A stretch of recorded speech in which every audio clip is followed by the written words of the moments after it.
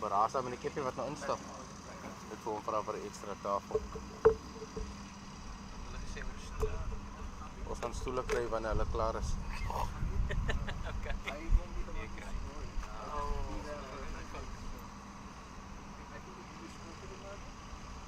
Oh yeah, that guy on top. Yeah, okay. Yeah.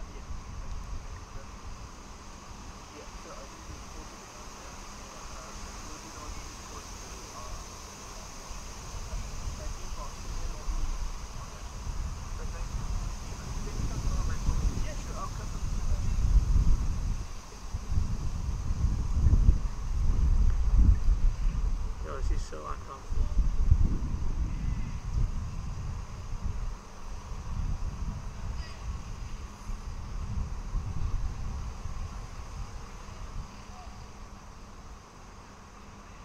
At least they're starting it off, boss. So The lights start.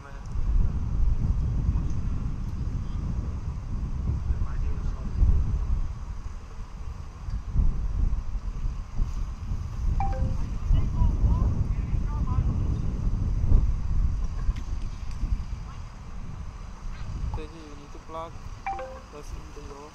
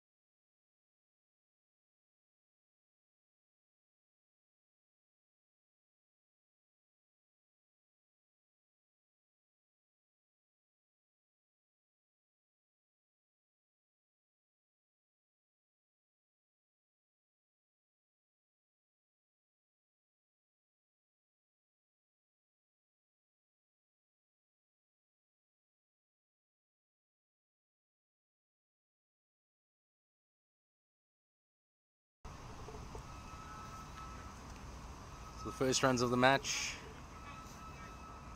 Captain Tony Clark adjusting his field for the left-handed Marlon Muirling.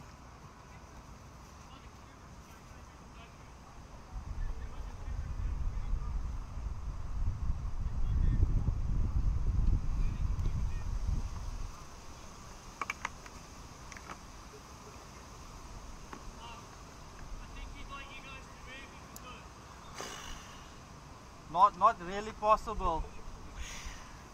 Yeah, well, the left-handed Marlon Muirling having some trouble with our setup here at Pitch Vision. Saying we're in the line, so we're going to just move a couple centimeters to the right. Let's go. Oh, sorry, it's not looking at me.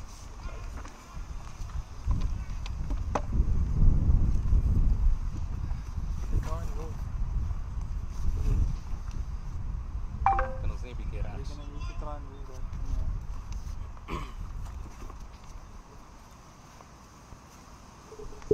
You try and move that.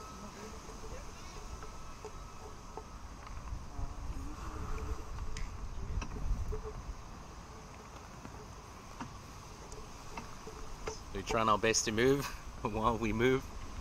Oh, beautiful outswinging delivery from Brett James. Liking this man's pace. For an over 50-year-old, he's steaming in. It is day one of this 2-week-long competition. I'm gonna send you the link. Let's see how that holds up. I found the link on YouTube already, but it's obviously it's just colored lines at the moment. Yeah, it should be working now. We all back. Okay. Kan ons gou die tafels kyk? Nee, hierdie kabel is dalk net op 'n stoel sit of iets. A lot happening in the first over here between Australia and Sri Lanka. Hopefully we're not in Marlon Muirling's eye line. Another beautiful delivery, nice length, nice movement out to the left-hander.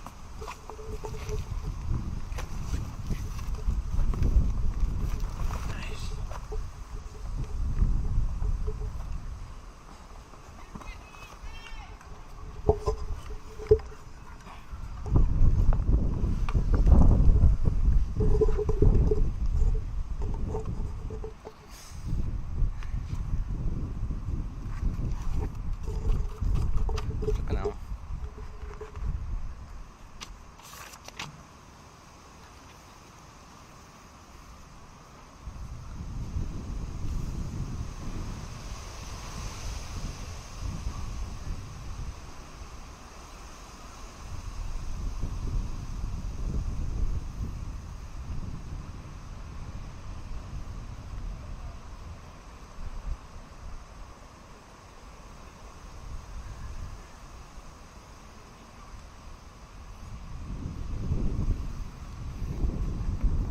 Left.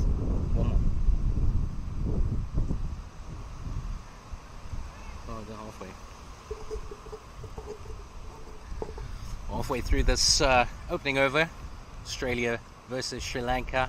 Day one of the over 50 World Cup. Oh, another beautiful delivery. Angling it into the pads of Marlon Muirling. Well dealt with.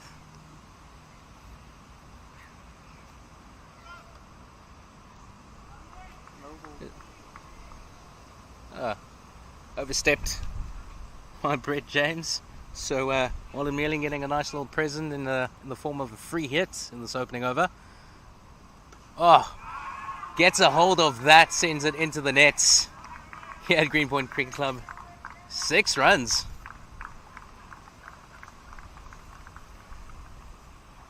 No way too straight for the field this man has. He's got 2 slips, a gully, and a lot of coverage on the offside. Just the 2 fielders on the leg side. One at a really wide fine leg, and we've got mid on. Other than that, the leg side free real estate.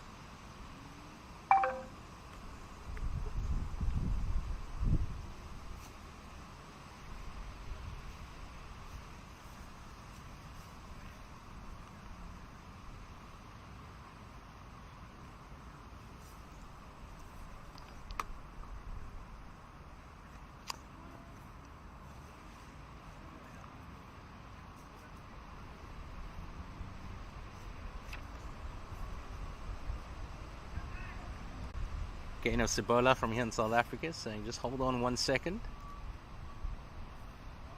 Back to your mark, young man.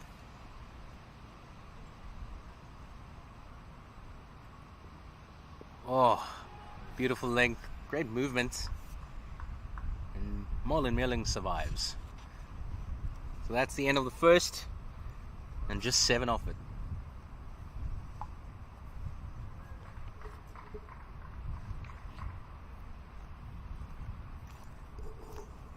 Good. My kracht hier. Ek wil kyk of ek net hierdie maar ek 'n bietjie kan op-angle na my toe.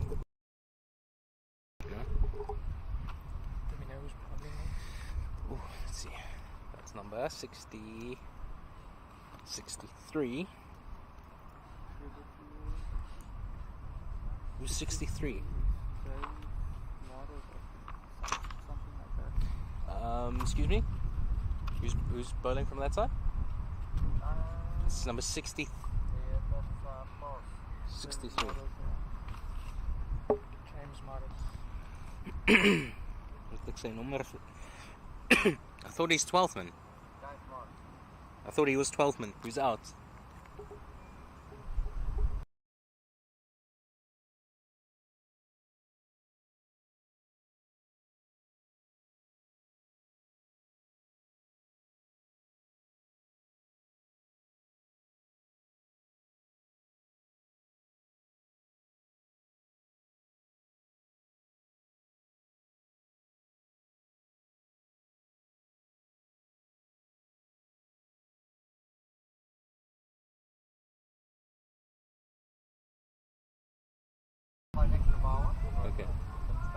Okay, cool. From Brett James to James Morris.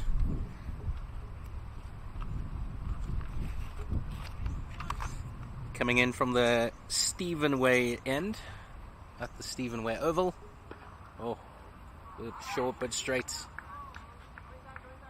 Robin Perez works it to the leg side and they stroll through for a easy 2. It's still cold. It's a little bit overcast. Guys had a proper warm-up. Still just a little bit cold. Should find his rhythm soon.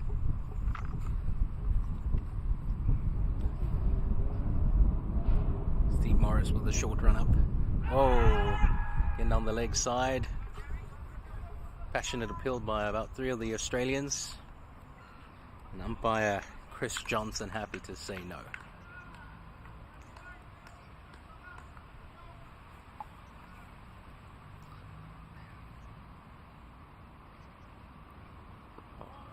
That's a good length. Just worked. Beautiful delivery. James Morris, good length. Again, getting some movement out away from the right-handed Robin Perez. A great start here from Australia, barring that no ball in the first over that led to the opening 6 of the tournament. Oh.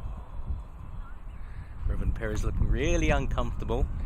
James Morris, really short run up, but a tall man, and get some nice pace coming through. So that's the end of the second. 9 without the loss of the wicket.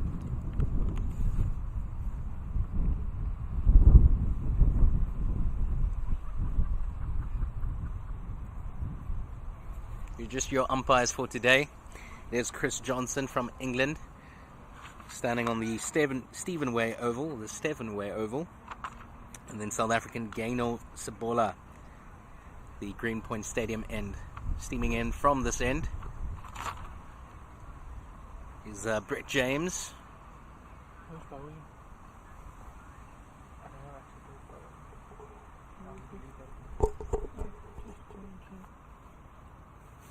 Yeah, it's Brett James again. Left-handed Marlon Meerling getting off strike for the first delivery of this Brett James over. It's working it to the leg side and through for a comfortable single. Oh, and that's the wicket. Beautiful ball and great pace shown from the young man. Brett James hits the glove of Robin Perez straight up into the end, a comfortable catch for the wicket keeper.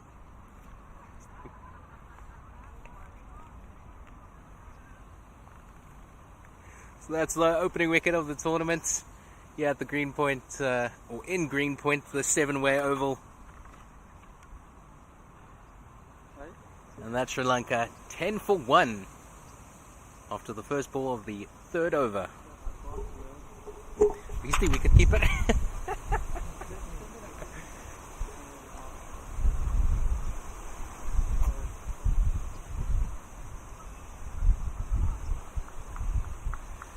Check, moes nou daai ou gepraat hy was. Damn it.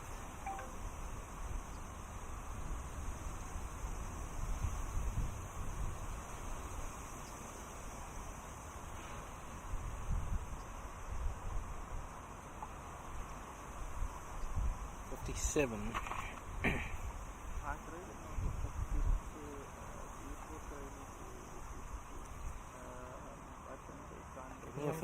Ek het nie 'n 57 nie. Kan ook 59 wees, Richard Gabb. It's 57 Richard Gabb.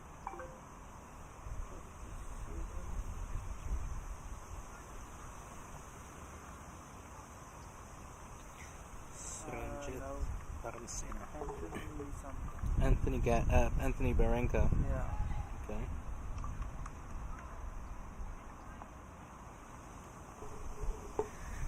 Great grab by wicketkeeper Anthony Baranka, showing some great movement to get over to that ball. It was a simple catch in the end, just picking it up off the gloves of Warren Perez. But that wicket brings in Suranjit Dharamsena. Still a right-left combination out in the middle, at the Stephen Way Oval in Greenpoint. The wind picking up, coming from the wind coming from the north western side, and Brett James fooling Dharamsena in that one. The man just comfortable to throw his pad at that.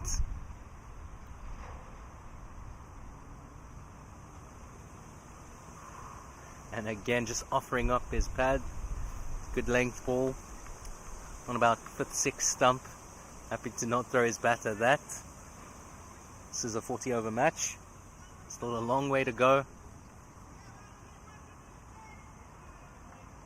I had a look at the pitch earlier this morning. I'm really surprised how the ground held up.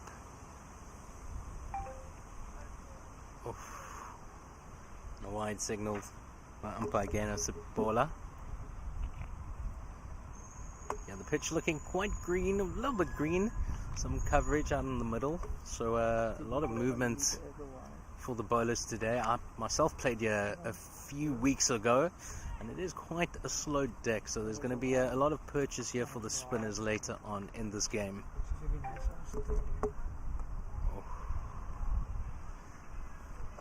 Brett James lucky to get away from that with that one from this angle. It looked like it might have been a wide, but Gano Sabola happy to let that one go.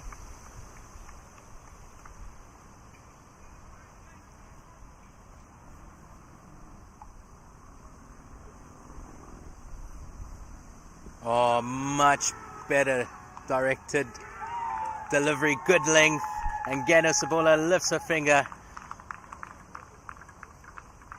Brett James gets his second. What an over from this young man. And that's Sri Lanka in some trouble on 12 for 2.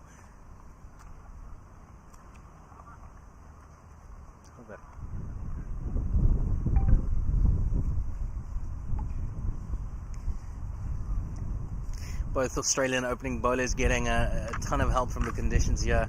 They are veterans, skillful players, know how to move the ball, and they're using the conditions and making the best of it. They've got Sri Lanka on the ropes here, and that's Sri Lanka 2 down just like that.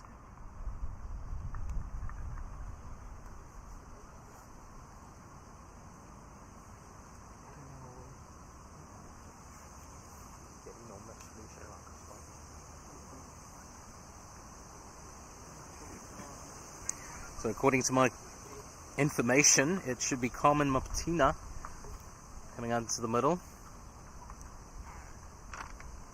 And lucky for him, it's over, so he gets a second to soak in the conditions, see what his partner Marlon Mueling is doing,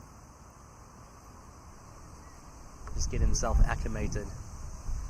It is James Morris, who'll be steaming in a short run up from the Stevenware Oval, Stevenware End, apologies.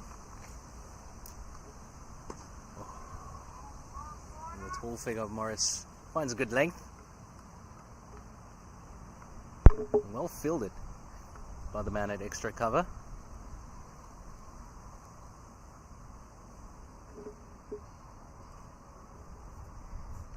He comes over the wicket for the left-hander.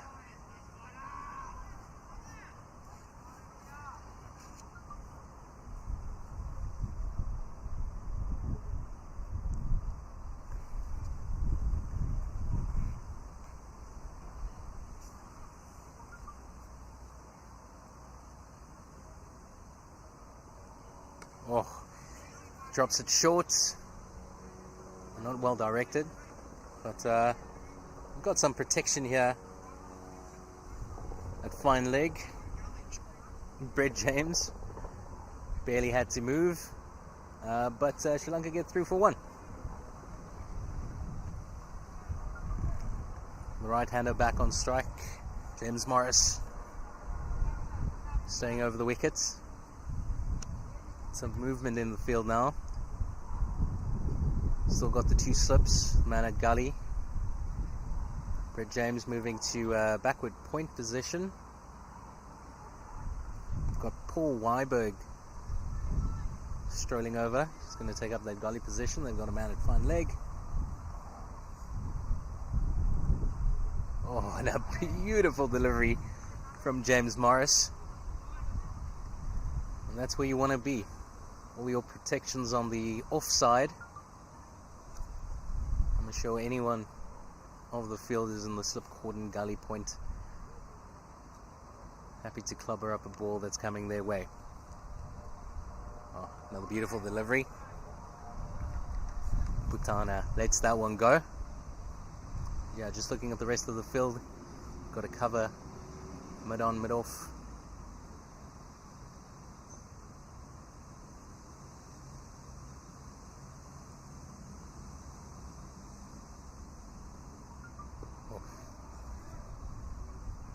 Another beautiful length, good direction.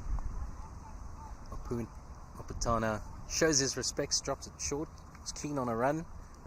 Partner says no, and that's the end of the fourth. 13 for 2.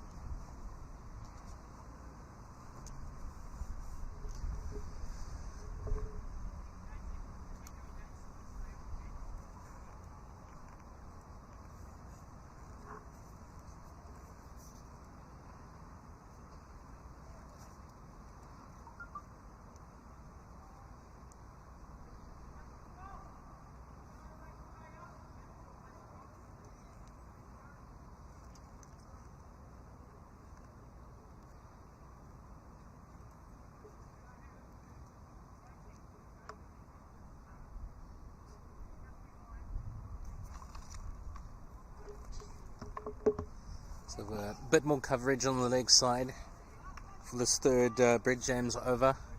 He's got mid on. He's got a mid wicket, fine leg. Oh. And Marlon Mueling has an almighty swing of that one good length. Some more good movement. I need access to the bowlers.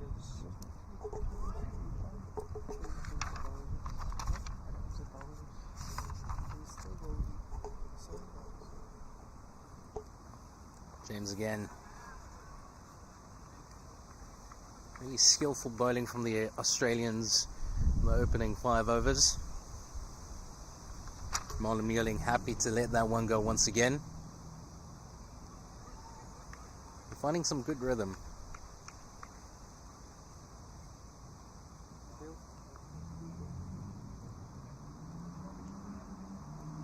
Oh, and off the edge, splits gully, and the man at second slip. And that runs down for boundary. The second of the morning. Taking Sri Lanka to 17 for 2. Really unlucky there for Brett James. He's been moving the ball quite nicely. Great skill in those wrists. Finding a great length as well. Just splitting second slip and gully. So Marlon Muirling lucky to get away with that one.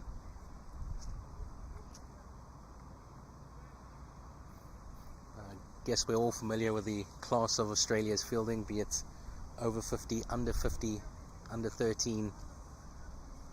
We're a nation of skillful cricketers.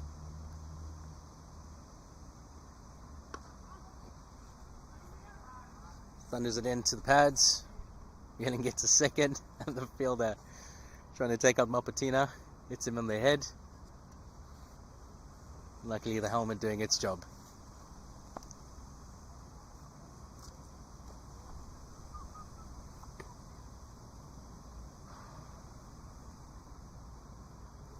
So umpire Gaino Sabola just checking on the batter. And these days officials quite don't take any chances with hand injuries, so just a quick assessment, but he should be fine.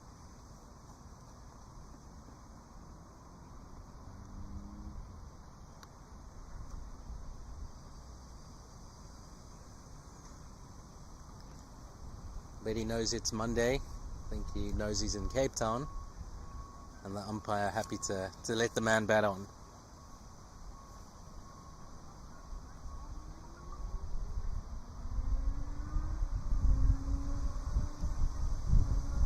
As I say that, the medic, making his way onto the middle, reaches this inner circle and then makes his way back. We're happy to play on.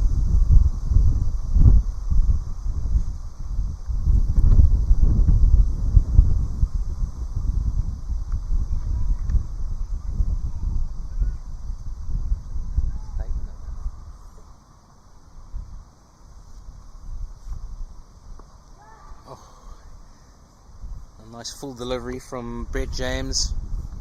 Mapatana just scoops it just short of the man at mid-wicket and get through for a single. So Raja Box have it no bad.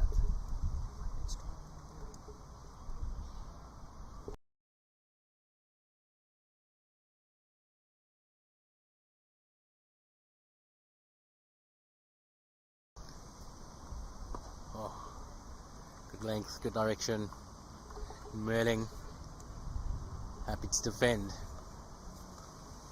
That's the end of the fifth. It's 19 for 2 for Sri Lanka.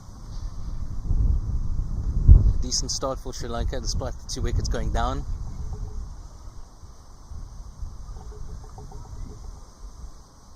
There have been a couple of chances for Australia. Ball just dropping short of the fielder on both occasions, but runs in cricket, in any which way they come, is golden. Go James Morris to resume his spell, and from the 7-way oval, short wide, and Kama Mapatana just works it onto the offside for and get through for an easy single.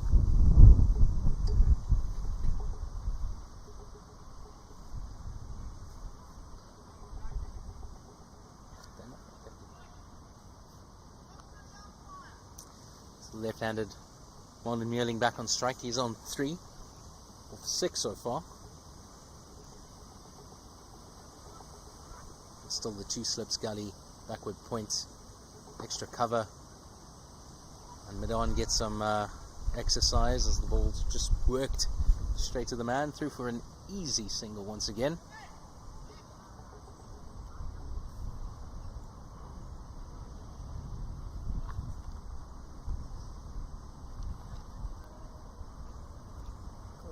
Umpire Chris Johnson just having a word there with James Morris.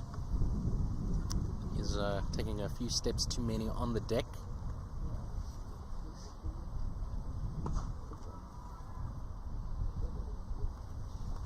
Nice and full, but work to the man at mid-on.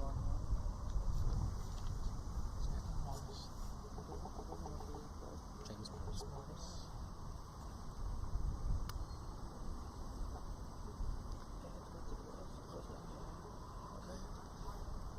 Nice and straight from James Morris and full.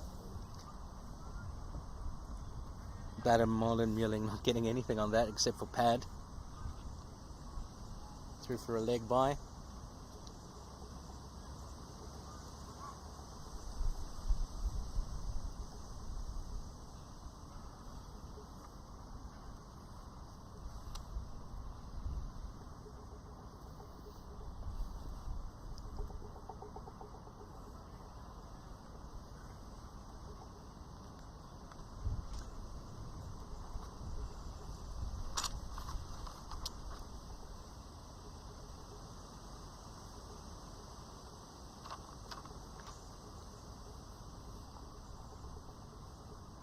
Two more balls to go in this James Morris over. Short to the leg side, worked away by Marlon Muelling. Umpire happy that he got some bat on that, and that brings about the end of the 6th over. And the score 23-2. Good morning and welcome once again if you just joined us for this pitch vision coverage of the Over 50 Cricket World Cup. Finding yourself in Greenpoint this morning at the Stevenway Oval, where there's Australia up against Sri Lanka. Good morning and welcome wherever you might find yourself today. It's quite windy, but not too chilly this morning. Still a little bit overcast, and these veteran bowlers making the best use of the wind and the overcast conditions, especially this man, Brett James, getting quite a bit of movement through the air. Just outside movement at this stage of the game.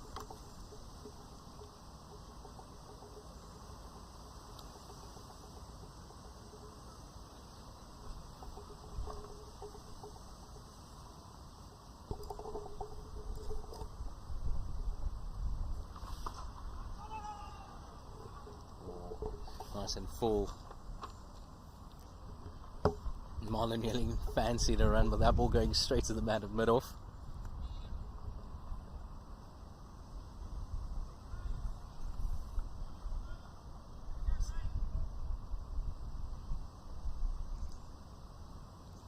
Brett James once again. Oof. Straight at the pads of Muelling.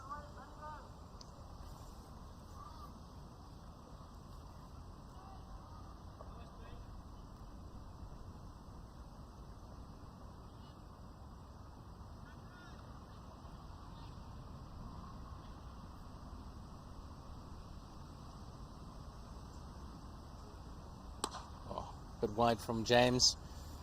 Really get some proper bat on that. It's straight to extra cover. And that's yet another dot ball.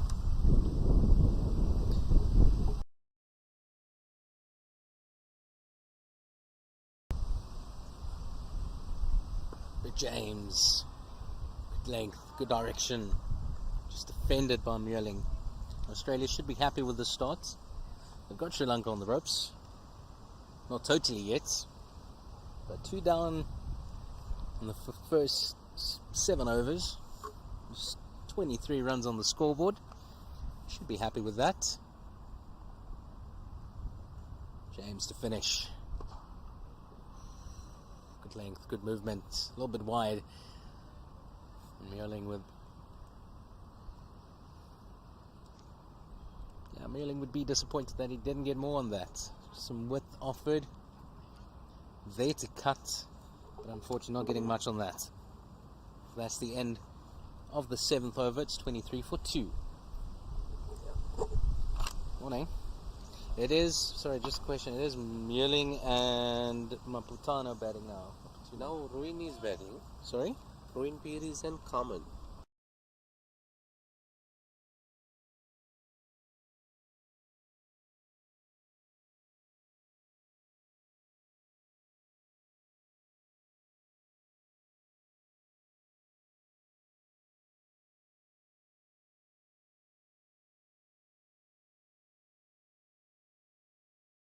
Mewling lost his wickets first up this morning, so it's Robin Perez still out in the middle, the one opener.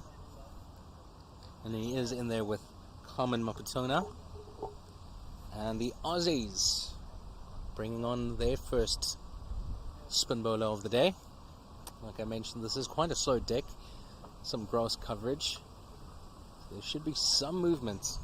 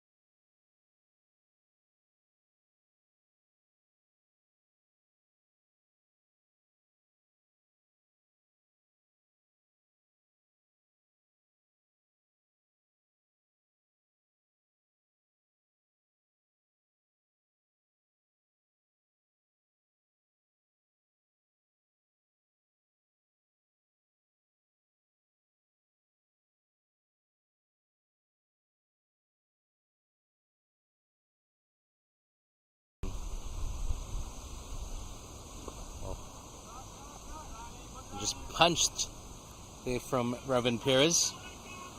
Oh, and a bit of a mix-up in the middle. Oh, a bit of throw would have had him. But that's two. Coming from a decent ball there from Brett James. Nice and full. Just punched straight back. Just missing the stumps. And in the end, two simple runs for Sri Lanka. They made life a little bit harder for themselves. Almost losing their third. I bet some of that fielders had an extensive warm-up. By now, it's been a little bit cold. Not the best of throws coming in. We go on. Oh, what a hit from Perez. Straight to the man at extra cover though. Brilliant fielding.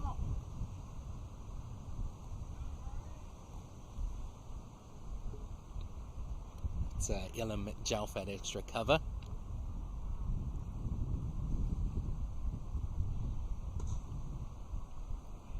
Apologise, Damien Meek.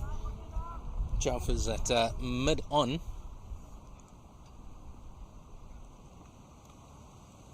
And two more for the Sri Lanka score. Taking their total up to 35 for 2. And that's 9 overs played.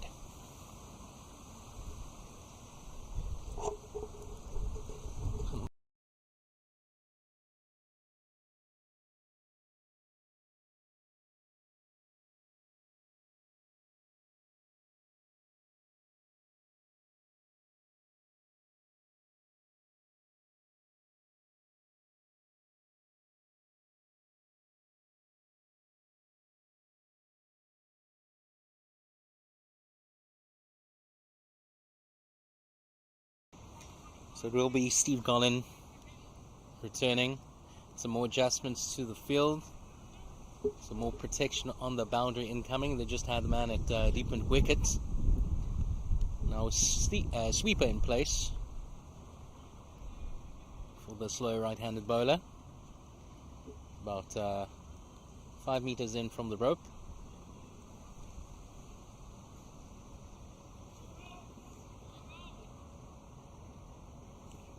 The tall figure of Gollan resuming. It's his second over. And Maputana beats the man at backward points. And 2 more simple runs.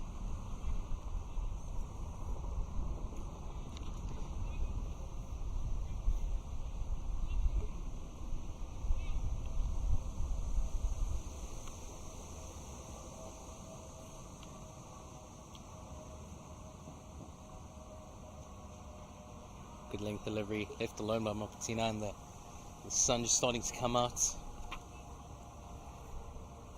I have to say, just once again, really impressed with this field at the Stephen Ware Oval. Oh, brilliant fielding there from Brad Poto in the extra cover region. Cutting down that to just the 1 run.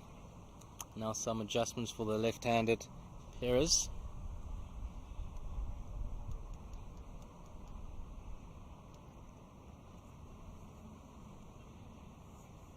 The man that was a sweeper staying at square leg. The man at square leg for the right-hander coming in into the circle.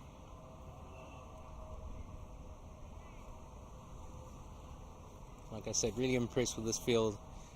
It's been raining through since Saturday.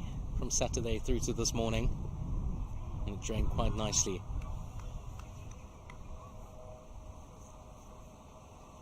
Covers did its job, the pitch looking really pristine. I had a match over the weekend, but it was juniors, so it is slightly used.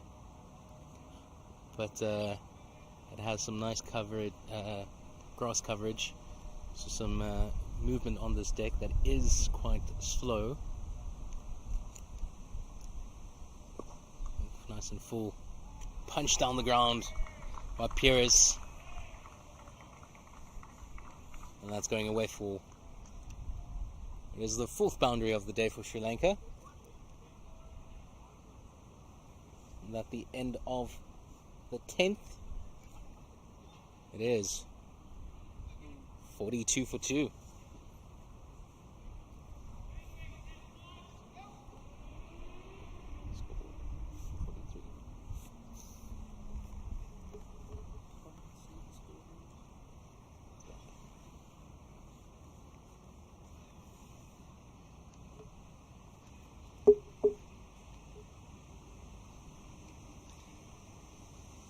got Damien Mee coming onto the field. Coming on for Brad Putter, who's going to have a bit of a rest.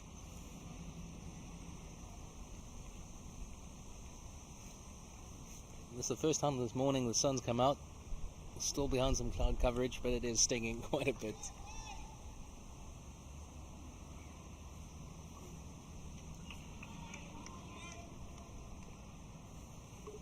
Brett James resuming. Oh, beautiful in-swing delivery to the left-handed pairs.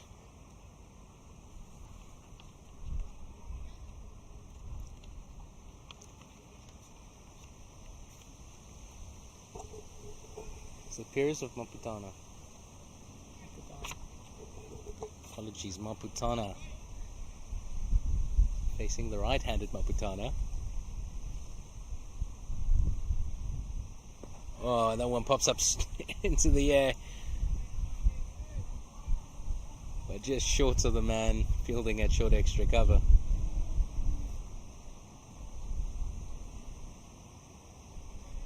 And that's the third ball that's gone airborne for Sri Lanka in this the opening 11 overs so far. It's away with another.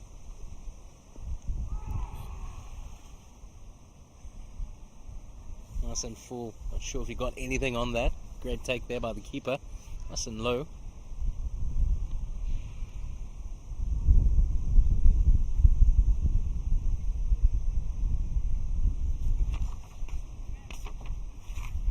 And that prompting a bit of a fielding change. The man at mid-wicket making his way over to cover. Man at extra cover, coming in closer onto what is the third deck at the Stevenway Oval, the third pitch, and the man gets some work straight up. Nicely defended by Maputana, and a decent recovery after losing 2 wickets first up. Robin Perez and Carmen Maputana building a nice little partnership. It's at 30 at this stage.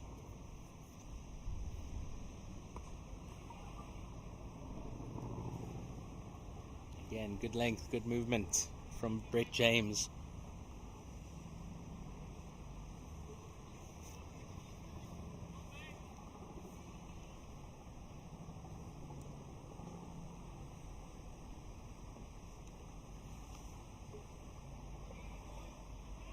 This is Brett James' 9th over.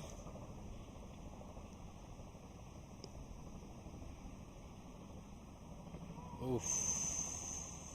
Off the bat, onto the pads. And at the end of the 11th, it's 42 for 2. Like I said, a decent recovery from Sri Lanka. Nice partnership here between Perez and Maputana. And just more of this. That's all that's needed.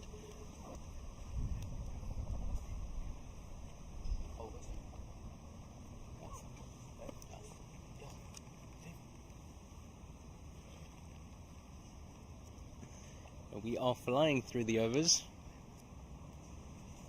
It will be Steve Gallen resuming from the Stevenway end on the Stevenway Oval. Oh.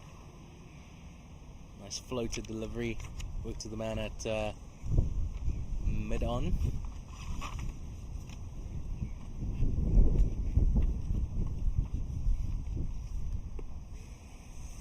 Full floated delivery once again. Perez not taking any chances at this stage.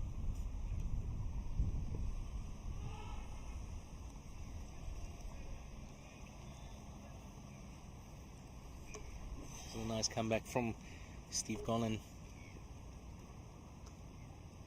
2 wayward opening overs. Now hitting his length. And a bit of a mix-up out in the middle. Great fielding there. Showing his football skills. Here's Steve Gallen. This leads to a run-out. Perez making his ground at the end. In the end. Golden blazing through this over. Nice discipline. This time off the edge of the bats, rolling to the man in the gully region.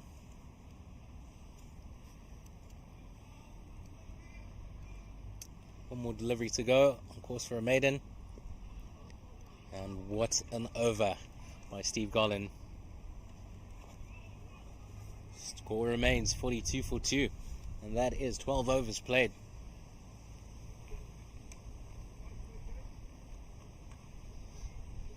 We've got 28 overs remaining. I think both Australia and Sri Lanka should be happy with the start so far. It's 42 for 2.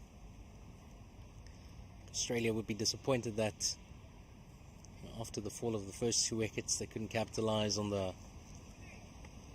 wayward Sri Lankan start, but a brilliant recovery from Sri Lanka.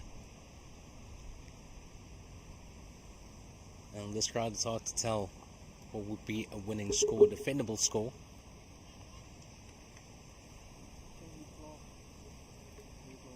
I haven't seen the Australians bat as of yet,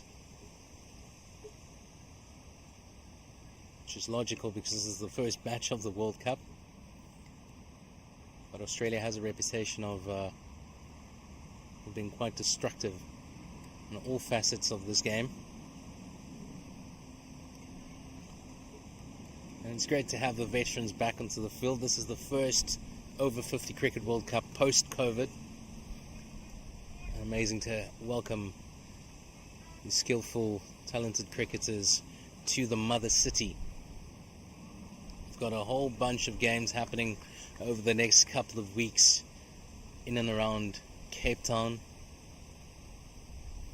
As I'm speaking, South Africa and India are fixed in battle at the Claremont Cricket Club. I'll get you an update from there soonest.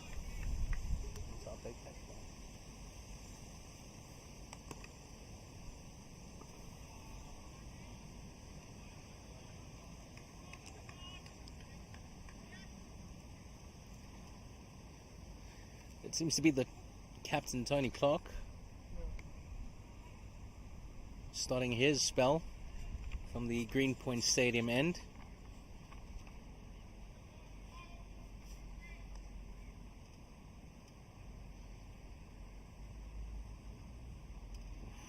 Good laying. Just left alone by Maputuna.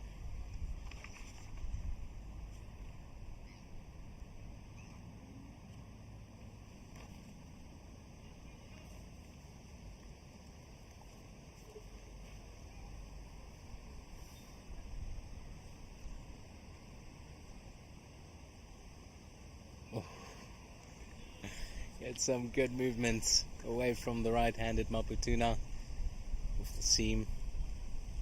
Captain showing his class and his first over of his spell.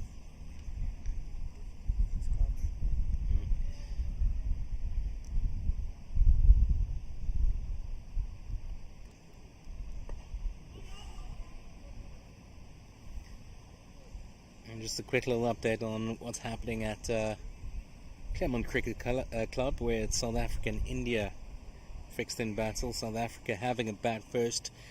We've already played 18 overs, and it is South Africa on 66 for 1. We had Greenpoint Cricket Club, the 7-way oval.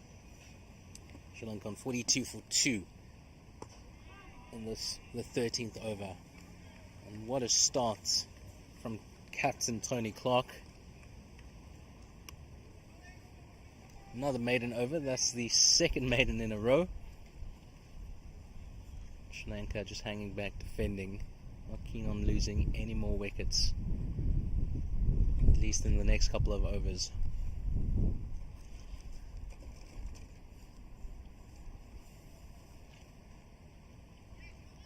As they say, dots create pressure. 2 maiden overs, 2 consecutive maiden overs. Will the Sri Lanka batters be feeling the pressure? Will they start freeing their arms? And as I speak, some more protection coming on the leg side. We've got a man down in cow corner And Perez comes charging at Steve Garland. Did not get that where he intended. I think he was looking to clear the man in cow corner without ball going to long offish position. Just stopping short of the boundary. Pressure starting to take its toll. The opener, Robin Perez, looking to go.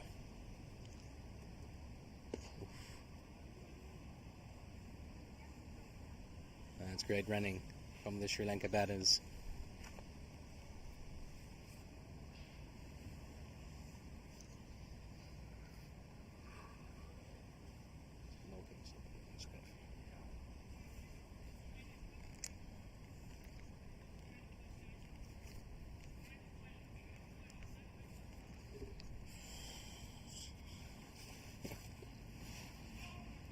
It is heating up at the Greenpoint Oval.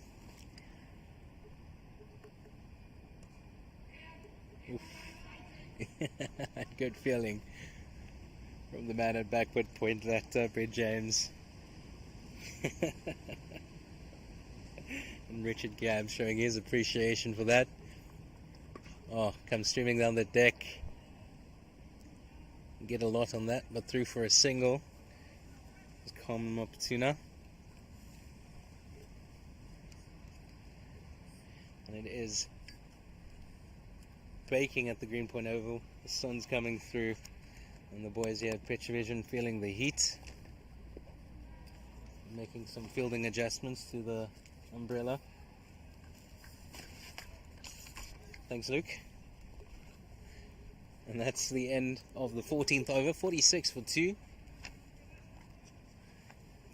And the two batters now, the two Sri Lanka batters showing some intent, looking to go at the slower bowler. For Australia, it is captain Tony Clark resuming from the Greenpoint Stadium end. I'm sure he'll have none of that. Coming off a maiden in his first over. Let's see what he can do.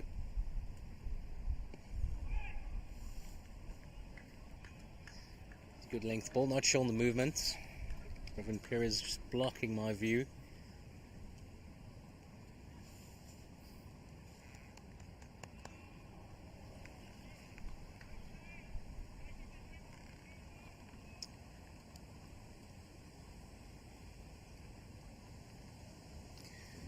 Tony Clark to Carmen Maputuna. That's in full, brilliantly fielded there.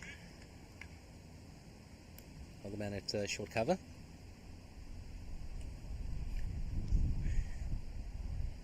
It's nicely stopped, but the man looking quite disappointed in himself that he didn't grab a hold of it, that Richard Gabb.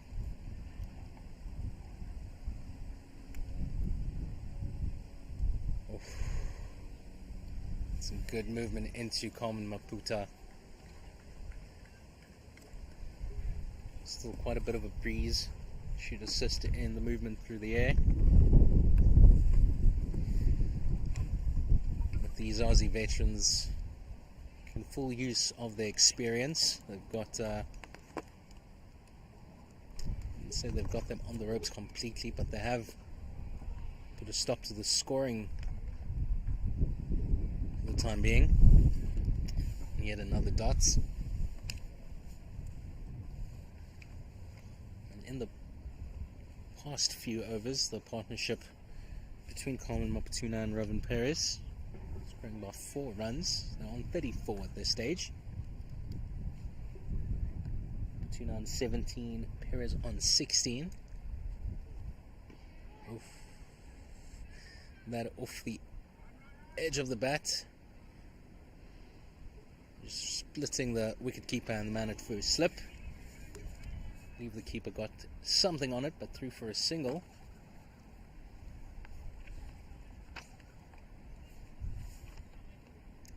The vantage point where I'm at, just right of the side screen at the Greenpoint Stadium end.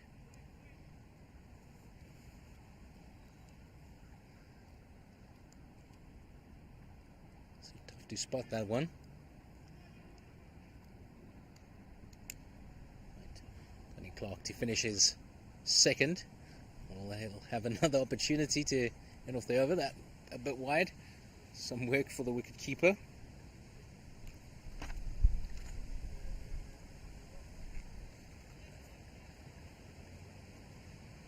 Almost could have left it for the man at first slip to stop, but good work nonetheless.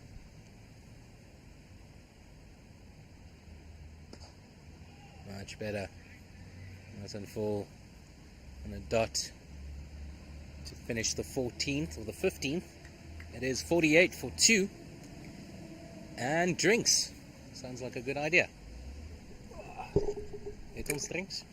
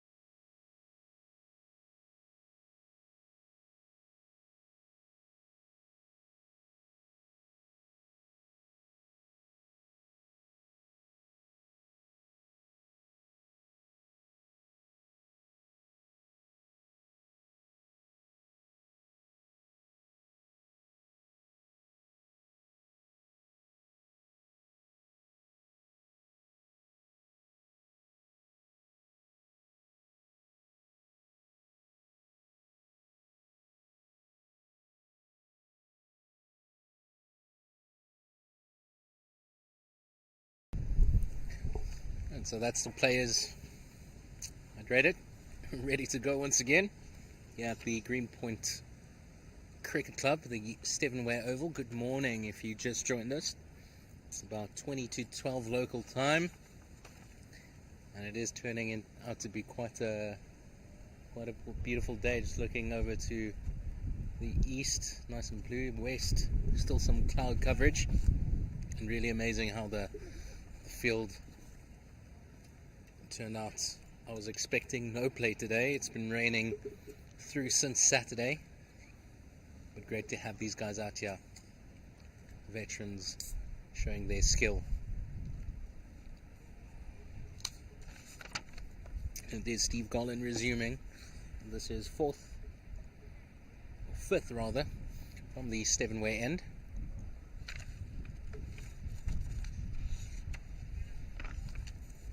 And it's been quite a decent start for Gollan. He's conceded 18 rather. Going just over 4 and over, but got that one maiden. So if he hits his areas, no runs up for grab, like that one. Straight to Brad Potu. Coming out short, fine leg. Oof, nice and straight. And full. Brilliantly stopped there. Richard Gabb.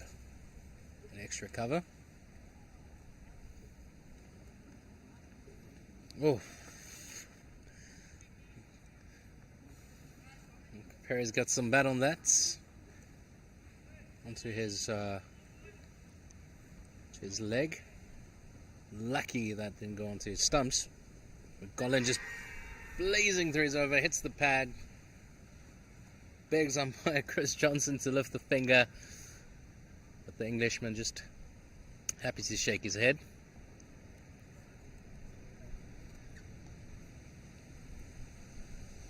Gollan to finish.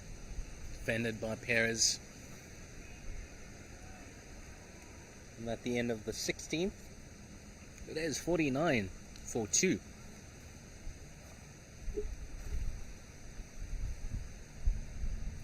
Once again, good morning from the Pitch Vision team. We've got Brandon on the panning camera. Luke and Nabil assisting me to my right and to my left. You guys like to say good morning? They are both fine. Saying good morning on the inside. So here we go. Captain of the Australian over 50 side, Tony Clark, resuming his spell. He's been very disciplined, as you would want from your captain, leading from the front, getting great areas, getting good movements. And that one I can see. Got the non-striker blocking my vision just a tad.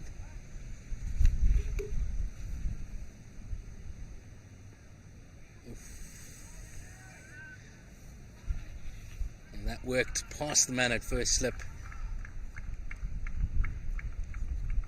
4 runs. That brings up the 50 for Sri Lanka. It's 53-4-2.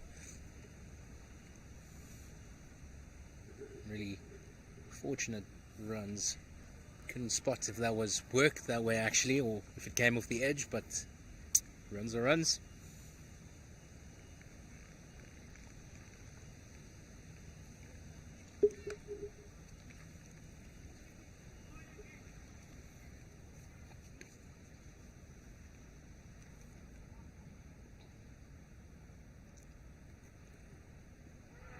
Oh, hits the pads. Clark looked quite convinced. If they had TRS, I'm sure we would have liked to take a second look at that. But South Africa and Gano Sebola, standing at the Greenpoint Stadium end, is shaking her head.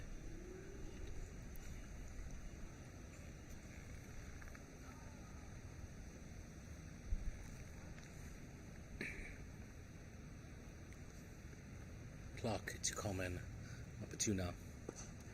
Oh, throws his hands at that. Sounded nice off the bat, but very slow outfield.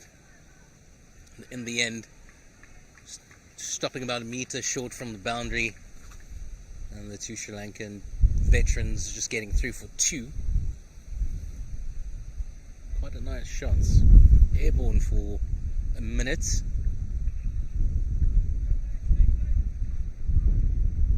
Played.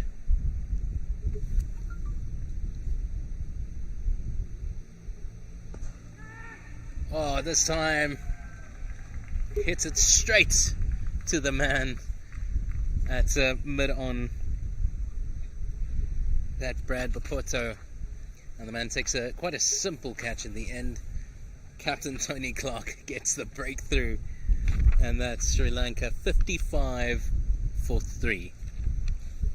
Decent partnership by the two.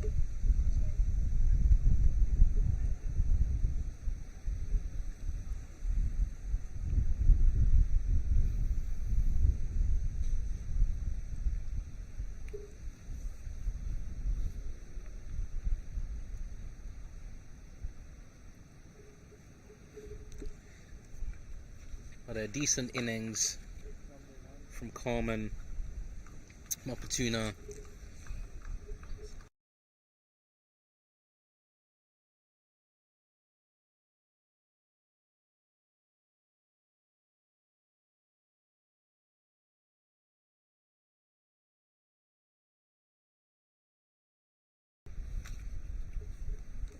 So with that wicket,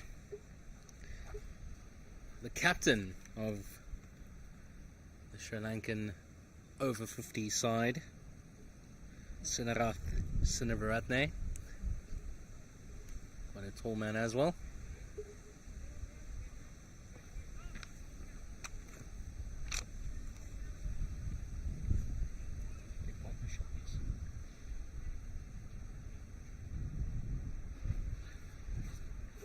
It's unfortunate for Sri Lanka. Partnership of 40 odd coming to an end. Brilliant job from Coleman Maputuna and Rovan Perez.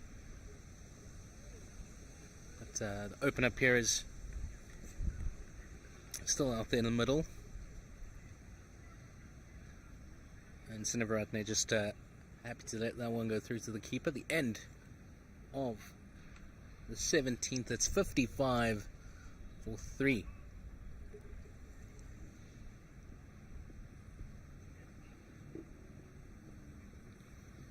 Sri Lanka going at 3.24 at this stage. Hard to tell what a good score on this deck would be. What would be defendable.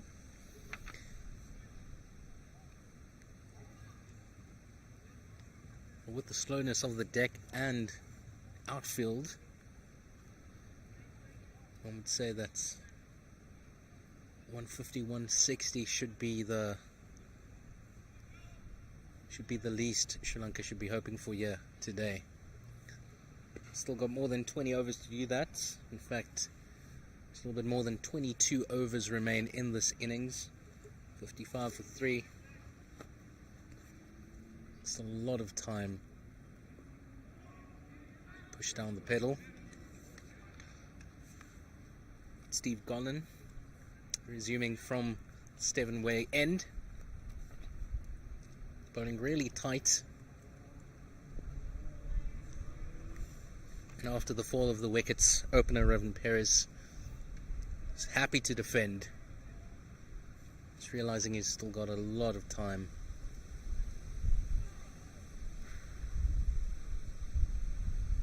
Tries to use his feet on that occasion, trying to work the ball to the leg side, spots a vacant area on the deep square leg area, and this time gets the sweep in, and 4 runs. Beats the man at a short fine leggish position. And will that prompt a fielding change? Opener Perez, I believe, should be targeting that vacant area.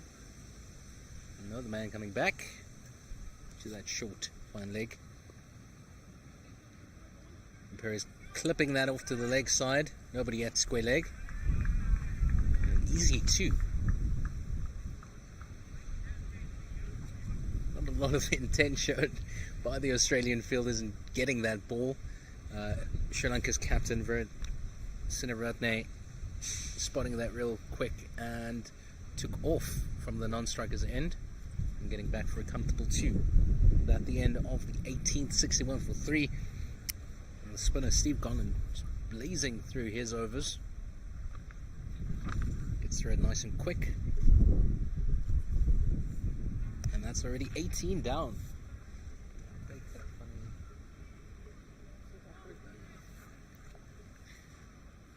So while this game's happening in Greenpoint, right next to the DHL Stadium, where the Formula E happened just a few weeks ago, Sri Lanka and India engaged in battle at Claremont Cricket Club. We've got a whole bunch of matches going down, quite a few cricket clubs in and around Cape Town. Got a few games at Rylands Cricket Club, also Durban Vole Cricket Club. Captain Tony Clark resumes, bowling to Sri Lanka's captain.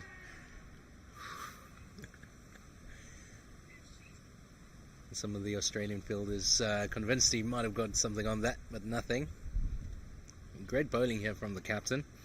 Just a quick update from Claremont Cricket Club. It is South Africa batting first. They're on 98 for 1 after 24 overs. So a great start there from South Africa.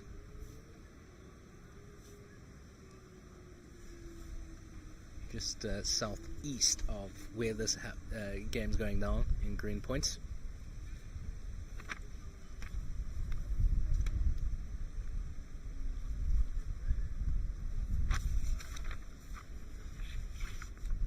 Sri Lanka not scoring as freely as they'd like here,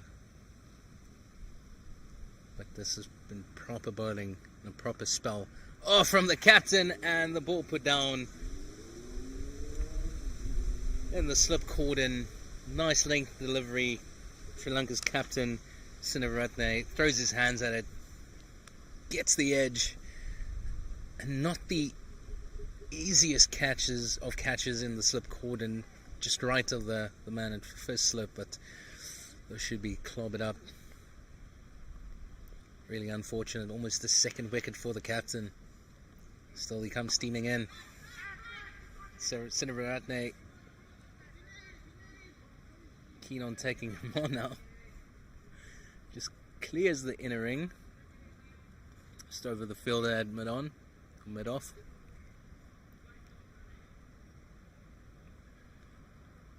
Brad Potter,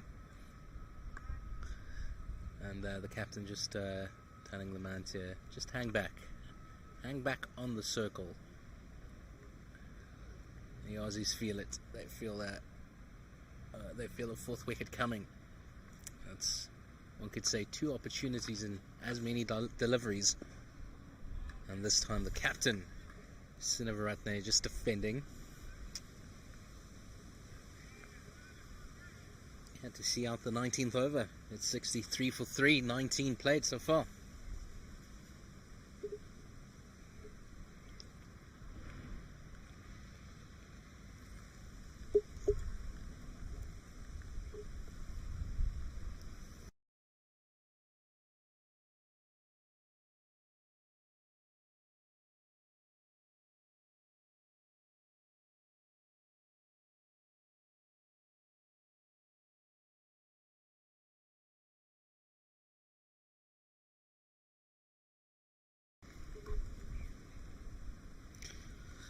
So we got a bowling change coming from the Stephenway end, from the Stephenway Oval. It is James Morris coming back.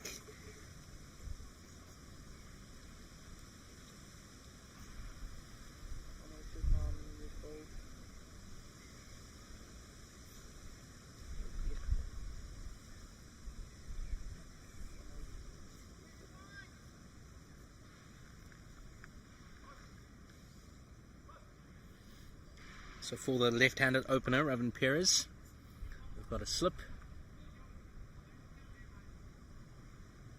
We've got a third man on the third man boundary. We've got a fielder coming in. It's either gully or second slip.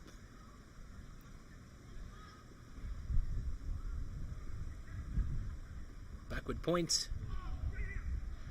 And a quick single there for the Sri Lankans.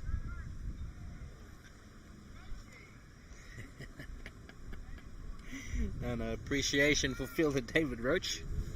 hits the stumps, but Pure is comfortably in.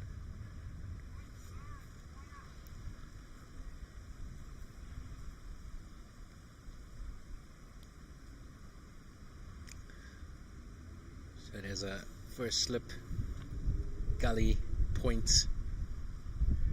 Man had extra cover. There's a man down at the long off boundary. Captain Tony Clark and mid on. So the man down at fine leg, and in the ring on the leg side, just the one guy at mid wicket. Oh, and the captain slashes at that. Just one.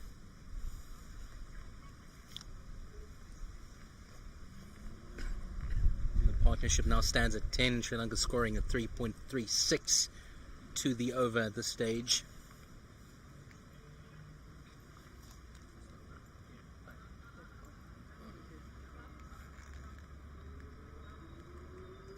Oof. Nice and full and straight. Nice drive from opener Ravan Perez.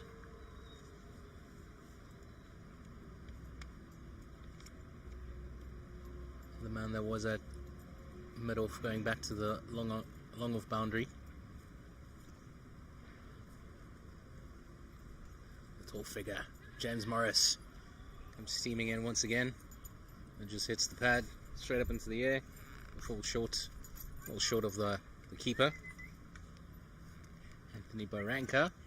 It's been solid behind the stumps for Australia this far. Captain Tony Clark should be happy with his wicketkeeper's performance in the opening 20 so far. Not just two straight coming over the wicket for the left-hander, and another simple single for Sri Lanka. It takes the partnership up to 12. Oh, that's a lot better. Getting a good length. Catches Perez in two minds. Wanted to come forward and opted to go back. And I think just getting some bats on that, and I think that just saved him at this stage. The tall man getting some good purchase. Nice bounce. And that's halfway done in this game. One of the opening games of the over 50 Cricket World Cup. Australia versus Sri Lanka at the Stevenware Oval at Greenpoint Cricket Club. Playing host to this one. 67 for 3, halfway done.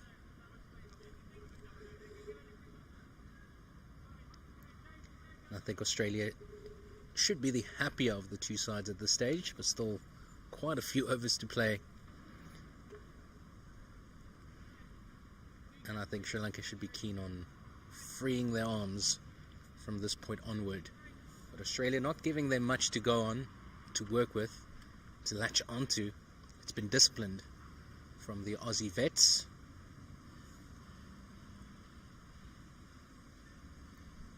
There you go, Captain Tony Clark to resume. Oh. Again getting good movement and hitting a nice length, but sure that one just pitched outside of leg stump. Hard to tell with this angle. But the Aussie captain getting the better of the Sri Lankan captain. Oh, almighty swing from Suniraratne, getting nothing on it.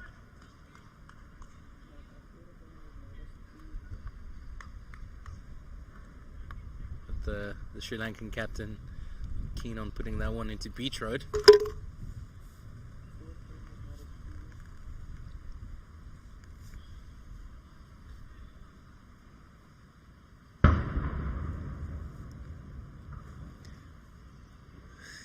And that bang, the afternoon cannon happens every single day in Cape Town at noon.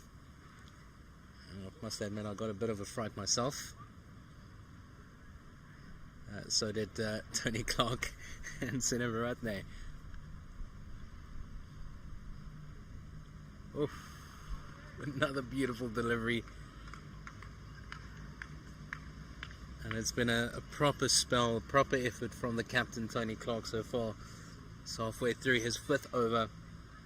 He's only conceded 10 runs, bowled 1 maiden, and got the 1 wicket. So 1 for 10 after 4.3, going at 2.23 to the over.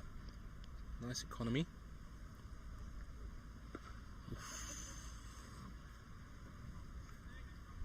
And Sinavaratne just defends.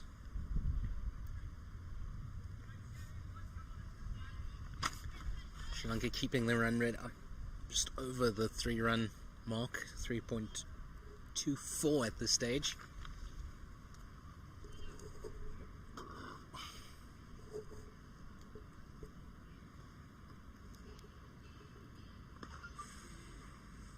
A quick single just dropped short of the man at extra cover. Good running. Pressure's on Sri Lanka here. They need a big player to make a big play.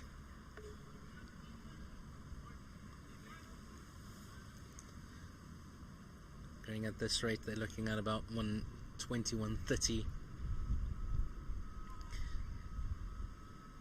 I think that's a score Australia should comfortably get. Oh, and a beautiful shot from Perez. It's in the slot. Robin Perez has been there for quite some time.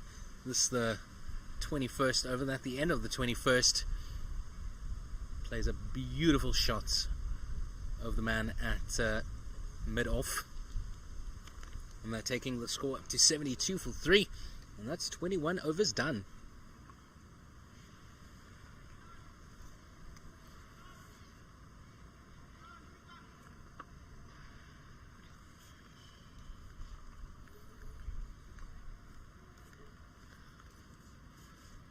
So good afternoon if you just joined us.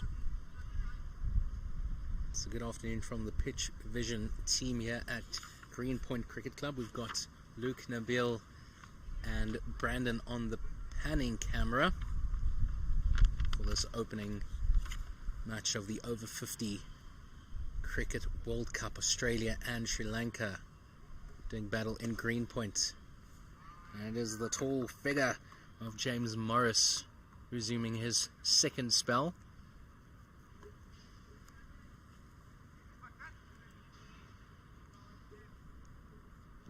And in case you missed it, 3 wickets going down. With Marlon Mealing first up. Ball is popping up off his glove, and wicketkeeper Anthony Baranga taking a simple catch. Siranjit Dharmasena is trapped leg before wickets. And Carmen Maputuna, the 3rd and final wicket to fall at this stage.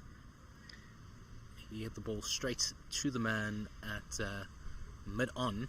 So that's 3 down, 74 runs on the scoreboard, and I think Sri Lanka might be in a bit of trouble. They're not scoring as freely as they'd like.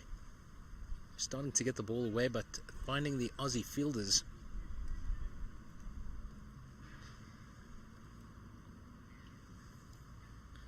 This partnership ticking up, and at 20 now, the previous one 40 odd, between Carmen Maputuna and Ravin Perez. Perez doing a decent job for his country. On strike now, facing James Morris, gets that one through, man at point and mid-on, rather extra cover. A nice running there from the 2 Sri Lankan vets. That's 2 more to the Sri Lankan cause.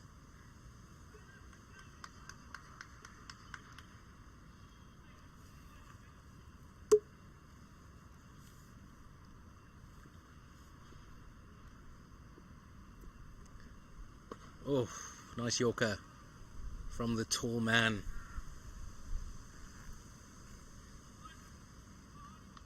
Run up just a couple steps, but He's got length on his side. And gets that ball through with some proper speed. Oh, side just flirting with the leg side. No bat on that from Ravin Perez. So a leg bye to finish the 22nd over, takes the score up to 78 for 3. Scoring still at 3.55 to the over. And the Aussies in control here. Can they make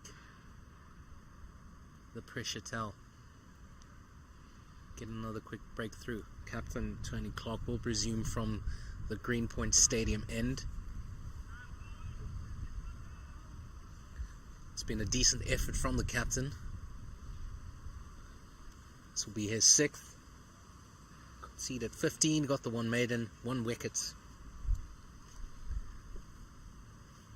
And an economy of exactly 3 at this stage. Here we go, here's the captain, Tony Clark, to Perez. Oof, a little short, easy pickings for Perez, and the captain showing his disappointment in that, not where he wanted to put it. Brad Papoto just trying to encourage his team. They've fallen a little bit flat over the last couple of overs, despite the few wickets falling.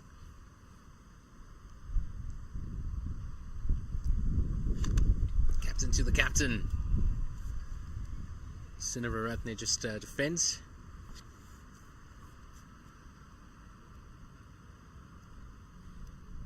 Waiting for that loose delivery. Not been many from Tony Clark in his spell of 5+ overs.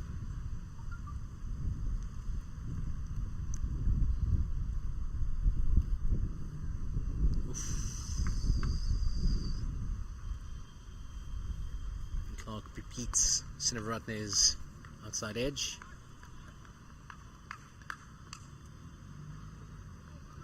Sri Lankan captain looking a little bit uncomfortable with those fuller deliveries. The Aussie captain beating him almost every single time. Oof. Another almighty swing from the Sri Lankan captain. Again gets nothing on it.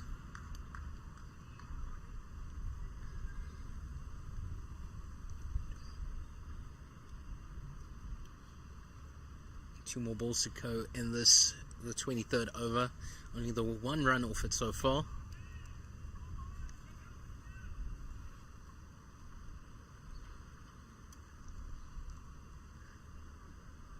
Slower delivery, full toss, and the captain of Sri Lanka does not miss out. Gets it through the covers. And 4 runs. It takes the tally over the 80-run mark. It's 83 for 3. With 1 more to go in this, the 23rd over. More of that should be in the minds of the Sri Lankan batters in the cloaks. More of that, please, captain. And that's the end of the 23rd. Decent spell from Captain Tony Clark. Really unlucky. Just missing his radar on that second to last delivery. And that's the first boundary he conceded. Still decent figures of 1 for 20 after 6. Then economy rate of 3.33.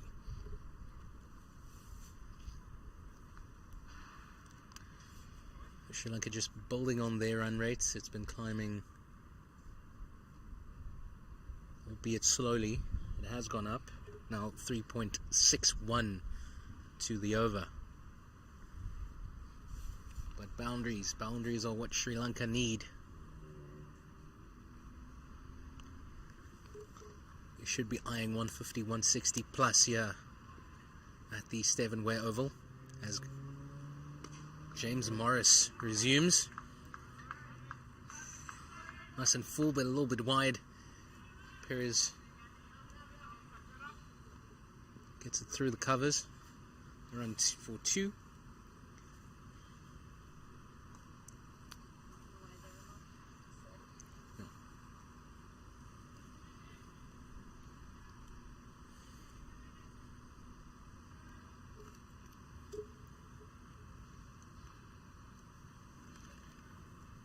So fielding change. The man that was fielding at short front leg moves over to cover. The man at cover goes into a sweeper position. Oof, nice and straight. Perez gets some bat on it, rolls down to the man at third man. And the captain, Sinivaratne, on strike once again.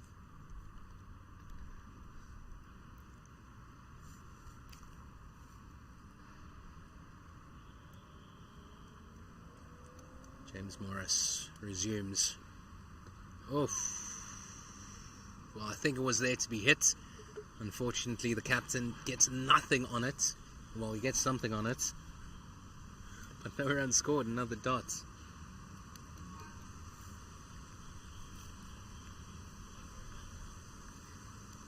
Pressure on Sri Lanka. They need to get and they need to keep the scoreboard ticking.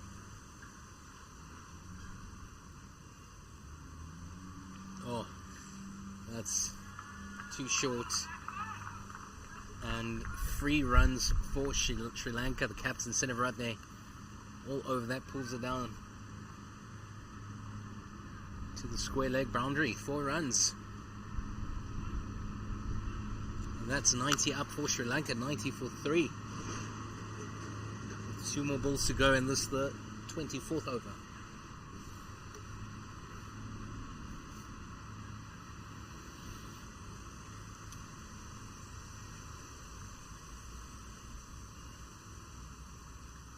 Nice leg. And the captain of Sri Lanka happy to defend. There's been 1 or 2 wayward deliveries, but James Morris ball to the left-handers coming over the wickets. Just not getting that angle right. But when he does, it's been hard to play.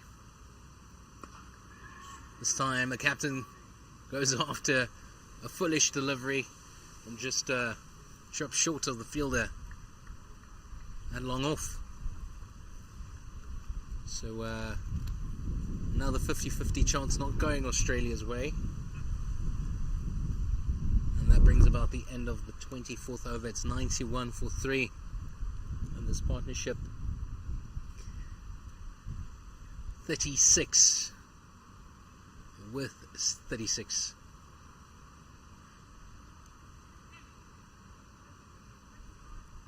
Robin Perez has been there for quite some time.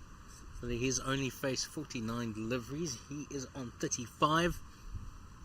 The captain, Sinivaratne, he's on 17 of 27 deliveries. So Perez happy to let his partner do work.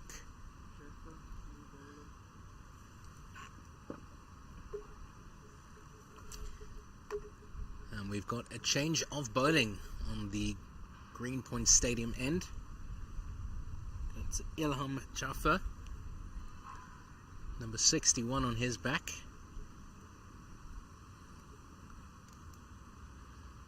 And the Aussies reintroducing spin. Steve Gollan did a decent job bowling from the Steven Way end. And now some more turn coming. This Greenpoint deck is quite slow. Some grass coverage.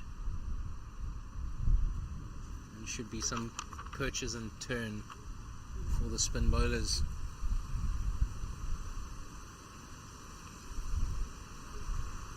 I myself played here just a few weeks ago. And it was a day for the spinners.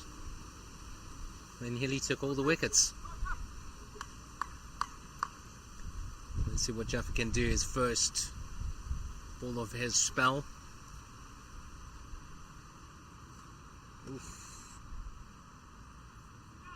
Captain quick on that. Gets it down to deep mid-wicket boundary, and some brilliant fielding from James Morris on the boundary there. And now long on coming into mid-on position for Perez. Oh, that's some sharp turn. Moving back into the right-handed Perez. Some encouraging signs for Jaffa. And just his second delivery. Oof, good length. Not much Perez can do with that. He just defends.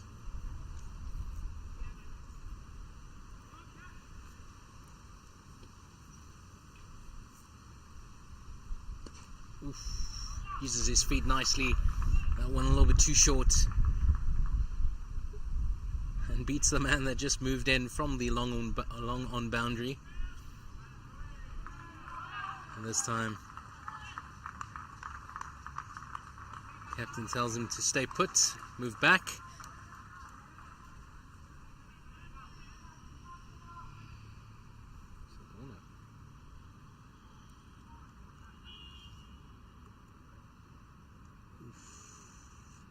Oh, an unfortunate. First, Jaffa lucky to get away with that short wide delivery, but a misfield leading to a run for Perez's cause. Now the captain, Sinaratne, on strike, moves forward and defends, and at the end of over number 25, it is 97-4-3. This partnership now worth 42.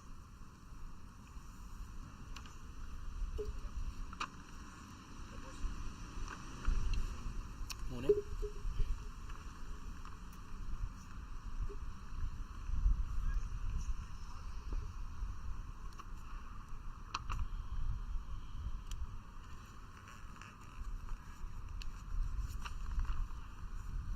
So we've got 15 overs remaining in this innings. In this one of the opening matches of the Over 50 Cricket World Cup.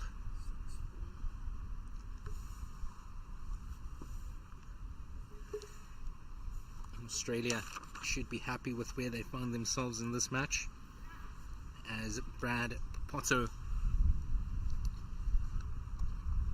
start his spell from the Stevenway end.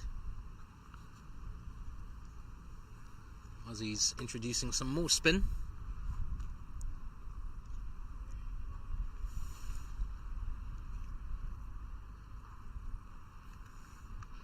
We've got two left-handers on strike.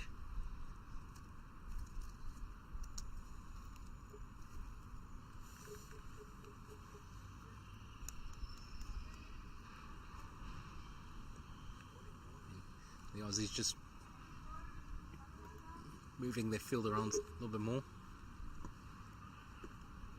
before Potter starts his spell. His right hand coming around the wicket for the left-hander, Raven Perez. He's been there from the start. Finds himself on 40 or 53 deliveries. Ooh, nice floated, nice and full. Sharp work from the fielder. An extra cover.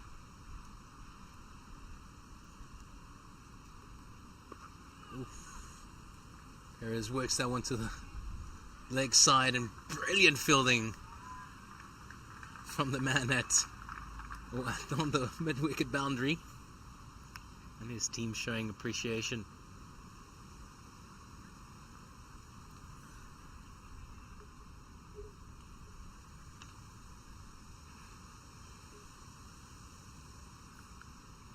The captain and Popota just contemplating their moves, shifting around the field once again.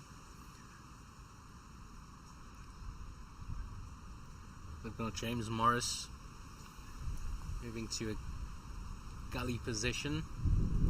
man at gully, Paul Weiberg, takes up the spot. And extra cover. Again to the leg side.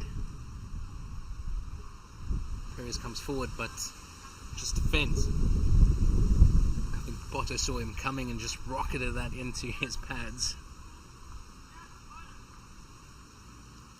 Another valuable dot for the Aussies. Oof. Perez goes down on one leg, just works it down to the fine leg boundary. Again, the ball just stopping short about 3 meters from the boundary, but through for a comfortable 2. And that bringing up the 100 runs for Sri Lanka. It's 101 for 3. 2 more balls to go. And this is the 34th over, or the 36th.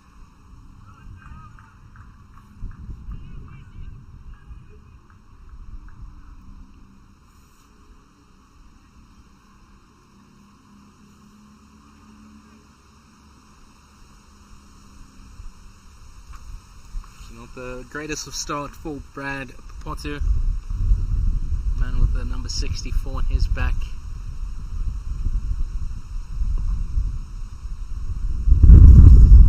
And another easy single for Sri Lanka. It's straight to the man that just moved to extra cover, and at the end of over 26, apologies, it's 104 for 3. Whew, shoe yellow.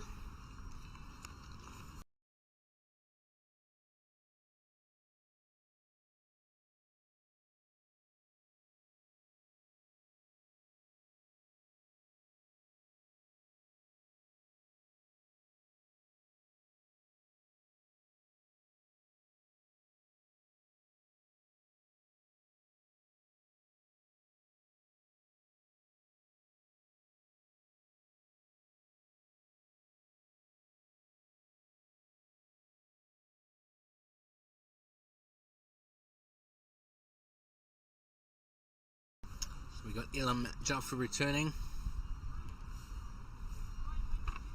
He's got a man at long off. He's got a long on. He's got a man at cow.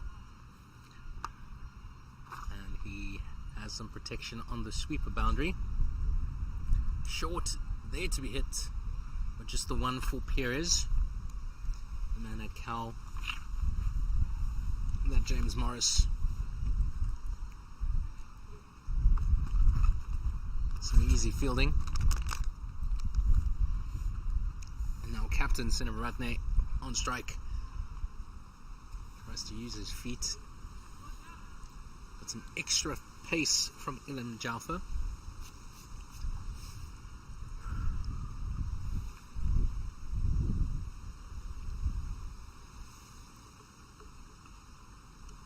This time Sinaratne gets some bats on that and beats James Morris running from Cal. And 4 more for Sri Lanka's cause. Their run rate climbing ever so slowly, but it's up and into the 4s. It's 4.11 to the over. And about 10 overs ago they were 3.33. So it's climbing, albeit slowly, but there's progress in the right direction for Sri Lanka. And now the Aussie captain Tony Clark making some more adjustments to his team. The man at the field, rather, the man at the sweeper boundary coming in. Is that extra cover? More protection on the boundary on the leg side.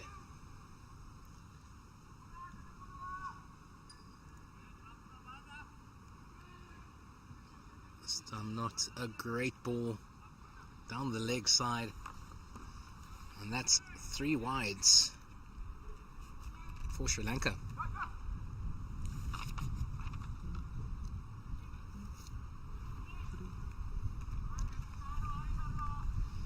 Starting to unravel here for Australia. They've been very disciplined, but now leading runs.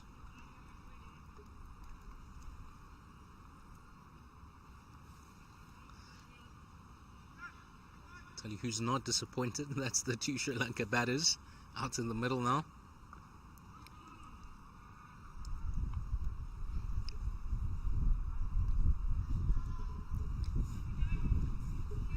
Just taking a look at the partnership once again, it's up to 59. So the captain, Sinivaratne, and opener Robin Perez doing a phenomenal job here for their team. That's the end of over 29. It's 114 for 3. And the teams, or just the batters, are going to have a bit of a drink.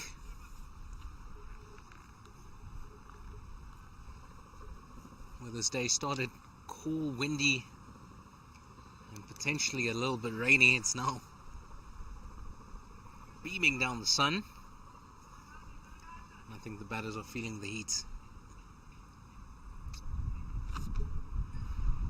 Just a change of gloves for the opener Perez as well. He's been out there since the start, all 3 wickets falling all around him. First Marlon Meerling, he was the first to go, the ball just popping up from his glove, with wicketkeeper Anthony Barranca taking a simple catch. Shiranjit Dharamsena trapped leg before wicket, and number 4 batter Carmen Patina hit the ball straight to the man fielding at mid-off. Or was it mid-on? Either or. That's 3 down. But now captain Sinivaratne and Robin Perez doing a phenomenal job here for Sri Lanka. Like I said, partnership up to 59.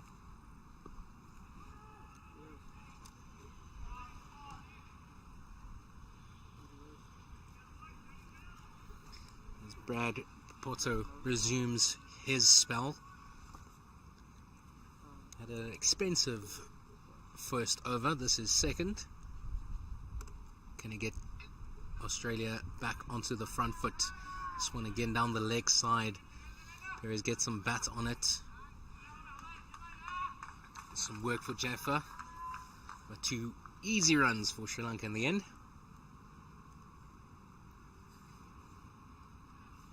Their run rate climbing ever so slowly. It's 4.24 to the over now.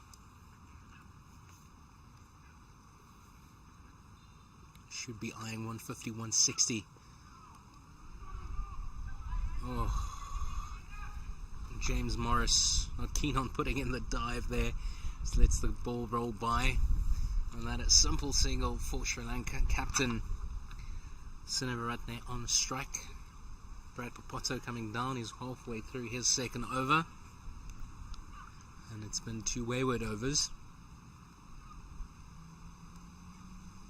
Nice floated delivery.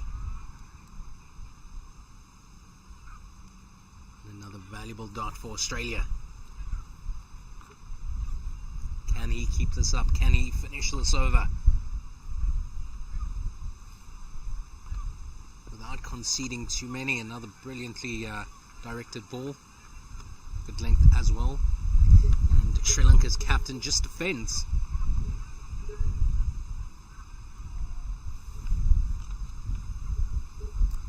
So 1 more ball to go, and this is the 30th over. And that's 3 dots to finish the over. Well done. Great comeback there from Brad Papoto. That's Sri Lanka 117 for 3. So the 2 batters set. Captain Sinivaratne on 24. That's of 38 deliveries. Opener Robin Perez. Well, he just crossed the 50 run mark. He's on 51. It's passed by without much celebration from his team. But a brilliant job from the opener. Been a rock so far for Sri Lanka's cause. And this partnership now worth 62.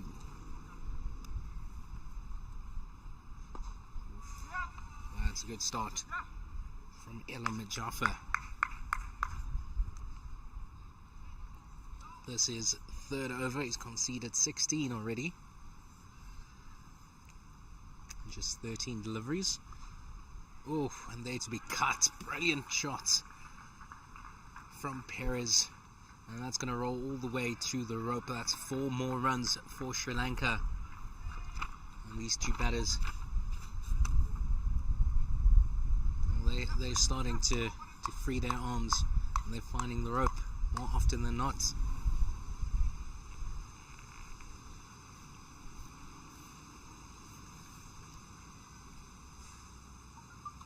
Oh, good footwork from Perez, but straight to the man. Fielding at the mid-wicket boundary. Not much work for James Morris. Just get that tall body down to the ball.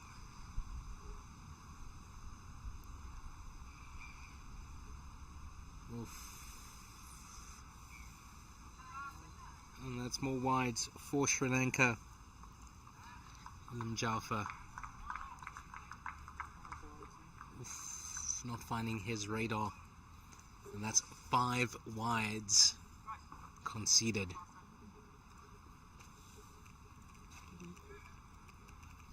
So where Australia started the innings with brilliant disciplined bowling, it's now just starting to unravel for them on a deck that should suit the slower bowlers, but they've been off target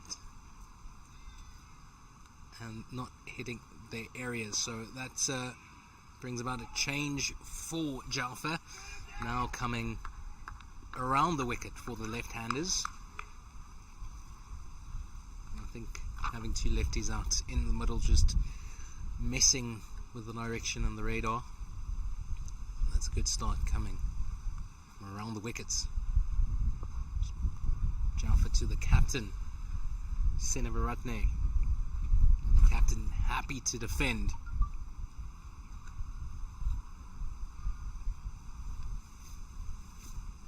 He's up into the mid-20s. He's up to 24 after 40 deliveries.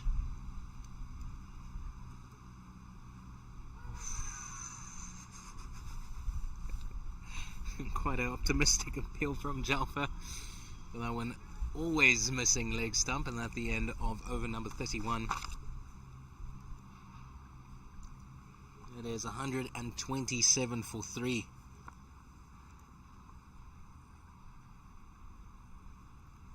So Sri Lanka turning this one around. They've had quite a slow start, but now a decent last couple overs for the men in blue. Like I mentioned earlier, 150, 160 should be in their sights. Anything more than that should give the bowlers something proper to bowl to.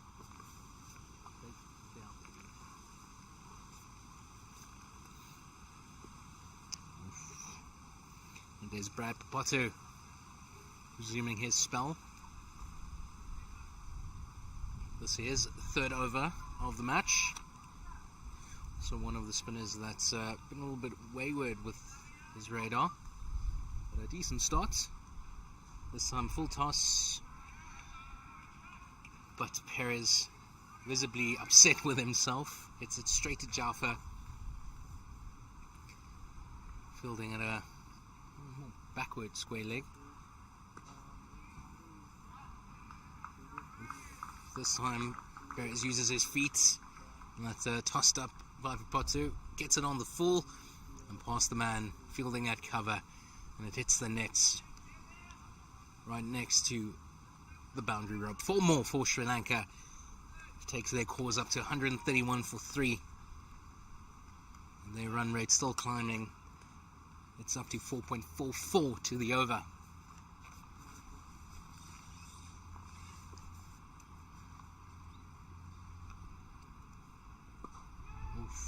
Decent footwork from Perez.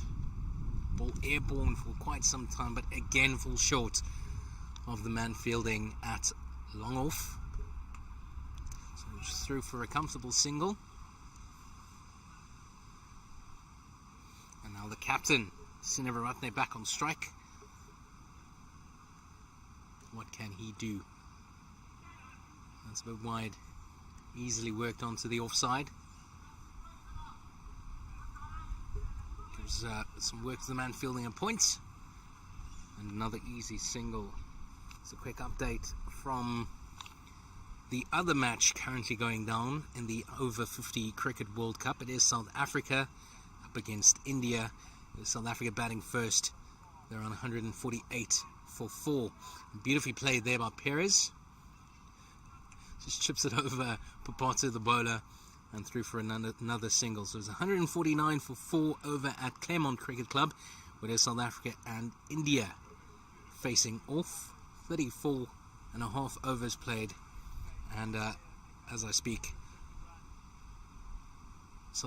Team South Africa crossing the 150 run mark. Over here at Greenpoint Cricket Club, the Stevenware Oval, the team's gonna have a bit of a drink. That's 30 overs played, 134 for 3. Is alles nog goed?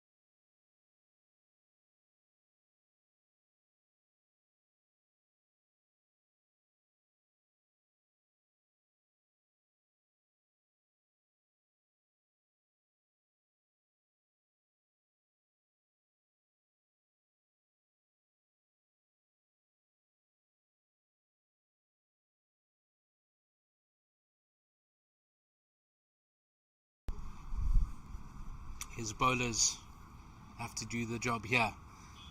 They've been a little bit expensive over the last 10 or so overs. Allowed Sri Lanka to accumulate quite a few runs. But it's been a decent job from Robin Perez, who's been there from the very start. He finds himself on 62, and this partnership worth 79. He has his captain on the other end, the one with the man with the number 1 on his back, Sinivaratne. We're about to go for the last 10 overs of this, the first innings in one of the 2 opening matches of this over 50 Cricket World Cup. And it's a good afternoon from me, Zian Sims, and the rest of the Pitch Vision team here in Greenpoint. Got Luke, Nabil, and Brandon. Brandon, the man on the panning camera. We've got number 62, Damien Meek, to start his spell. And easily worked onto the leg side by Ravin Perez. And the runs coming quite easily for Sri Lanka here. Can Australia get themselves back in the match? They need wickets. Will Damien Meek be the man to get those wickets for them? Oh, short. And hit straight back over his head. Just barely clears the inner ring. And easy work. Brad Potter coming in from the long off boundary, apologies.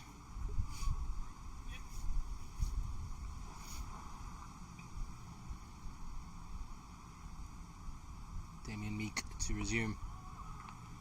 Coming over the wicket for the left-hander. This time a red dot for the Aussies. They will need more of that. More crucially, they need wickets. Sri Lanka scoring with ease. Oh, much better length.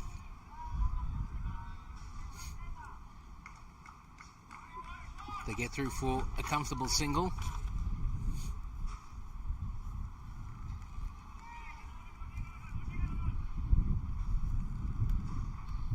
And encouragement coming from the Sri Lankan camp. Keep going, boys. That's the message.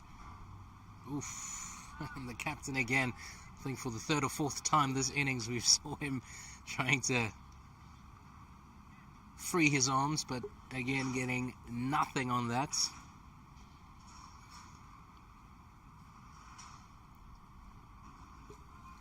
And that's a decent start from Damien Meek. Comes steaming in once again. Lovely seeing these vets run in. Nice work from Captain Sinivaratne. And the 2 Sri Lankan batters just keeping that the runs ticking, the runs flowing. It's up to 138 for 3 now. This partnership worth 83. And the run rate 4.45 to the over. It's good afternoon from us here in Cape Town. The over 50 Cricket World Cup being decided here in the mother city. We've got quite a few games happening over the next couple of weeks. And the cricket clubs in and around Cape Town getting an opportunity to showcase their beautiful grounds and fields. It's a league I play in competitively, and it's amazing the facilities we have in Cape Town.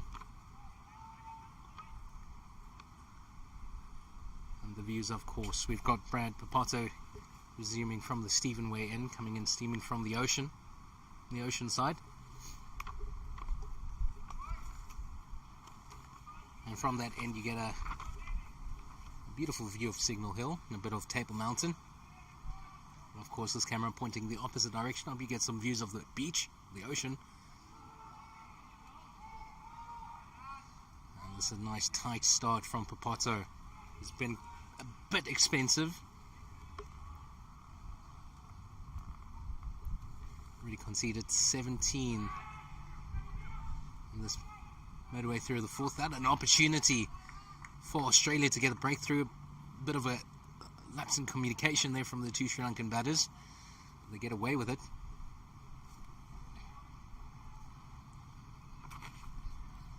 Fortunately, Damien Meek is a bit slow off his mark, fielding here in the gully region.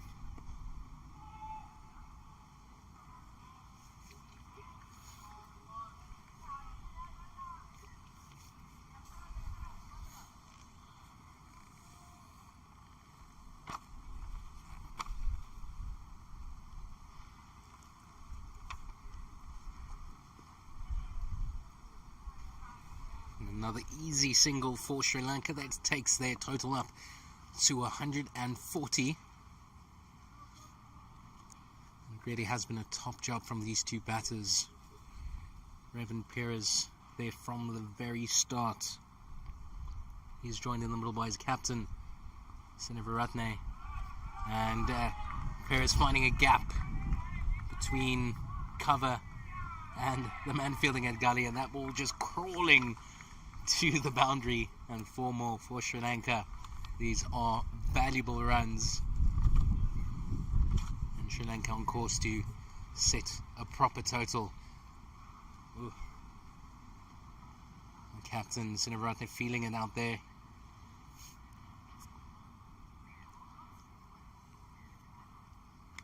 Can he go through to the very end? Is looking a bit tired. Standing with his hands on his knees, just taking a bit of a breather. The sun is beaming down. It's mostly overcast, but it is quite hot here in Greenpoint.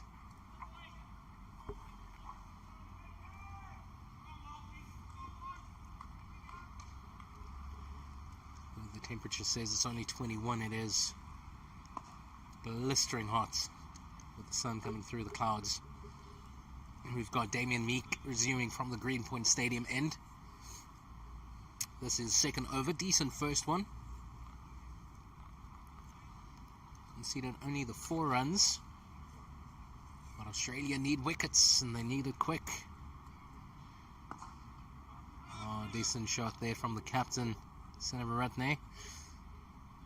Some work for Papato to do here at the long off boundary. Not a lot of work. Just a bit of a stroll over to the ball. But Sri Lanka through for another single. Just keep on ticking for them. Oof. Another opportunity for Australia. Perez keen on keeping the scoreboard ticking. But his captain saying no to that one. Almost caught short of his ground.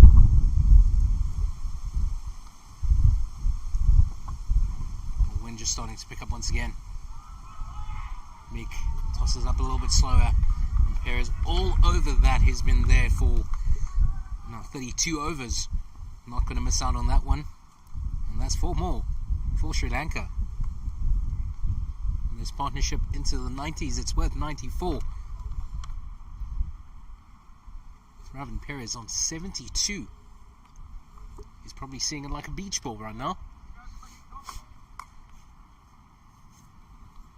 Some encouragement for Meek from the Australian fielders. Oh, another beautiful shot. A little bit too full. Perez all over that. And that's 4 more runs. This turning out to be quite an expensive over for Australia.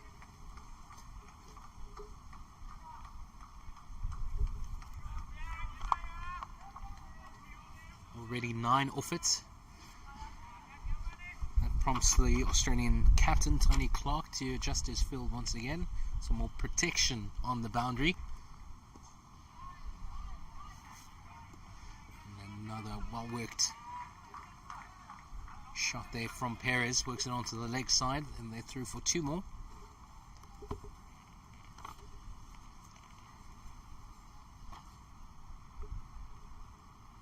That's the end of the 33rd. 11 runs off that over, very expensive, and that takes Sri Lanka's cause up to 155. They're on 155-3, and this partnership exactly 100 runs. I'm not sure the Sri Lankan team realizes this. They've been quite quiet, passing most of the milestones.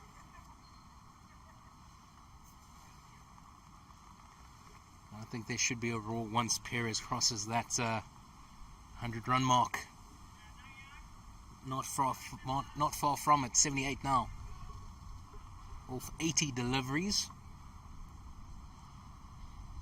While his captain Sinivaratne is on 30, 51.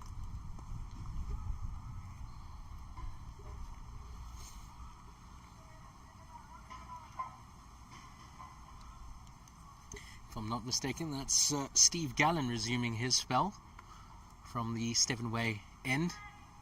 Oh, bowled with a little bit more pace with the tall figure of Sinivaratne all over that, and just helps it on its way to the square leg boundary. 4 more for Sri Lanka. These boundaries just keep on coming. What's going through Tony Clark's mind at this stage? The captain under some pressure here. They need a big play. This time. What a take. What a catch from the man fielding on the square leg boundary. It is Steve Gallen getting the breakthrough, but phenomenal work on the ropes by that man on the square leg boundary. Who's that? Richard Gabb. What a take. What a man. And Australia get the breakthrough. It's not the one they wanted. It is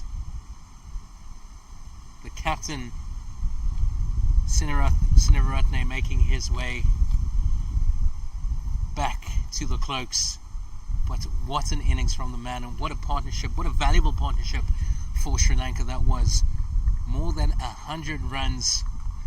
Fantastic stuff in the Sri Lankan dugouts, showing their appreciation for their captain. What a knock, what an innings. But still some way to go for Australia to get themselves back into this game. I said 160 should be the minimum Sri Lanka should post here to give their bowlers something to bowl out. So everything from this, from here on out, all bonus runs. But now a new batter out in the middle.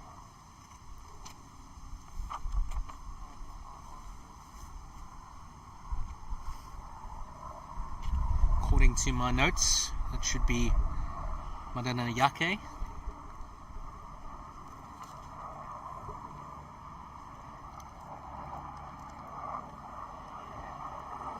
There's the tall figure, Steve Gallen, continuing from the Stephenway end.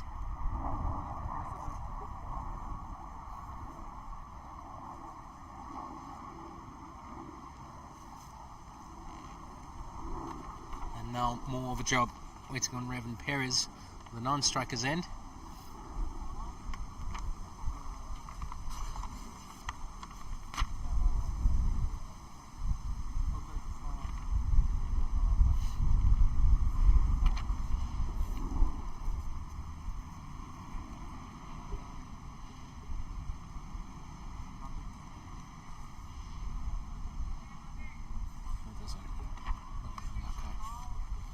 There's Suwanji Madanayake, who strolled out to the middle to join opener Revan Perez.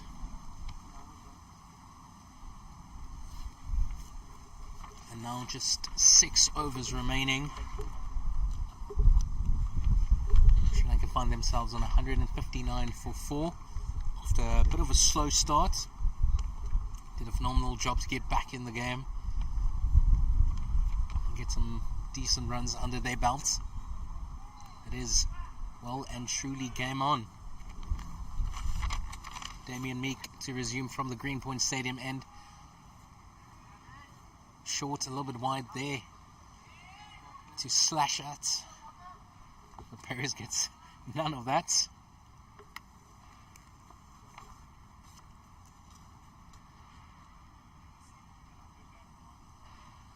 Damien Meek just telling Brad Papato, fielding at long off, just come in a little bit straighter.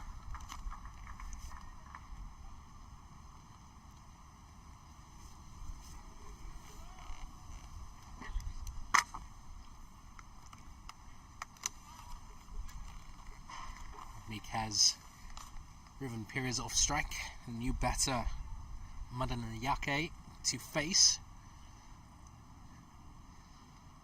And the field coming in. Long off, long on. Back into the circle. Man on the sweeper boundary. Told to come into the ring. So only 2 fielders out on the boundary now. Got a fine leg and a third man. Everybody else inside the circle. Great fielding. Add extra cover by David Roach. Great agility shown by the young man.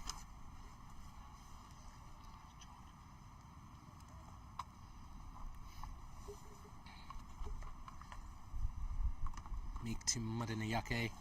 Nice full delivery. Get some bat on it and through for a easy single. And now the field spreads out once again. Got long off, long on, running out. Man heading to cow corner. And the sweeper back in his position. Third man inside the circle. Can Perez do here? That's a good length. Oh, and Madanayake got stuck in the middle of the deck. He was halfway down when Perez said no. And another run-out opportunity. That Australia's third going a begging once again. Bowler Damien Meek just a little bit too slow to get back to the wickets. We're not going to judge them on that. They are over 50. Oh, nice shot from Perez. Stroll through for a comfortable single to bring to an end the 34th over. It is 163 for 4. And Sri Lanka scoring at 4.66 to the over.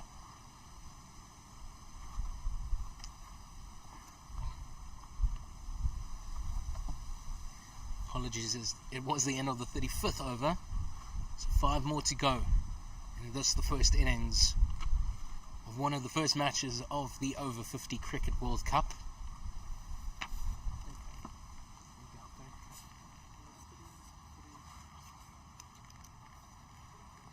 Trying to get you an update from the other match currently going down. That one at Claremont Cricket Club, where it is host South Africa taking on India.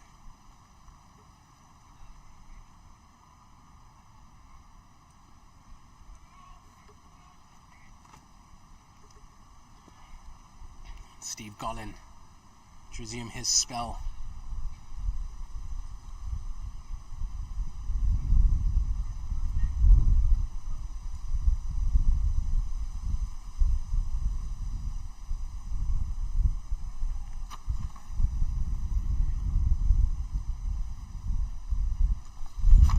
Australia just slipping, letting go of the grip they had on this match in the opening 20 odd overs of this game.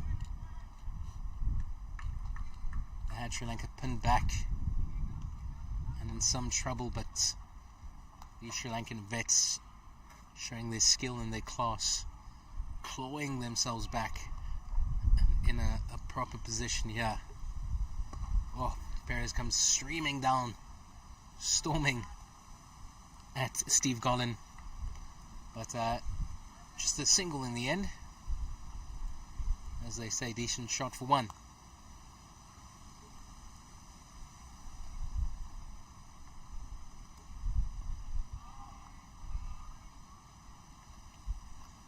So only 4 wickets to fall in this innings so far. Marlon Merling was the first to go. Ball going off his glove straight up into the air with wicket keeper Anthony Barancas completing a simple catch. Suranjit Dharmasena chap leg before wicket. Carmen Maputuna hit the ball straight to the man fielding at mid-off. And the last wicket to fall, the captain Sinararatne, just a few overs ago. The beautiful catch on the square leg boundary. So there's Sri Lanka, 166 for 4 after 36 overs. 4 more overs to go in this innings. I think job 1 done. Let's get to 160 at least. So anything from here on out, all bonus runs. Can they get close to that 180 run mark, or even 200? That should be really competitive. This really slow deck, a little bit wide from Damien Meek. Manana Yake, there's a nice little sweep shot, clears the inner ring. Fortunately not the boundary. The outfield put on the slow side after the last few days heavy rain. It's rained quite nicely, but still quite slow.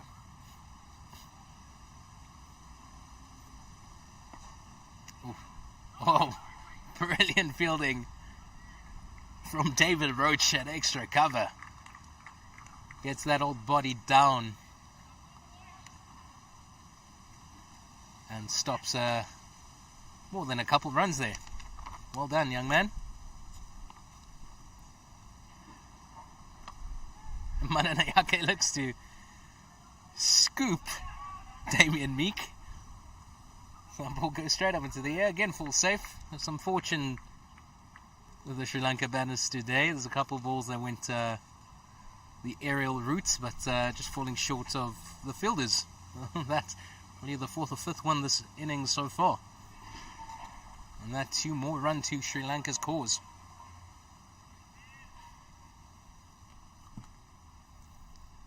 So as Damien Meek comes storming in, the man at mid-on heading back to the long-on boundary.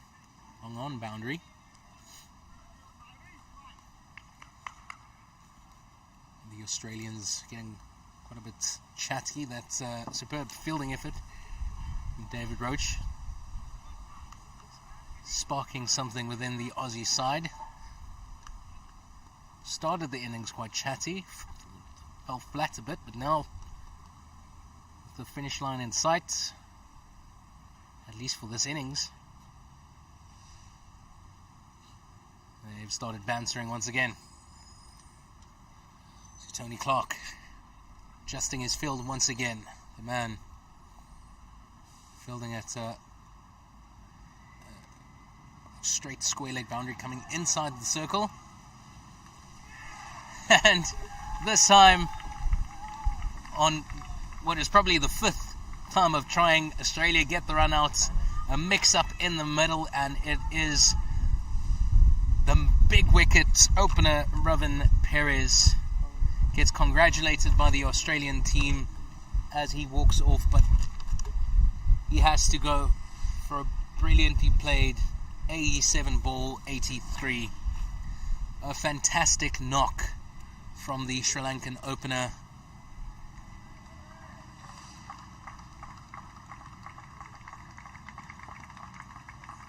And gets a nice ovation as he makes his way off back into the cloakroom. That's a brilliant knock. And a knock that could potentially be a match-winning one. 87 balls faced, 83 runs contributed to Sri Lanka's cause. And unfortunately a mix-up in the middle. There's been a couple mix-ups, but this time Australia cash in and get the danger man. It's 169 for 5 with just a couple overs to go.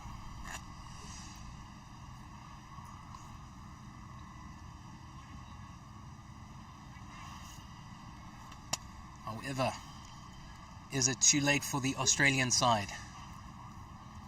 The damage might already be done. We had looked like Sri Lanka weren't going to come close to 140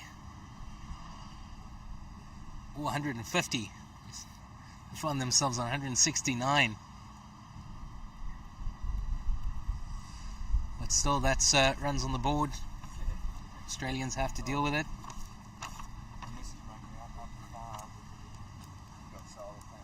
And even though we haven't seen the Aussies with bat in hand through any of the warm-up games, traditionally they are a very dangerous side when it comes to all facets of the game.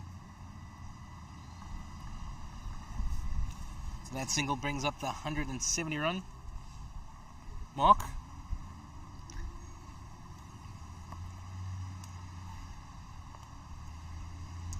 My mistake, they've already crossed the 170 run mark. They're on 171 for 5.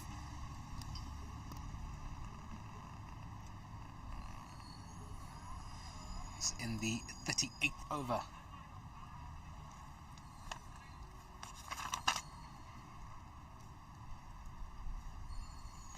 So 2 fresh batters out in the middle, Madanayake with Rajapakse. What can they do in this latter stage of their innings? Well, they're keeping the scoreboard ticking. That's great running. Even though the ball went straight to the man fielding at a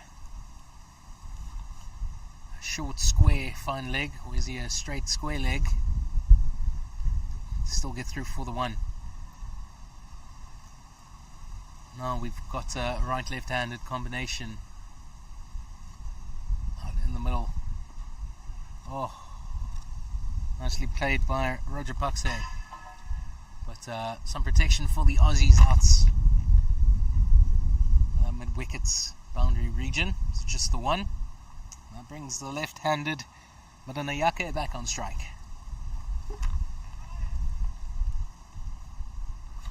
The Aussies have to have their wits about them. Oof. Well, quite a passionate appeal from at least one of the Aussie fielders.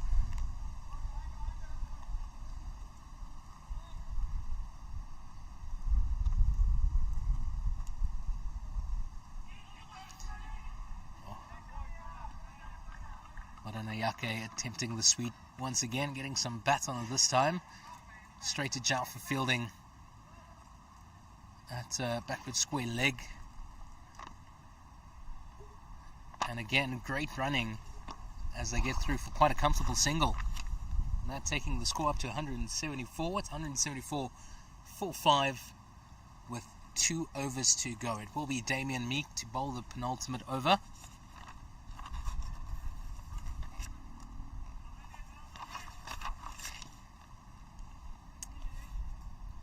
Despite 2 quick wickets for Australia, Sri Lanka keeps the scoreboard ticking.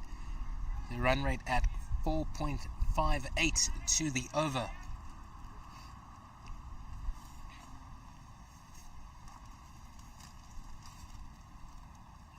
Can they keep it up or do better in this, the final 2 overs? Quite a bit of new movement happening in the field. Tony Clark moving his man around. Oh, decent shots from Madanayake. Not keen on 2, but great fielding here from the man at long off. David Roach. We've seen some phenomenal fielding from David Roach this afternoon so far. And cuts it down to just the 1 run. So now the right-hander back on strike. Tony Clark Has to adjust his field once again. So there's a backward point. Cover. Extra cover. Long off, long on. Mid wicket. Passionate appeal from Damien Meek. David Roach saying hard to give the LBW when it hits the bat. Still, you have to admire the Australians' passion. David Meek storming in once again. Oh, wide signal by Gaynor Cebola. It's been quite tight from the Australian batters through the middle part of the innings.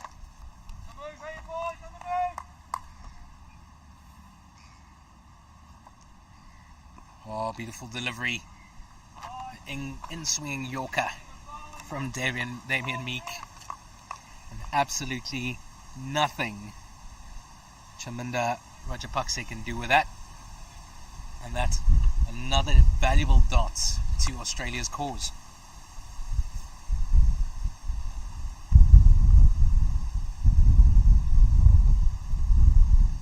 The wind once again just starting to pick up here.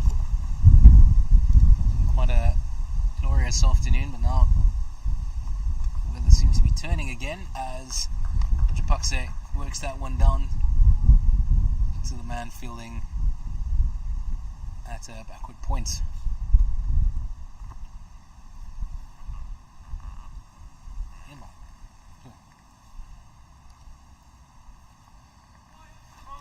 Two more balls to go in this penultimate over. Damien Meek. Oof. Maranayake looking to send that one flying.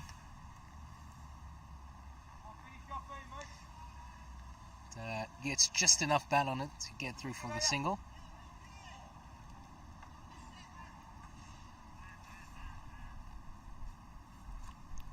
Meek to finish off his spell. Decent ball, but still through for a single, a leg by. And great running. We've seen some brilliant running from the Sri Lanka batters.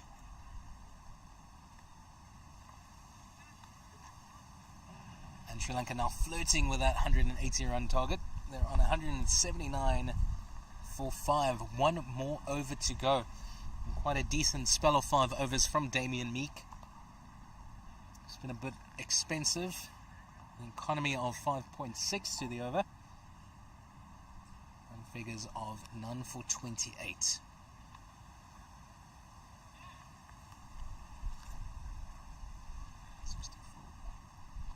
So it will be Brad Potter. Put a bow on this first innings of one of the opening matches in this over 50 Cricket World Cup.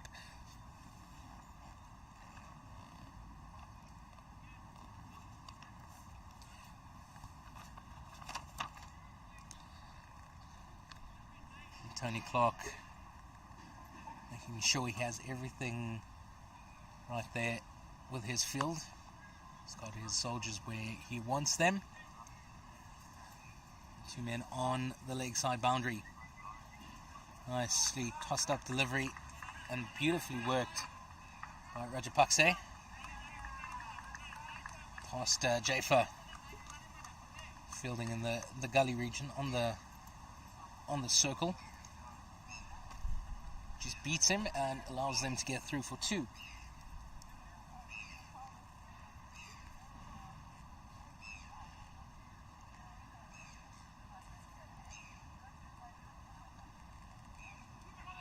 The wide once again. Oh, and just a couple grabs at that ball. Should we say knock on Sri Lankan scrum. And another opportunity for a run out. But Jafer just taking 2 or 3 too many grabs at that, and through for an easy single. So it is Madanayake back on strike.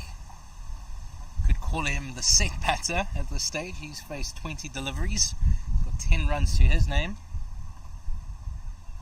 What can he do with these final 4 deliveries? Will he go after Brad Papato.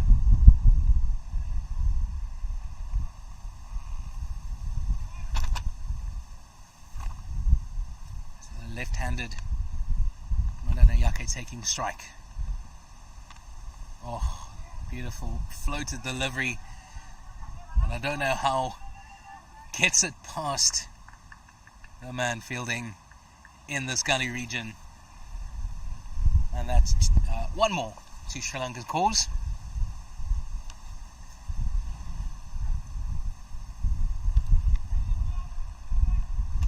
I apologise, that was two. Great running from the Sri Lankans once again. Some more good running. That's another single with the ball barely making it off the deck. Great bowling here from Brad Papato. He started a little bit wayward in his opening couple overs. Two more balls to go in his fifth over. 0 for 29. So can he finish up here with a wicket? Surely on the cards. The Sri Lankan bowlers will be taking them on. A nicely worked delivery, nice sweep from Rajapakse through for a single. And that brings the set man Madanayake on to strike to face the very last ball of this first innings. Will he try and free his arms? The man on the square leg boundary, cow corner, long on, long off, and now a sweeper also going out to the boundary. Comes down the track and stumped. And Brad Papato gets one for the innings, and that brings about the end of Sri Lanka's innings. Beautifully composed innings we saw from Ravan Perez.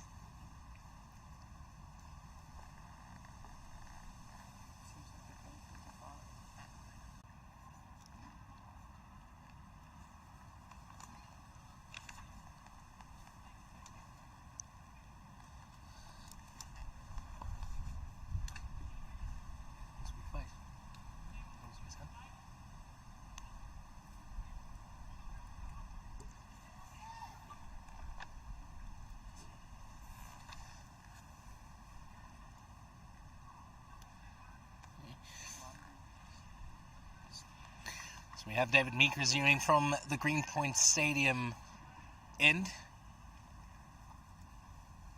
And that single from Rajapakse brings the new batter, Shane Fernando, to the middle. And about to take guard. And the field coming in, just 3 men on the boundary now. Square leg, fine leg, third man, and the sweeper coming into the circle. And Shane Fernando happy to defend. We're playing 45 overs. And a lot more time offered here to the Sri Lankan batters. Can surely get this total up to 200 now. Oh, some more great running from the Sri Lankans as Captain Tony Clark loses a shoe.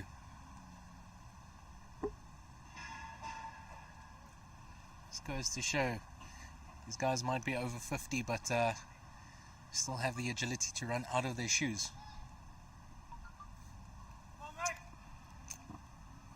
So David Roach drops back to the long on boundary. The sweeper also back.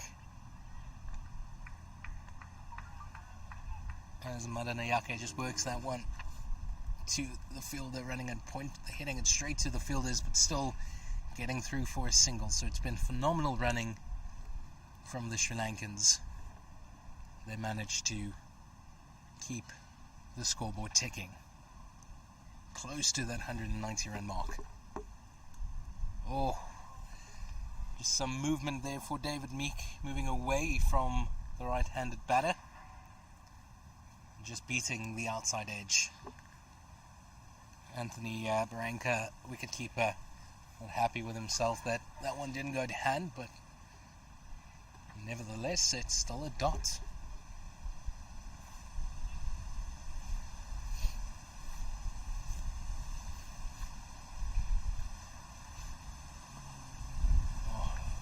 Beautifully played by Shane Fernando. Some work for the sweeper. And through for 2 comfortable runs.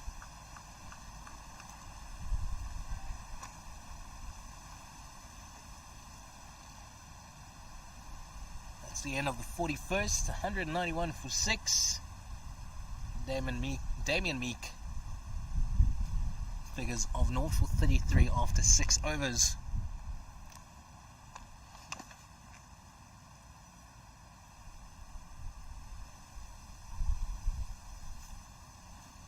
Proper job here from the Sri Lankan batters. If they keep up this form, it could be one of the dark horses to take this tournament.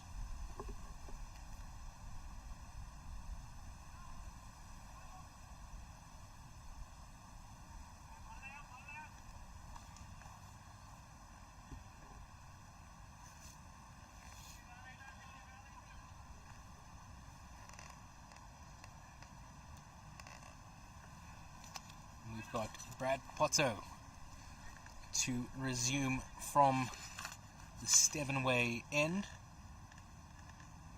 1 for 30 after 5 overs, and I'm sure he'd be keen to add 1 or 2 more wickets to his figures.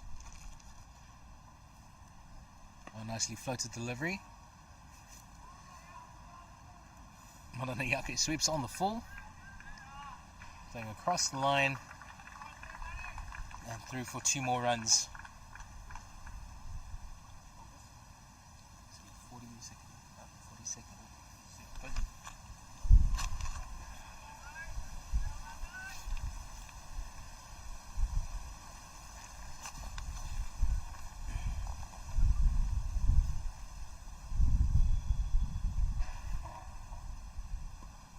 Oh, another beautifully floated delivery. Gives the man at long off some work to do. And that's just 1 more to the Sri Lankan cause. So for Shane Fernando, they have the sweeper going up. Told him, nope, come back into the circle please. So 2 men on the leg side boundary. Got square leg. And the man in cow corner just told to take 3, 4, 5 more steps inward, but nicely finessed by De Silva to the man fielding in the gully region, running extremely hard and losing his footing as he crosses the crease.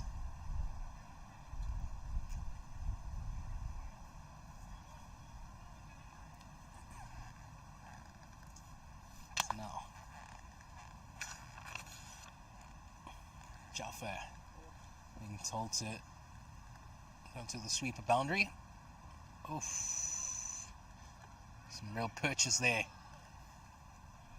from Papoto. And nearly beats Rajapakse, apologies.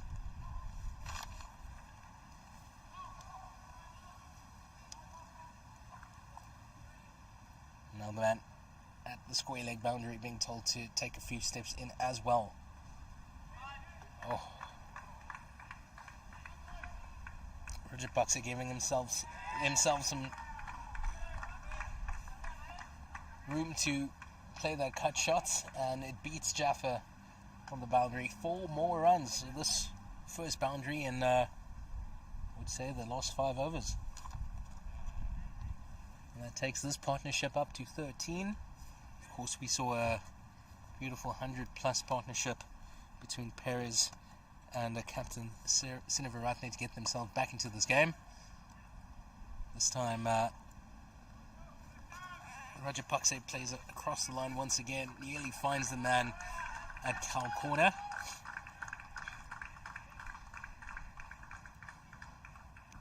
just 2 more in the end, and at the end of the 42nd, and Sri Lanka have reached the 200 run mark. It's 200 for 6.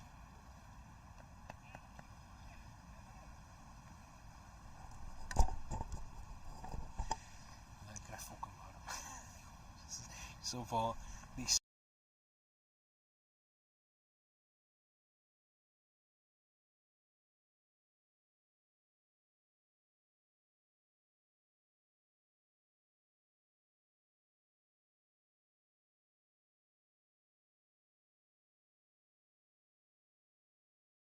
to go here at Greenpoint Cricket Club, the Stephen Way Oval. Good afternoon if you just joined us. Sri Lanka batting themselves into quite a powerful position. They started really slow, and where at one stage it looked like they weren't even going to hit the 130 run mark, they have hit 200. It's 200 for 6. And they have Australia scrambling. Tony Clark, the captain, moving around his field. Got David Roach on the long on boundary. He's got a man at long off.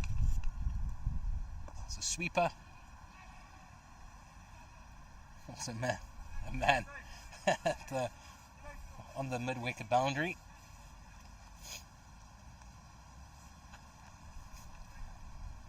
As well as a guy at the wider fine leg boundary region.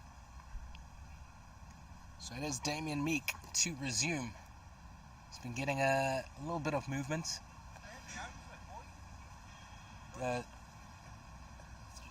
2 more after this one. Just an inquiry from David Roach as to how many overs are left. Almost there, these vets.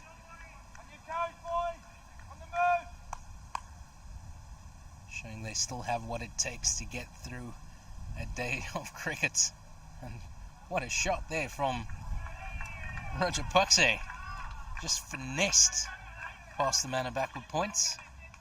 And that one rolls on to the boundary. It seems like the sun that's been beating down through the course of the afternoon dried things up quite a bit, and the outfield have sped up tremendously. It's also a bit downhill on that side, so that also helping. Now Meek, again, nice length, but wide there for Rajapakse to latch onto, but not getting much on that this time.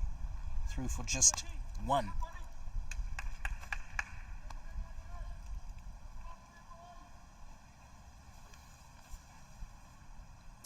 Right, two more balls to go in this, the 43rd over. Meek to De Silva. And again a bit of a mix-up. Silva beats captain Tony Clark. Through for a comfortable single in the end.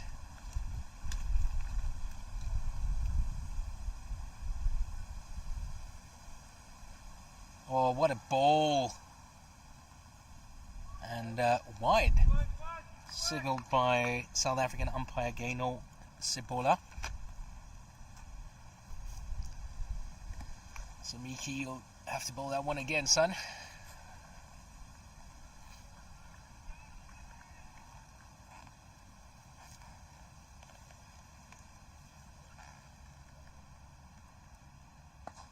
Oh, what a shot from Rajapakse. A little bit full,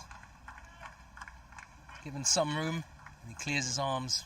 Beautiful shot for 4 more runs. So that's the end of 43rd over. Sri Lanka on 211 for 6. Top job here from the Sri Lankan batters. Really impressed with how conditioned these over 50 cricketers are. The sun's been beating down at times. So real respect going to these cricketers, these vets, showcasing their skill over the next couple of weeks in the mother city. Still a long tournament. This is just the opening match for these guys, so I'm sure tubs and tubs of deep heat and ice baths in these cricketers' future. Does not sound nice, does it? If you've just joined us, it's a good afternoon from the Pitch Vision team. My name's Ian Sims. Got Luke, Nabil and Brandon beside me. Brandon on the panning camera, and the rest of the boys responsible for this stream you're currently enjoying and the score.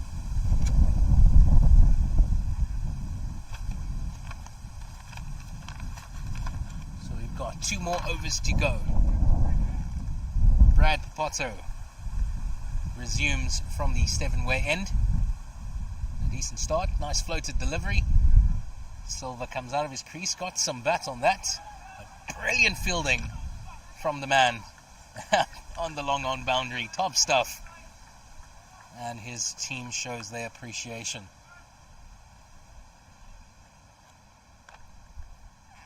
No one more than Brad Potto. Oh, another floated delivery. An opportunity, but just dropped short from the man at long off. And Shane Fernando led off the hook.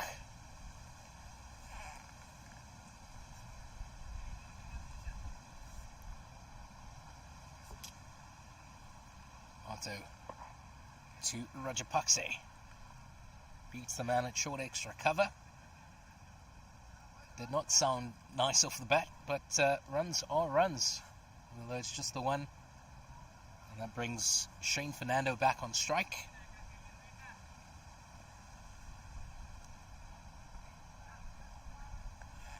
Charging down the crease, gets some bat on it, and some work for the man on the square leg boundary. Another single to Sri Lanka's cause. All these singles, valuable runs, and this 216 on the board now, an extremely competitive score.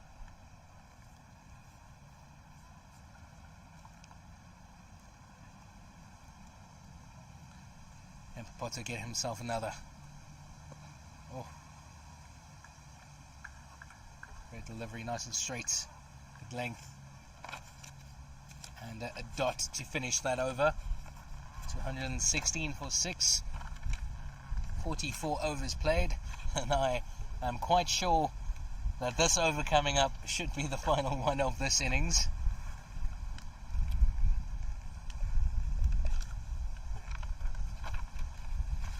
Luke, please correct me if I'm wrong.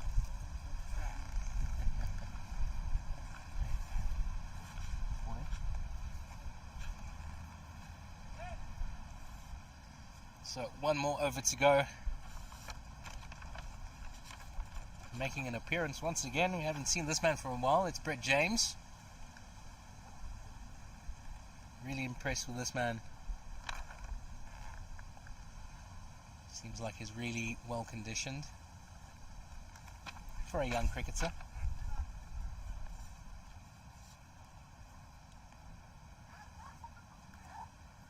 He in part responsible for the great start Australia had. But after he was taken off, Sri Lanka getting themselves into a fantastic position on 216 for 6 now. James and Captain Tony Clark just taking an extra moment to be sure of their field placements.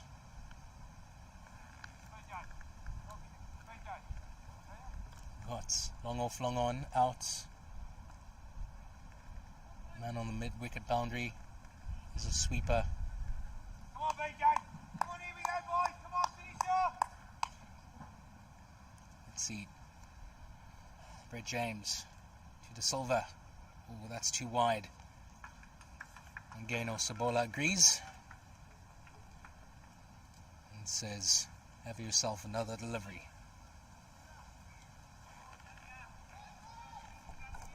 Okay.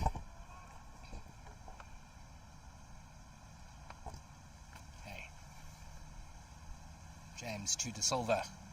Oh, wide once again, this time through the hands of keeper Anthony Barranca. And more freebies for Sri Lanka.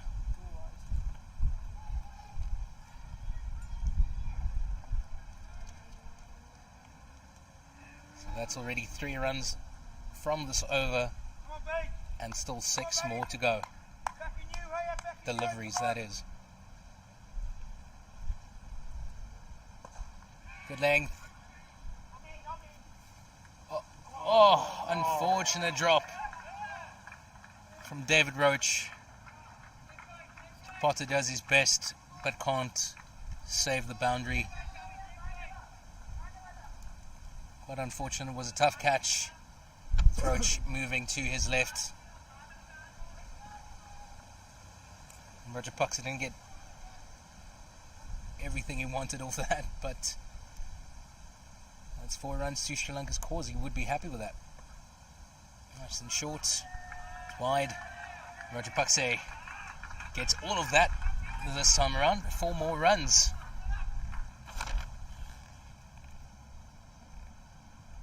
That takes Sri Lanka up to 227 for 6.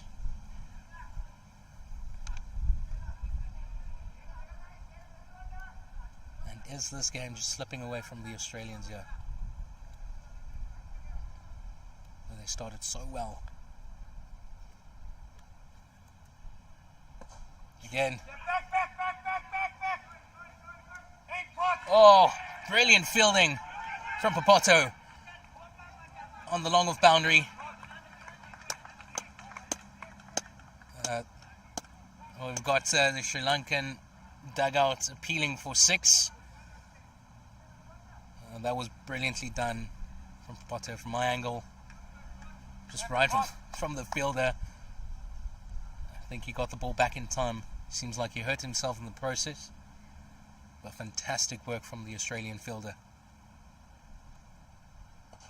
And again, De Silva this time throwing his hands at it. And the ball falling in no man's land. Just not going the Australians' way in this latter part of the first innings. Being chased all ends of the ground by these 2 Sri Lankan batsmen. And the partnership up to 44. 2 more balls to go.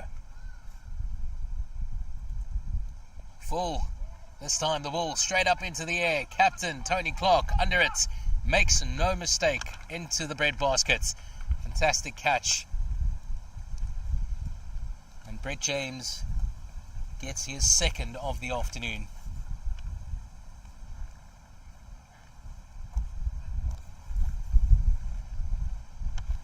That was quite a phenomenal cameo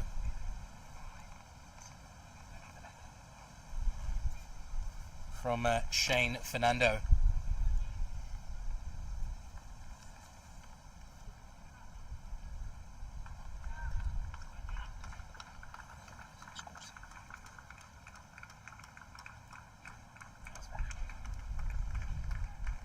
Nice little cameo from the Sri Lankan batter. They've been trying to hit it to all ends of the park here in this final over of this innings. Unfortunately, this one is coming off the edge straight up into the air. And I don't believe Captain Tony Clark had to move from his position on the ring at extra cover. It was quite a simple catch, and that brings Dylan Fernandez into the middle to face the very last ball of this innings. And Brett James end this one on a great note for the Australians. Nice length ball, gets some movement into the right-handed batter, but beats the batter, the stumps, and unfortunately the wicketkeeper Anthony Barranca as well. And I think that just kind of sums up the Australians' innings or afternoon out there in the middle. Ended with 5 wide, so quite a tough 45 overs waiting on the Australian batters. Sri Lanka in on 234 for 7. Brilliantly done. And like I said, a steep hill to climb for the Australian batters. The innings started so well, they got a couple quick wickets. First up, Brett James getting 2 in the third over. That of Marlon Merling. The ball just coming off his gloves, went straight up into the air. Anthony Barranca, the wicketkeeper, completing a simple catch. Sinarajit Dharamsena trapped leg before wickets. Then Carmen Maputa and Raven Perez, nice little 40-odd partnership before he was removed. Captain Sinivaratne also had a decent innings out in the middle with opener Raven Perez. They just crossed the 100-run partnership mark before the captain was told to go. Then a couple quick wickets near the end of this innings, but the damage already done. So it is Australia. They need 235 to win, or 45 overs. We'll be back in just a short moment.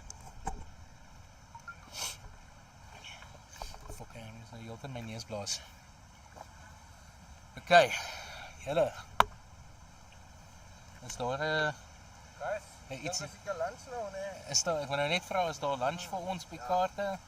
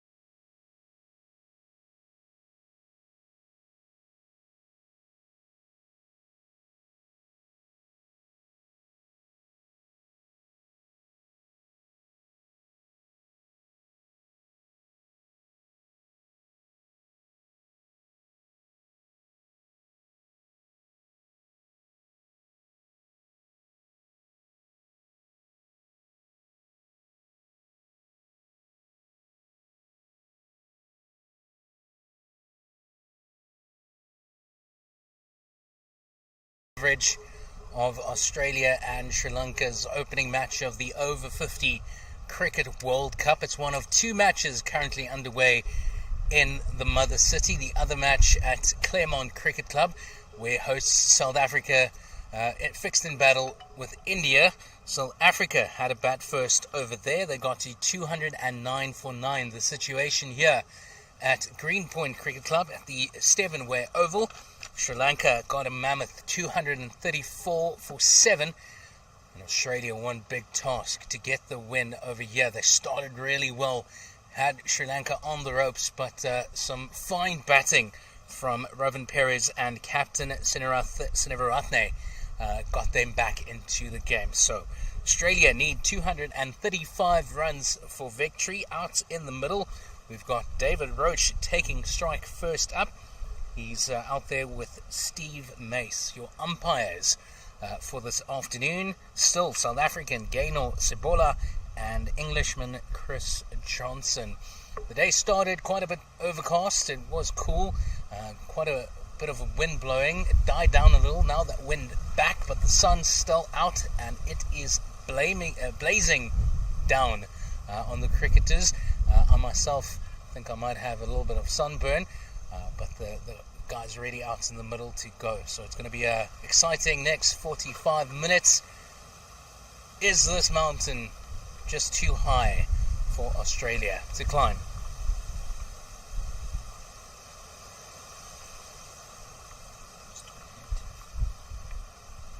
Taking the ball first up, it's Shiwanji Madanayake.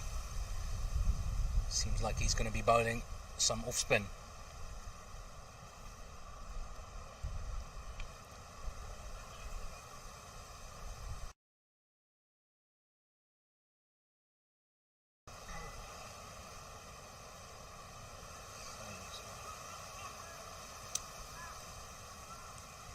David Roach taking strike first up.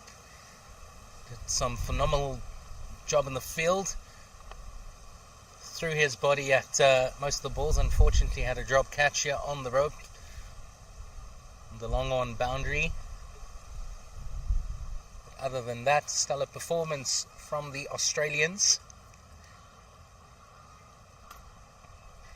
These veterans showing that they are conditioned well. First ball gives Gaynor Sebola some stop.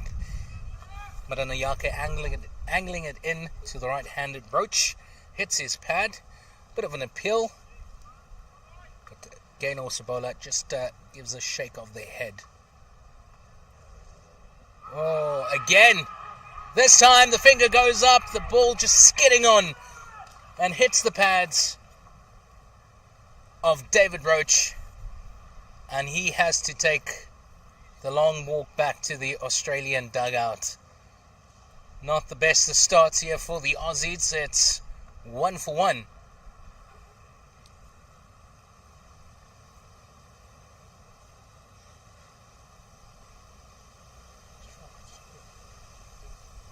This deck here at Greenpoint Cricket Club is on the slower side. Still some greenish coverage on the deck.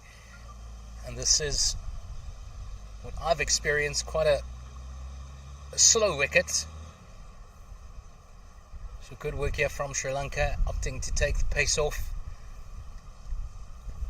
And I don't think Madanayake got much turn, but the ball's skidding on nicely. Hit the pads of David Roach twice, 2 consecutive balls. First one got away with it.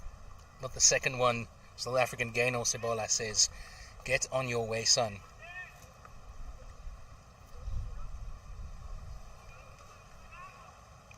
So we got Paul Wybird coming out. Don't think he'll be out there already. Number 66 on his back. Can he stabilize the ship? It's a long way to go, a lot of runs to get. 235 is the target. So here we go, Madanayake. Just the third ball of this innings.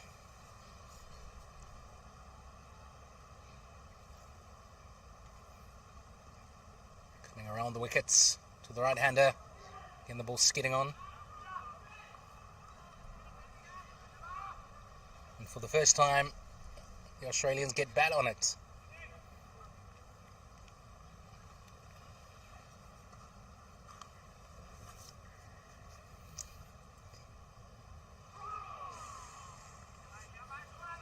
It's really tough to see from the angle I'm sitting at. The non-striker, Steve Mace, is blocking my view a tad. It seems like he's getting some decent purchase, skidding and turning. Again hitting the pad. Passionate appeal from the Sri Lankans. But Sebola says, not this time. So the Australians finding it hard to navigate Madanayake in this opening over. Nice floated delivery. Beautiful shots from the new man in, Paul Weiberg. And that's 4 runs. First boundary of this Australian innings coming in the first over. And a decent way for the Australians to wrap up the first one after what could be a horrendous start. So it's 5 for 1 after the first over. They're going at about the run rate. That is what is required, about 5.5 to the over. And it will be Dylan Fernandez taking the new ball from the Stephen Way end.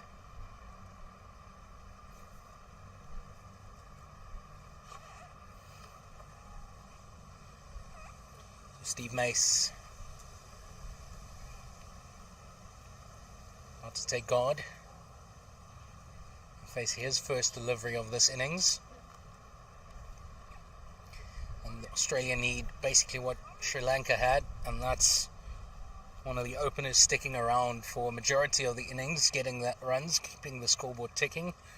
Sri Lanka had Ravin Perez, who played a phenomenal innings, got to 83 for 85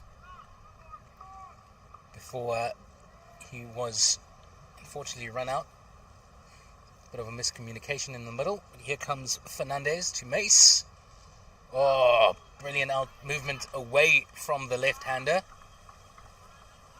Good movement off the seam, and that's one thing I've been enjoying today, is watching these veterans, these skillful cricketers with tons of experience under their belts, out here doing their thing for their country. It is the Over 50 Cricket World Cup.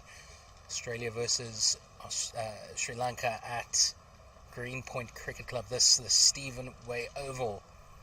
And this time, some late movement, just pushing it a little bit too wide.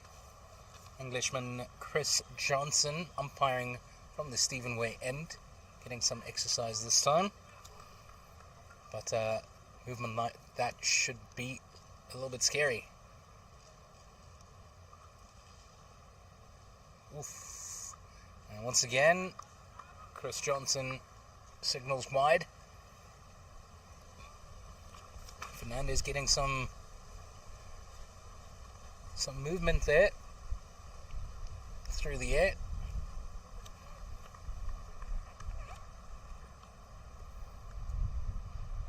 Can he get this one on target? Oh, this one pushes it down the leg side. An easy single for Steve Mace to get off the mark.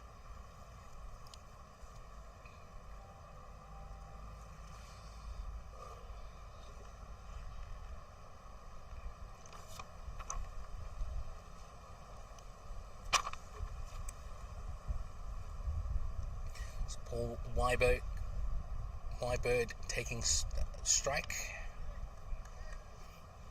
Should we ask for middle stump? See what he can do. Finish the previous over off quite brilliantly, and some more movement off the seam. Again, moving away from the right-hander.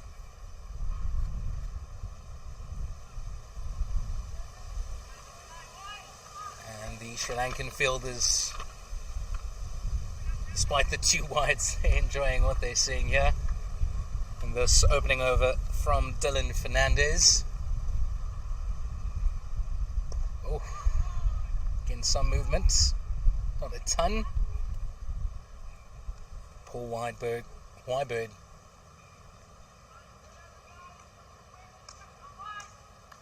There's a nice defensive stroke. It's quite a angled run up Dylan Fernandez here has, and this comes from a mid-on possession, nice and full. Not sure Wybird got any bat on that, did not. Chris Johnson signals leg buys. Some of the Sri Lankan fielders were quite interested in that one, but no one just pitching outside leg stump. Here we go, Steve Mace back on strike. Was to finish the second over. Nice length delivery, more movement away from the right-hander off the seam, and that a phenomenal opening over from Dylan Fernandez. Really encouraging signs here for Sri Lanka. Australia with their backs to the wall early on in this innings, and the score 9-1.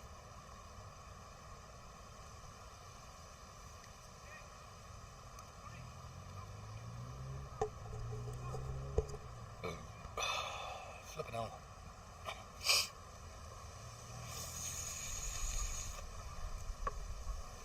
Is nie net 'n knoppie wat ek hom kan mute nie, né?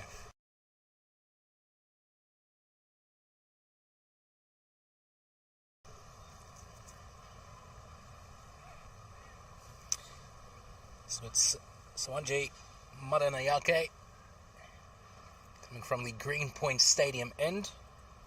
Paul Wybird taking strike. Nice defensive stroke. He has been dangerous, or he was dangerous in that first over. Ball skidding on nicely.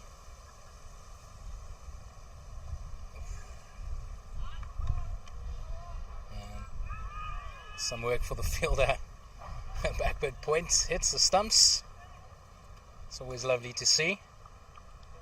It's where you want your gun fielder and the man on target, despite Steve Mace being comfortably inside his crease.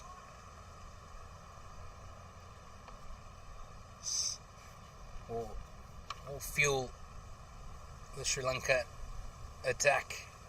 Quite bubbly, quite chirpy, clapping of hands, encouragement. Love to see it. Ooh. Turns away from the right-hander, just coming off the outside edge, and that ball will run all the way down to the fine leg boundary. That's 4 more for the Aussies. Fortunate runs, but runs nonetheless.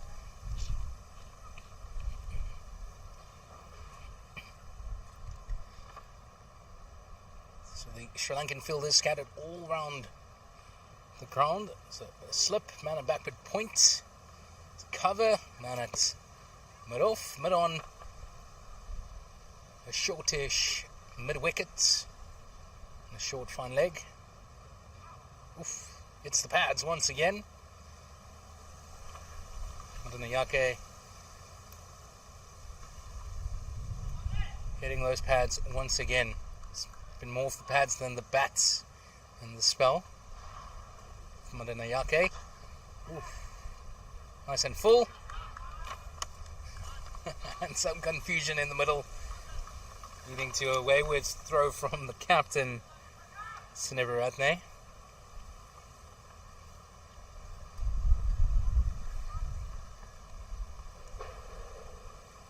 Madanayake to finish. Well, he'll have one more. Gaino Sibola signalling a wide. Wants Paul Wybird to have a go at that, slash at that. Oh, again, another wide, this time down the leg side. I believe he got the purchase he would have wanted. That one just skidding straight through. And a brilliant take there from the wicket keeper.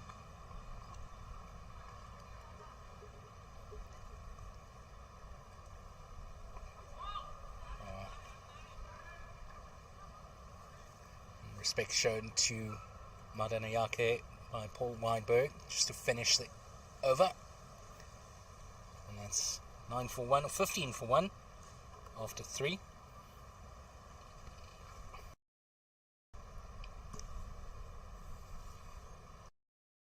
Will be Dylan Fernandez to resume. I have to say that the keeping in this first over and what we've seen so far in this first 3 overs has been quite fantastic. Really classy work behind the stumps from the veterans. As Dylan Fernandez resumes. One easily dealt with by Steve Mace. And of course, Ace Rahim behind the stumps for Sri Lanka, wearing some nice fancy pink gloves, mixing well with the blue of the Sri Lankan kit. Now Steve Mace, Dylan Fernandez. Oof. A bit shorter this time, still getting some movements. Mace getting just some bat on it.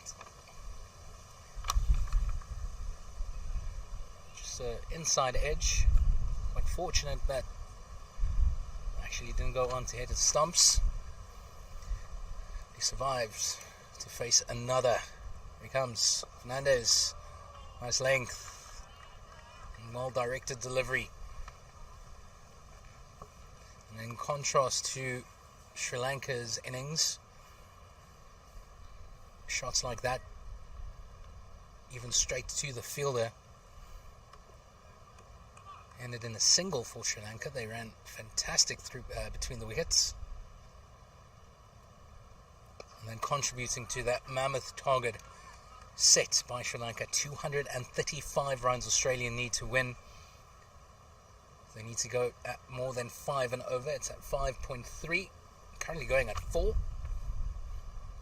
So in contrast to Sri Lanka, who started a bit slow, the run rate in the opening 10 overs was about 3.3 to the over. Nice and wide, short, and Steve Mace all over that one.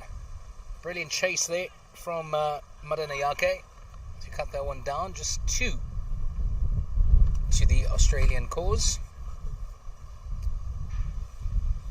Nice shots.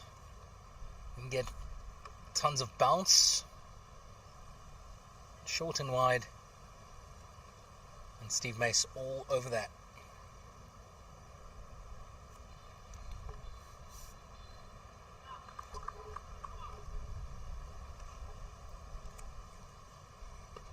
Again, another great length delivery. Great running from the Australian veterans.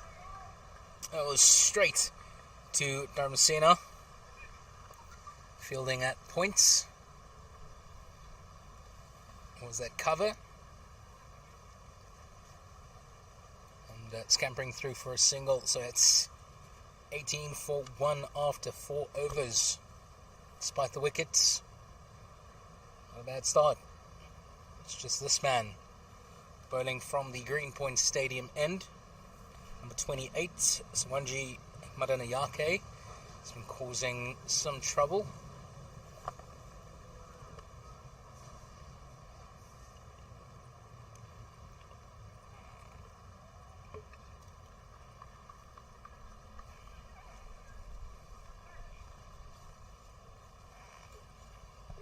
Can Australia get through his spell without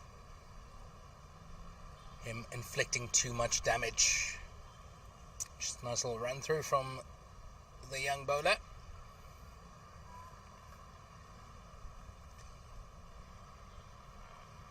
Just lost his run up or his rhythm. Too short, a little bit wide. Easily dealt with by Paul Weinberg. Apologies, Steve Mace. But didn't get enough bat on it for a run. Oh, that one's skidding through once again off the thigh of Steve Mace. And that's going to run down to the fine leg boundary. I apologise, Gaynor Sabola disagrees with me. She believes he did get some bat on it, so that's 4 runs to Steve Mace.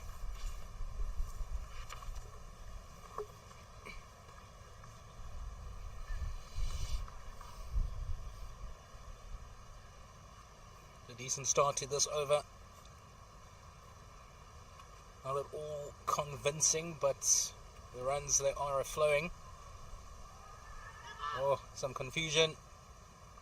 Luckily, Steve Mace makes his ground.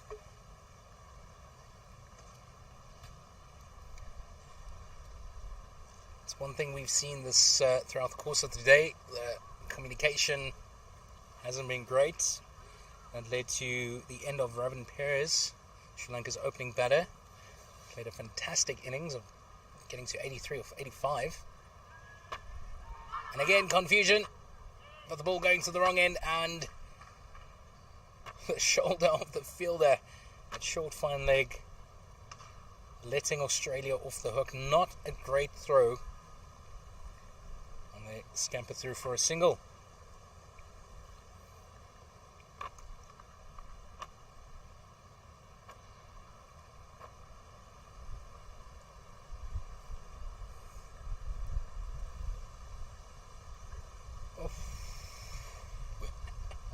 Madanayake just beats the outside edge of Steve Mace, and a slip fielder doing a great job to stop that, diving to his left to save more than a couple runs. Oh, off the edge of Steve Mace and just chips it over the head of that fielder at first slip. The tall figure of the opening batter, Ravin Perez. So that's the end of over number 5. It's 24 for 1. And Australia keeping with the run rate, going at 4.8. They need 5.28. Despite just being about a run short, that's still great work from the Australians in the first couple of overs.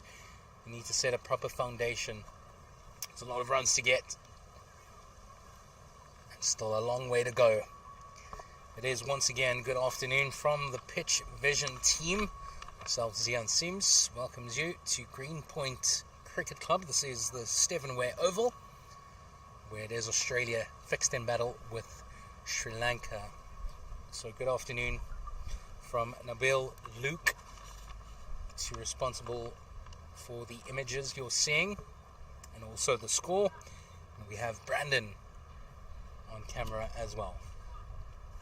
They're all waving hello wherever you may find yourself. Oh, another beautiful delivery from Dylan Fernandez. He's hitting some great lengths and getting some fantastic movement off the seam.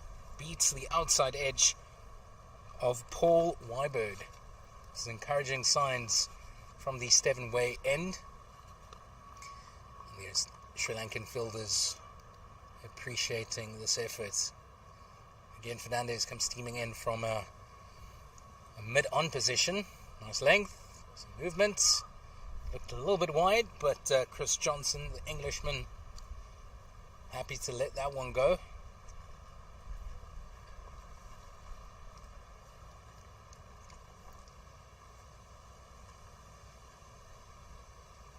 Fernandez has 2 slips, a gully, backward points, cover,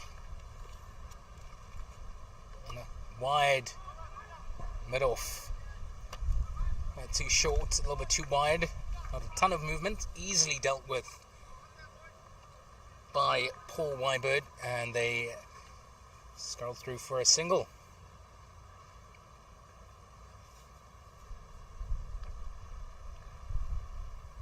Halfway through the 6th over. Can Sri Lanka capitalise on their top start? Again, too short, a little bit too wide. He's getting some movements. But his radar out by just a couple centimeters. Movement like that, he'll want to get a little bit more straight and get the Australian batters in no man's land. Oh, nice and full. directed at the pads this time. But that did not trouble Steve Mace at all.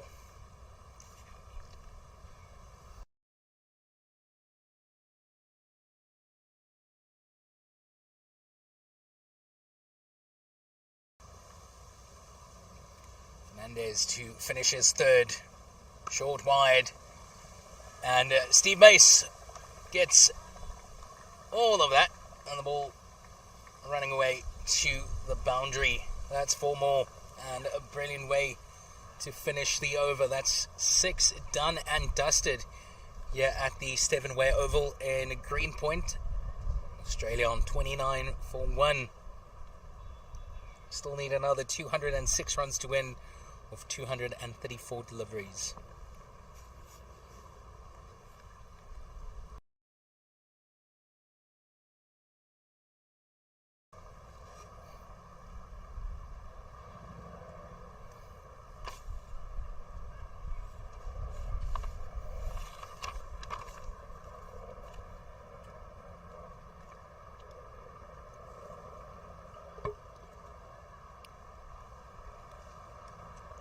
While we wait for Madanayake to resume his 4th over, it's a quick update from that match between South Africa and India's over 50s. They're currently playing at Claremont Cricket Club. South Africa got 209 for 9 in their allotted 45 overs. So India need 110 to win after 11.5 overs. That is India on 49 for 1. Looks like it's going to be an exciting game. This one shaping up to be a thriller as well. And a fantastic opening day of the Over 50 Cricket World Cup with 2 exciting matches. One at Claremont Cricket Club, the other one here at Greenpoint Cricket Club. And it's been a top spell from Sawanji Madanayake so far. It's really been troubling the bowlers. Figures of 1 for 17, and this is 4th over. And floating it through quite nicely. Every so often gets some turn, but most of the time just skidding through.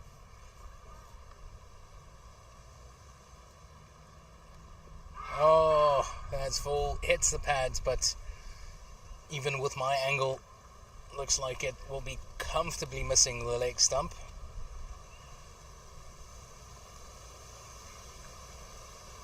But a passionate appeal from the Sri Lankans nonetheless. Oh, Grimson turns. A little bit short. Nice steep bounce. And just coming off the outside edge, inside edge rather, of Paul Wybird. Lucky once again that it missed his stumps. He survives. And again, shapes up to face Madanayake. Again, another passionate appeal from the bowler, but it's hard for the umpire to give it out when it comes off the bat.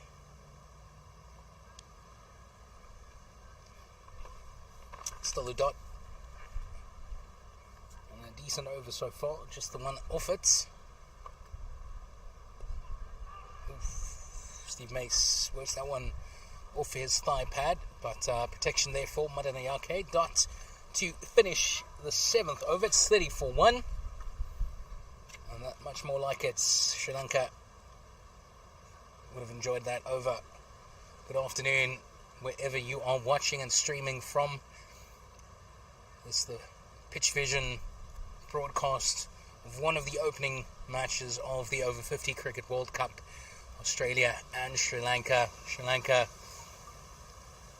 were asked to have a bat first of the Australian captain. Tony Clark won the toss earlier this morning. And despite a bit of a slow start, managed to get to 234 for 7. Fantastic innings played by Ravin Perez and captain Snevaratne. Dylan Fernandez resumes his spell.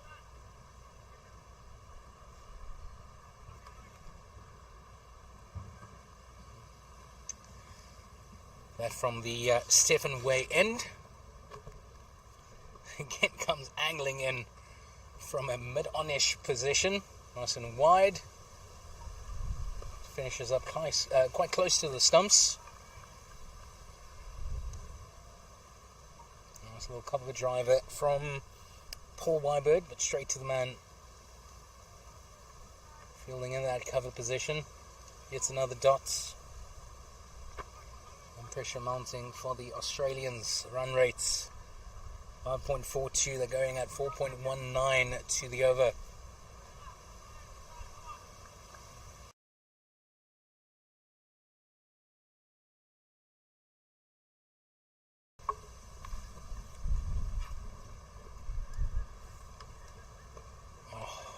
Good length, get some movements, and sloppy fielding, but Australia happy to get that one.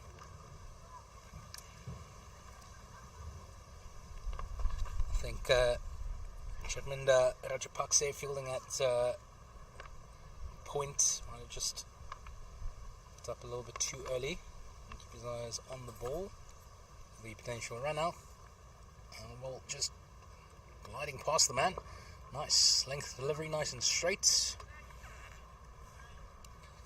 And Steve Mace defends once again.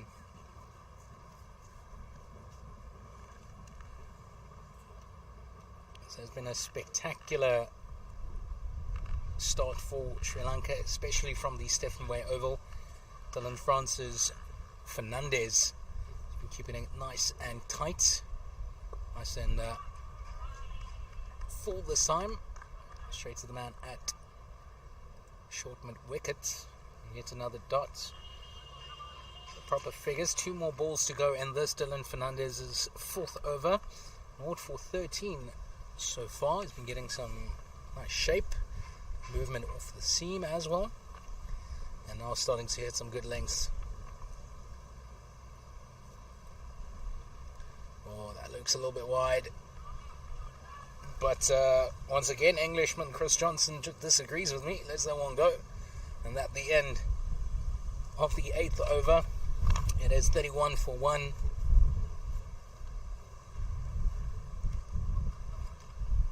Current run rate 3.88 to the over. This partnership up to 30. Both Steve Mace and Paul Wybird on 13, Wybird off 25 deliveries, Mace of 21. Both finding the boundary twice so far.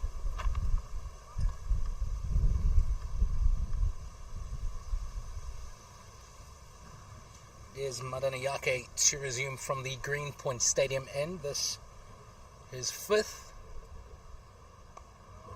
Good length. Straightens nicely into the right-handed Wybird.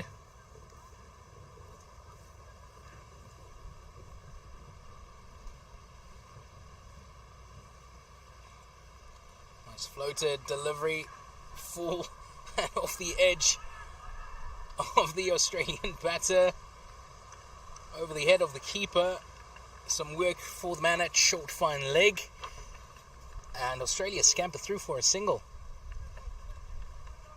And that's byes. Signalled by the umpire. I have to apologise. The angle I'm sitting at, right next to the side screen from the Greenpoint Stadium end. The non-striker just blocking my view a tad.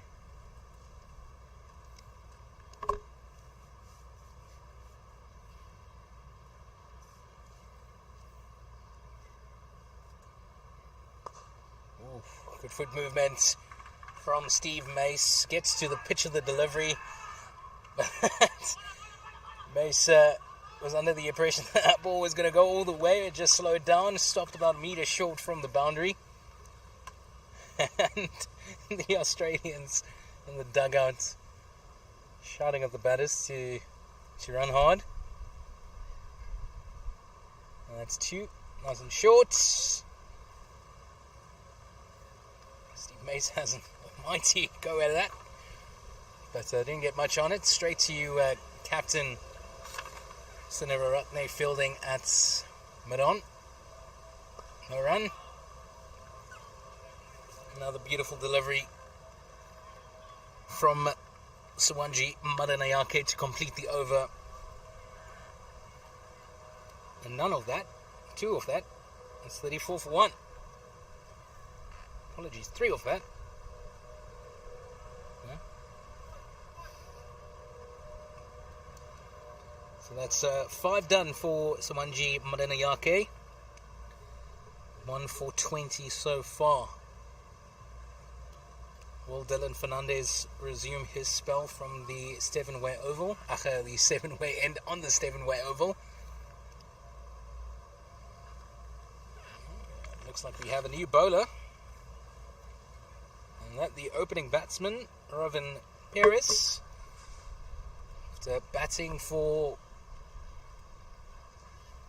what was it, about 35 overs. Now given the ball. Looks like he's going to bowl a couple offies.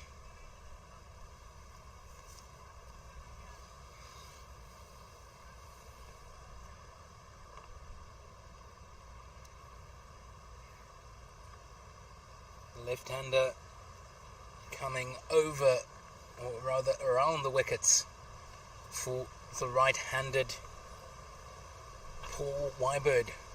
Oh, great turn. And a beautiful length delivery, turns away from the right-hander, just beats the outside edge, and a fantastic take from A.S. Rahim behind the stumps.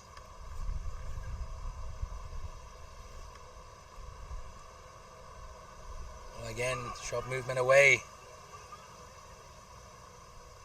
And another dot. Fantastic cricketer, Mr. Robin Perez. All-rounder. Some great work for Sri Lanka here today. Off the edge of Paul Whitebird's bat, just misses, or rather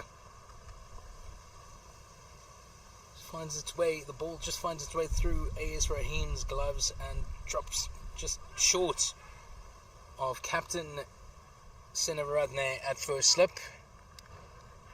So Whitebird, it's let off the hook. This is a great start to Robin Perez's spell. Causing some real trouble here for the Australians. Oh, that's time. Too full. And Paul Whitebird does not miss out. And finds the boundary at long on. That's 4 more to Australia's cause. Takes them up to 38 for 1.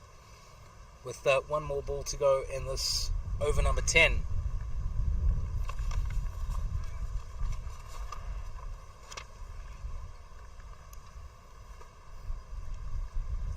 Australia need more of that. Current run rate more than 5 and over. This time nice and full from Perez. And that brings the end to the 10th over, 38 for 1. Paul Wybird on 17 of 33. Steve Mace on 15 of 25. Still quite a way to go. They need 197 still to win, does Australia, of 210 deliveries. And the required rate just more than 5.5 to the over. It's at 5.63. Currently going at 3.8.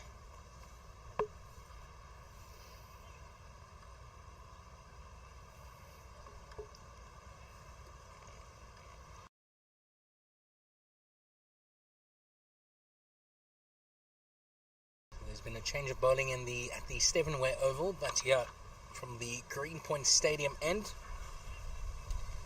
Captain Sinivaratne sticking with Madanyake. This will be over number 6 for the man. He's on 1 for 20 so far, going at exactly 4 to the over.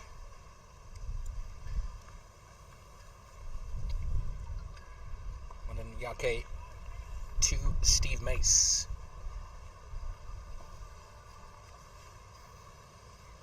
And the Australian defends.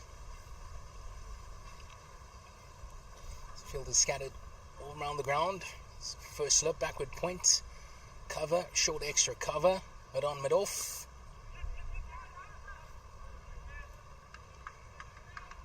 May sets that straight to the cover fielder. A bit of a knock on, which allows the two to scamper through for another single.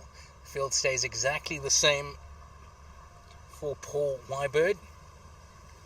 The leg side, got a shortish mid wicket, short fine leg. The man at deep square leg. Oh. Madanayake angling it into the pads once again. Nicely kept out by Steve Mace, or rather Paul Wybird. Nice floated delivery, good length. Gives the man at short extra cover some work to do. Get through for quite an easy single in the end.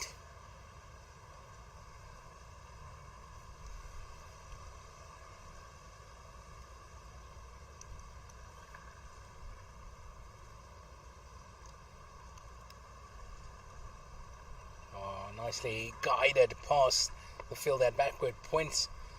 Takes the stroll downhill to the Stevenway Oval, or rather Stevenway end on the Stevenway Oval, and they get through for 2 comfortable runs.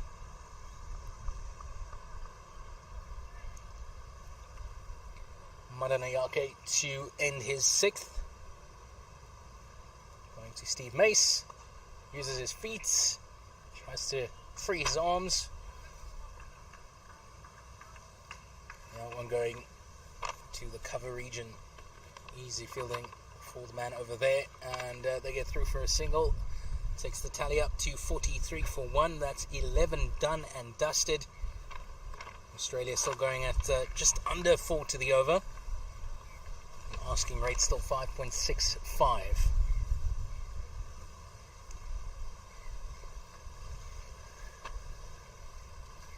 Got a feeling that this one will be swinging back and forth.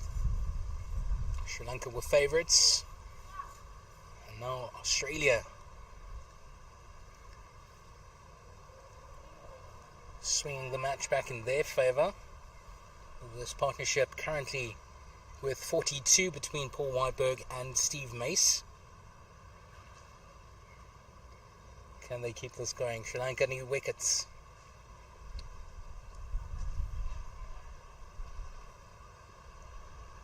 And some adjustment. Marvin Perez on the offside. Backward point to point. And a misfield from the bowler allows the two batters to get through for quite a comfortable single. It's a backward point. Man on the sweeper boundary. Man at extra cover. Fielder at long off, coming into the circle.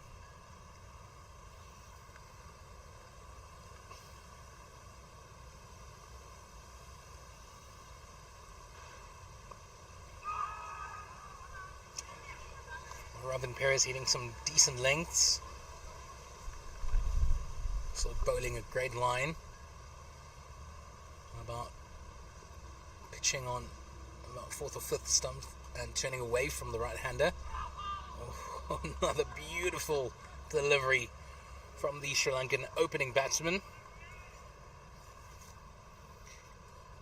Not that he needs coverage on the leg side at this stage. He has a man on the mid-wicket boundary. And again, sharp turn away from the right-hander on a great length. And for the 3rd delivery in a row, gets the best of Paul Wybird.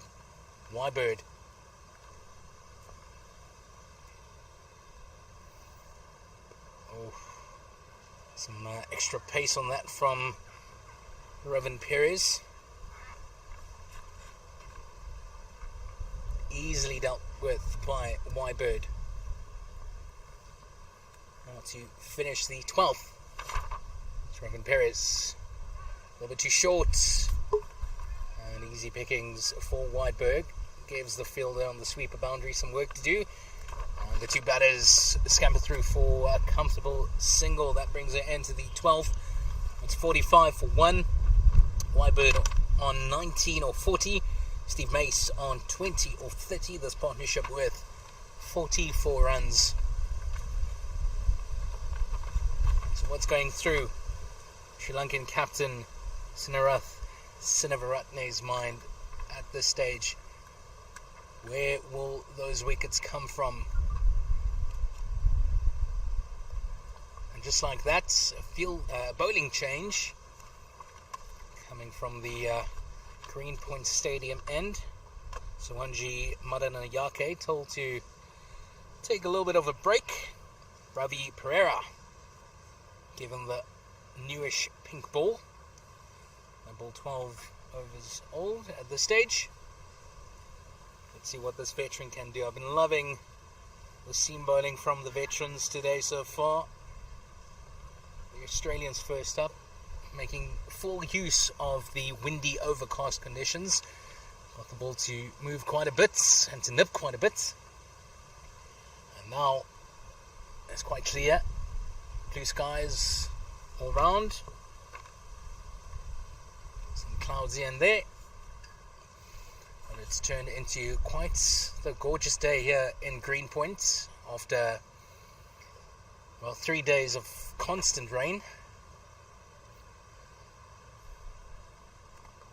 But earlier this morning I didn't think any play would be possible. But this outfield drained quite nicely and the covers did its job. This slightly used deck, the Greenpoint Cricket Club had a juniors game on this weekend, so just slightly used, and great running there from the Australians. Great pace shown from Steve Mace. Though the field at backward point hit the wickets. They get through for a single. That's top stuff.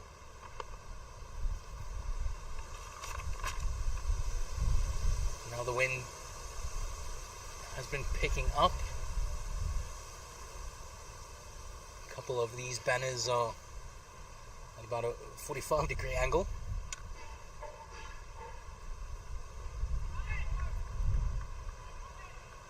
I bet you can see it on the feed as well.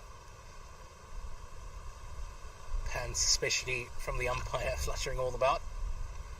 So let's see if Pereira can get some movement through the air. A little bit too short, a little bit too wide. Great fielding from the man at cover. But Australia get through for two comfortable runs.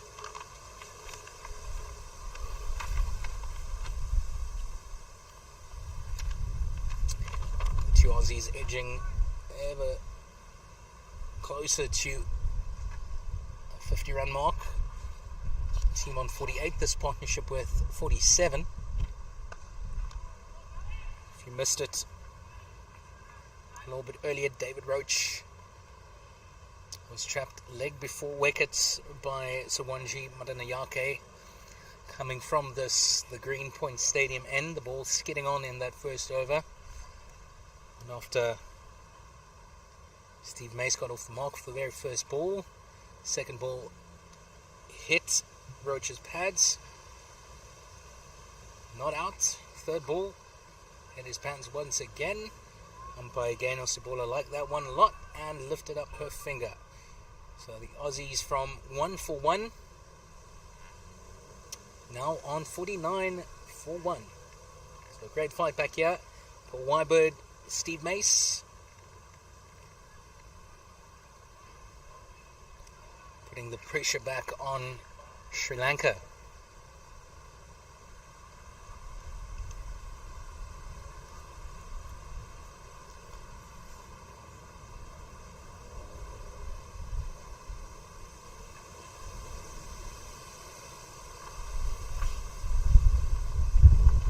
Again, a little bit too short from Pereira.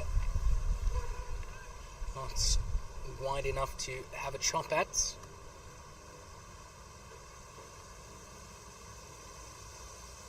So a dot but Ravi Pereira has been struggling through this over, although only conceding 4 at this stage. We go last ball of the 13th over. Pereira to Whiteberg. Good length of delivery. Seemed like it shaped into the right-hander. Whiteberg just defending. So that's the end of the 13th over. 49 for 1 it is. And the required rate is climbing ever so slightly. It's up to 5.81 to the over. With Australia going at 3.77. Still 186 runs required from 192 deliveries. They've got 9 wickets in hand.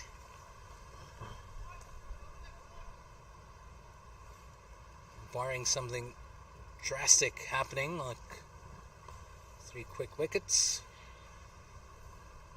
this match hanging in the balance. One would say Australia in the more comfortable position,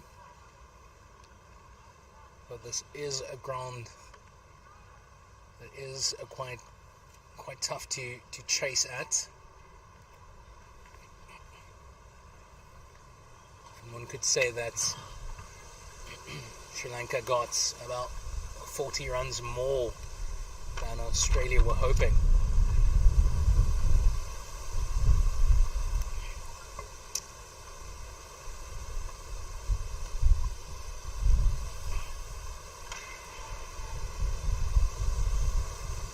This has been a top start to Robin Perez's spell, and this is 3rd over. 0 for 6 is figure so far. Midway through his 3rd. A little bit wide, not getting a ton of bounce.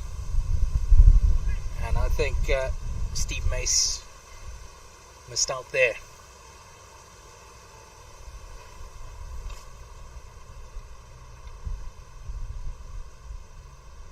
Again, a little bit wide.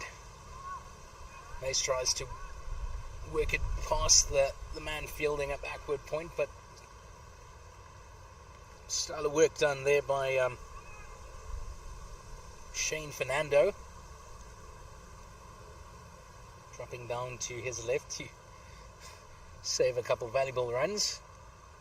And now a change to the field, the man on the cover boundary coming in to the circle. This time 2 straight easy pickings for Steve Mace. It should be 2 comfortable runs.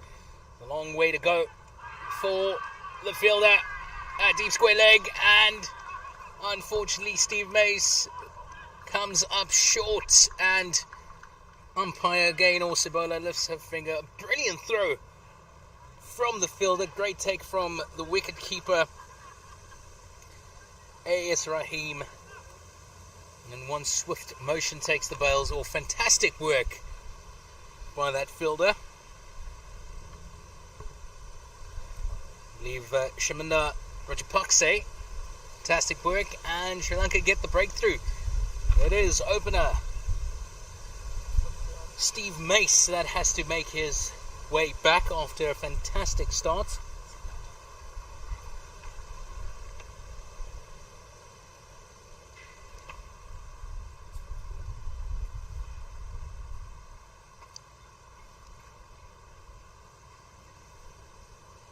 Unfortunately, that partnership ends on 49, but the completed single brings up the 50 for Australia.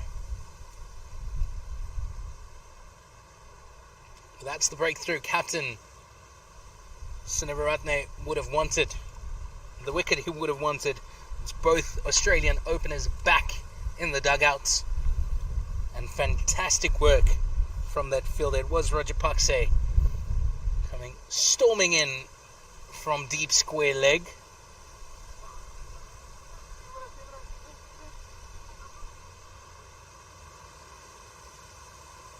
To about was it short 45, longish 45, and a phenomenal throw, just easy to take for A.S. Rahim, just over the stumps, and Steve Mace found well short of his ground. So that's 2 down for Australia with 50 runs on the board and 14 overs played. So with that, there's the captain, Tony Clark, who finds himself out in the middle with still quite a lot to do for Team Australia. Still another 185 required from 186 deliveries. World scoreboard pressure started to take its toll. Short wide and chopped away by Paul Wybird. Easy single. So now the captain, Tony Clark, will he be feeling the pressure? He did a phenomenal job with the ball. Very disciplined bowling, great lengths, some great movement as well. Can he do the same with the bat here? It's Ravi Pereira coming steaming into the Australian captain. Oh, no great signs there. They're just coming off the outside edge of Tony Clark's bat, indicating some extra nip. But that ball just falling short from the fielder at backward points. It is well and truly game on.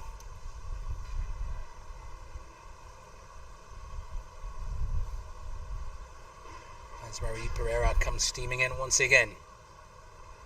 That's short and just nips away from the right-handed Tony Clark. I think he's starting to feel the pressure. I think the Sri Lankan fielders will be reminding him of the job that's required here.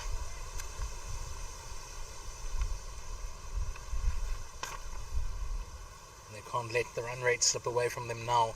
The required rate just over 6 now, with their run rate dropping down to 3.5 to the over.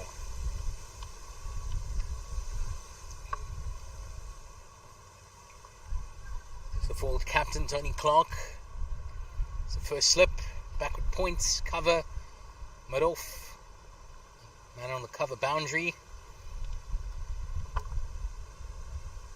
Also a man on third leg boundary, third man boundary. Short fine leg in place, a deep square leg, and a middle, or mid-on of course.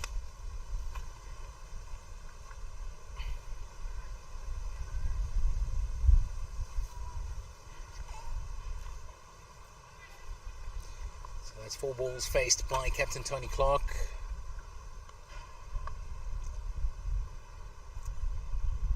Still trying to get in the zone, trying to get momentum back on his side. Allows that one to go through, and that's 15 overs played, 51 for 2, as both teams will enjoy something to drink.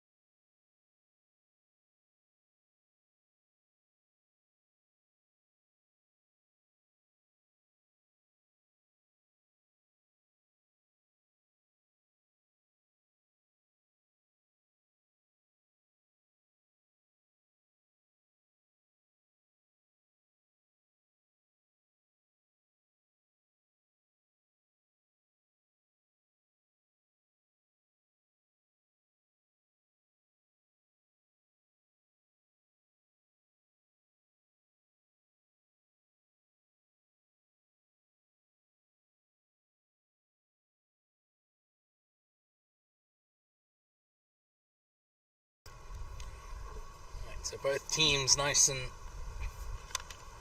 full of, that was probably Oros. It's the only reason most club cricketers still play, is for that weekly drink of Oros. Both teams hydrated, ready to go.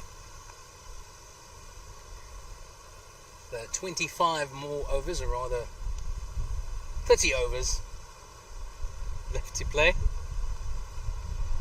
And a steep hill for Australia to climb. They're two down if you just joined us.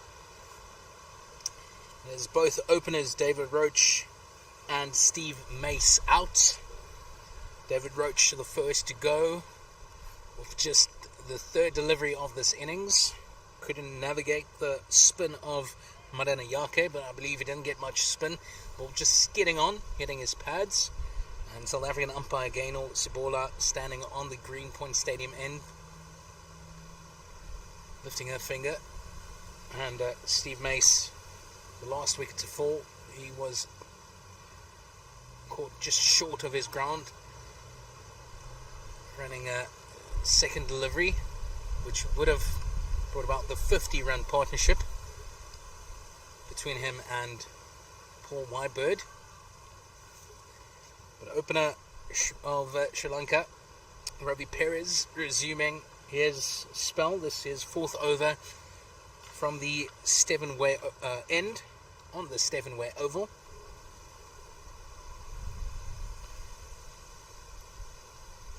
And it's been a proper spell from Ravin Perez thus far. He's only conceded the 7 runs, causing some trouble for both the right-handers, finding great lengths. Some nice purchase and turn as well. Just moves it away from the right-hander, beat the outside edge more often than not. And the one that did find the outside edge beat the keeper and fell short of captain Sinavaratne at first slip. So the asking rate climbing, it is 6.27 to the over required. Australia going at just over 3, it's 3.21, and some nice running there from the Australians. Ball going straight to the fielder at mid-off. That's Daminda De Silva now making his way to the long-off boundary. So there's a long-off, long-on. And on the mid-wicket boundary, also a sweeper out. And another disciplined over comes to an end. 0 for 8 after 4 Ravin Perez's figures. And that's some proper bowling.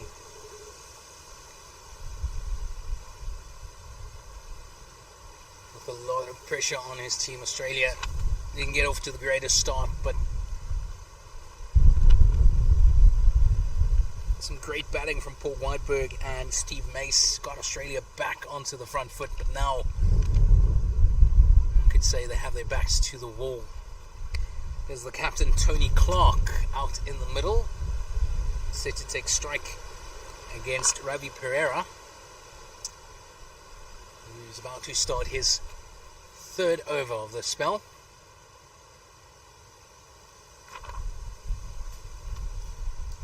As Pereira comes streaming in, Clark says, "I'm not ready yet. Give me one more second." And here we go.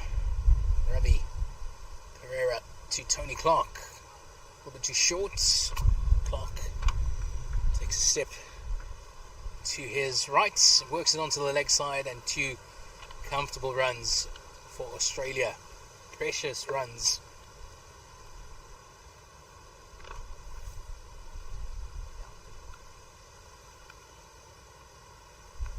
So once again, welcome to this Pitch Vision broadcast of this one of 2 opening matches of the Over 50 Cricket World Cup. It is day 1. We've got quite a few games over the next couple of weeks at a few Cape Town-based cricket clubs. And while Sri Lanka and Australia fighting out here at Greenpoint Cricket Club, we've got the hosts South Africa and India fixed in battle at Claremont Cricket Club. South Africa got to 209 for 9 in their allotted 45 overs. And India coasting at this stage. They're on 74 for 2. And they just crossed the 20 over mark.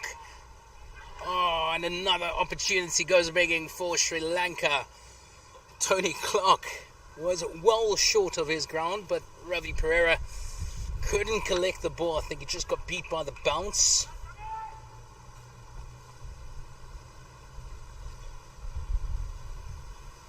Ground around the pitch area just lifted a tad, so as the bowlers come running in, it is a bit of an incline they have to navigate, but unfortunately a massive opportunity goes a begging for Sri Lanka.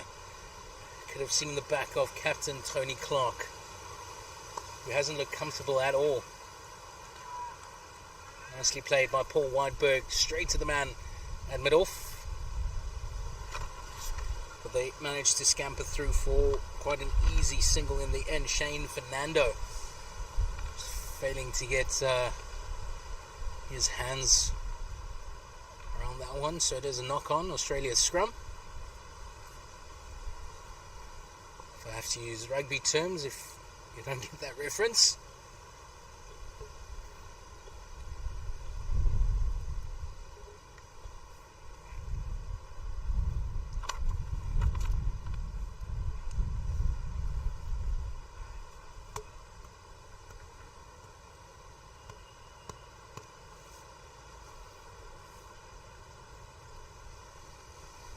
Sri Lankan captain Sinivaratne just telling his boundary riders to hang back, especially the man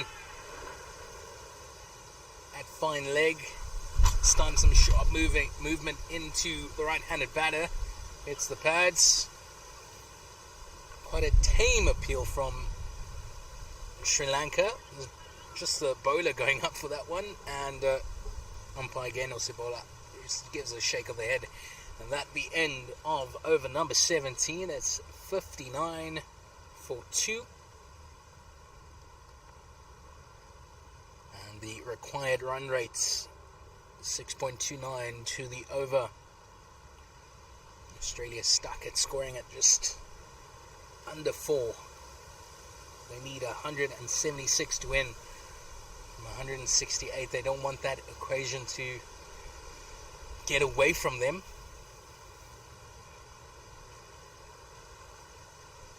Captain Tony Clark just still looking for momentum. He's been having a bit of a struggle, hasn't been hitting it well at all, but it's just one good shot, and that will change, surely it will. Oh, good length from Ravin Perez, who resumes his spell from the Stevenway end. And this man has been on point since the start of his spell. Getting great lengths, getting good turn, nice and full.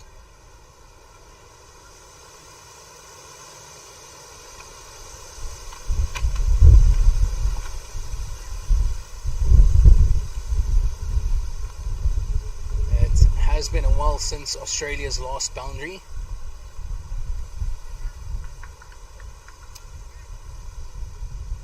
To just chipping away, they're keeping the scoreboard ticking at least.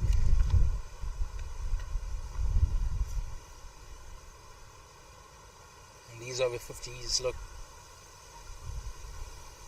they're conditioned nicely. They up for all the runs that have been on offer. No run this time. 2 more balls to go in this, the 18th over. Ravin Perez to Paul Wyberg. Let's try that again. 2 more balls to go in this, the 18th over. Ravi Perez to Paul Wybird. Nice length. A little too wide. I believe there might have been a run on the cards, but Tony Clark says, no thank you. Stay put.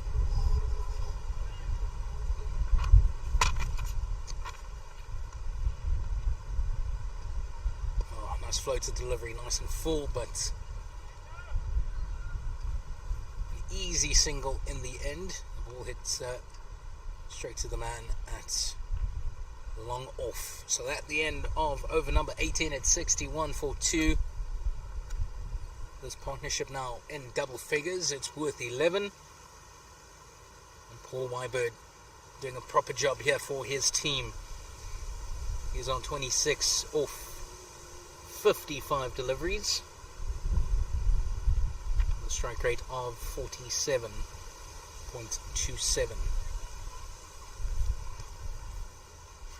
Captain Tony Clark, meanwhile, he's been out there for quite a few overs. He's faced exactly 2, that's 12 balls, and he's got 5 runs to his name. Yet to find the boundary.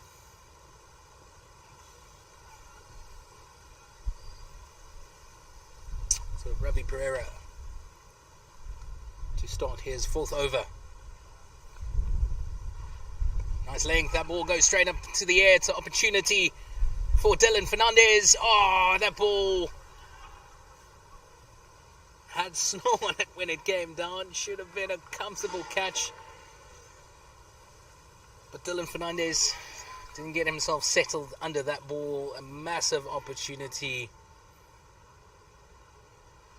should I say, slips through the fingers of Dylan Fernandez. Did all the hard work, got under the ball.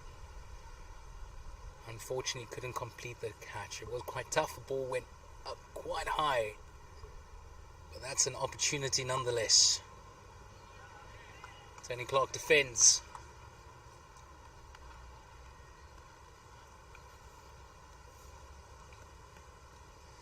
Yeah, that was quite tough. A 4th man with a number 4 on his back, Dylan Fernandez, had to move quite a bit to his right and got himself in a bit of an awkward position in the end. It should have been a comfortable catch. Had quite a bit of time, but instead of taking it onto his chest, ball was probably swirling in this wind, so tough to navigate as well. Ended up trying to complete the catch over his head. And Paul Wybird lives on to fight another day. On strike. Misses out on that. That ball drifting onto the leg side. But the tall figure of Paul Wybird not getting any bat on that, unfortunately, for the Australians.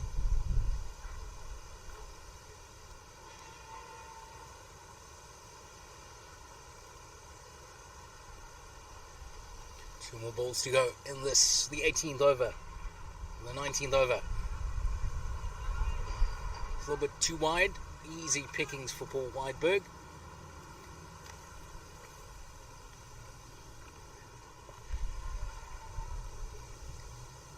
Gets it straight to the fielder on the cover boundary, but easy single through. Stroll through for a single for the Australians.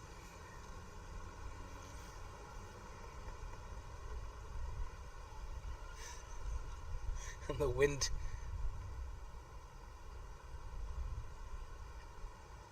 quite rough out there. Blows the hat off the English umpire Chris Johnson. And the fielder on squared leg, tasked to get the man's cap. And it's play on once again.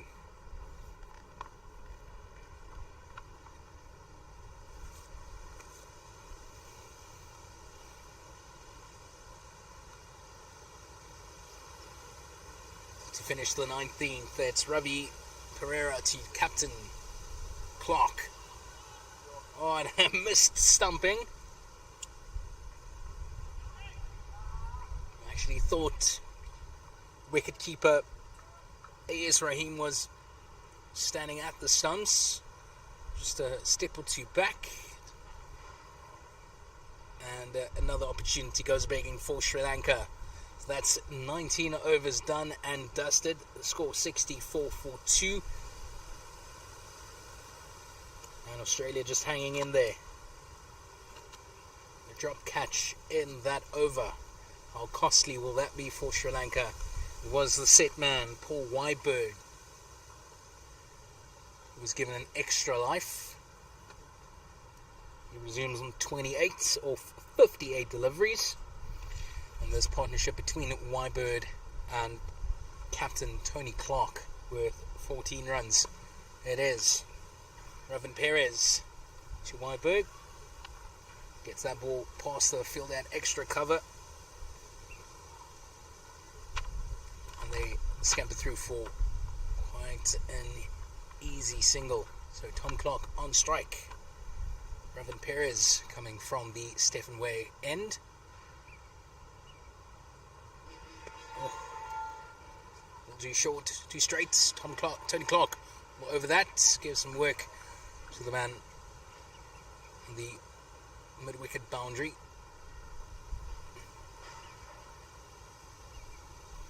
It has been a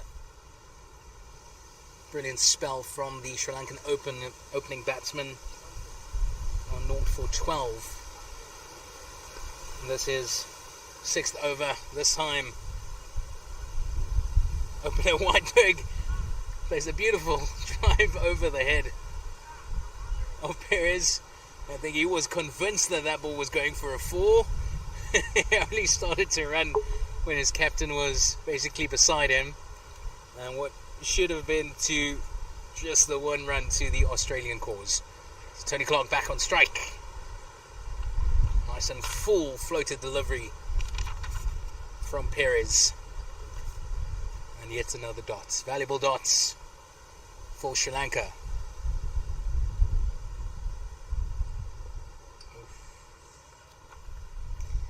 Australian batters have been finding it hard to navigate Ravin Perez.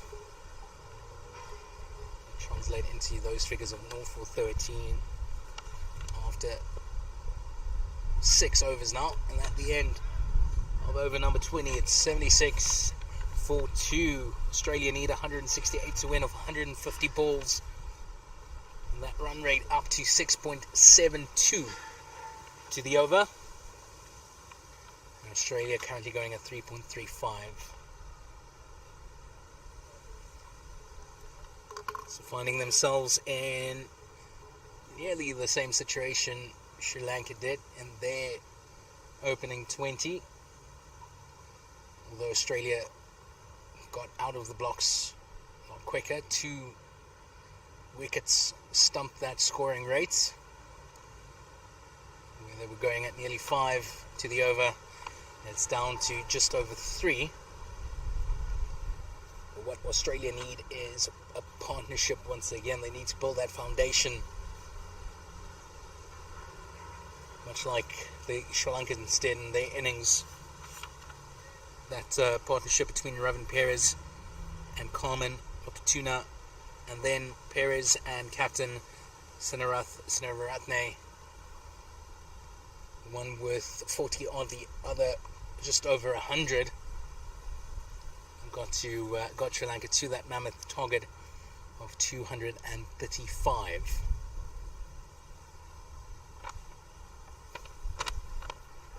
Australia need to get some rhythm. Just need to rotate the strike, keep the scoreboard ticking.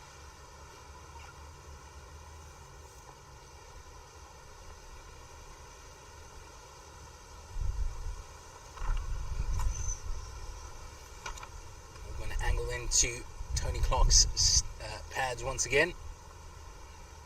And it's straight to the man at a shortish mid-wicket fielding position.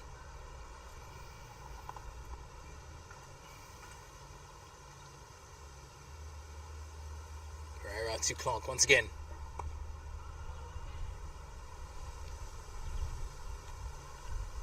Not a ton of pace, but getting some movement. Wicketkeeper Ace Rahim 3 or 4 steps from the stumps.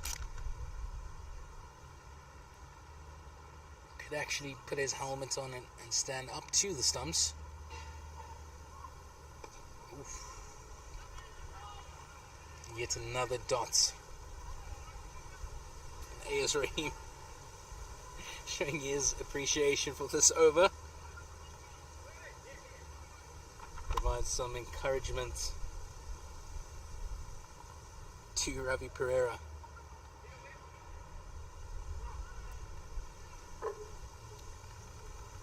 Two more balls to go. Can Sri Lanka get through this with minimal damage?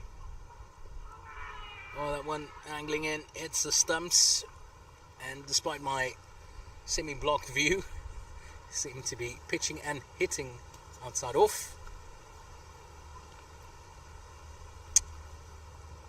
And South African umpire Gaino Sebola gives a shake of the head.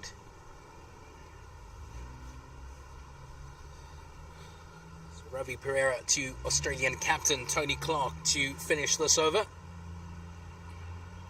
Again, angling it in. And Clark just works it down the leg side. Umpire says that came off the pad, so leg buys. But it runs to Australia's cause. 69 for 2 after 21 overs.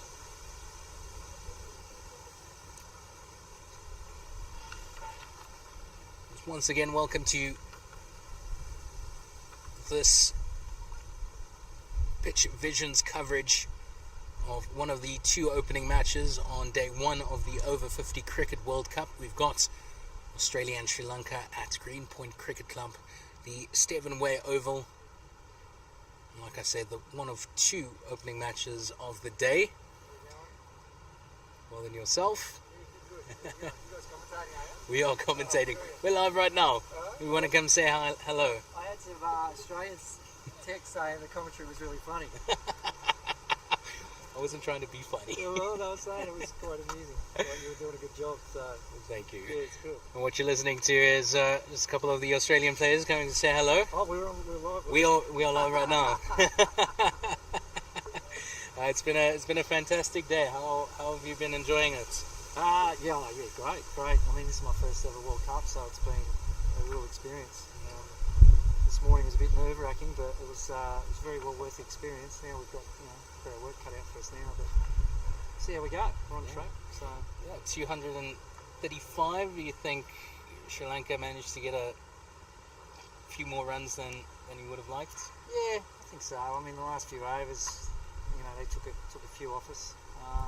It would have been nice to see it down the low 200s, but they batted well. We've got to credit where credit's due.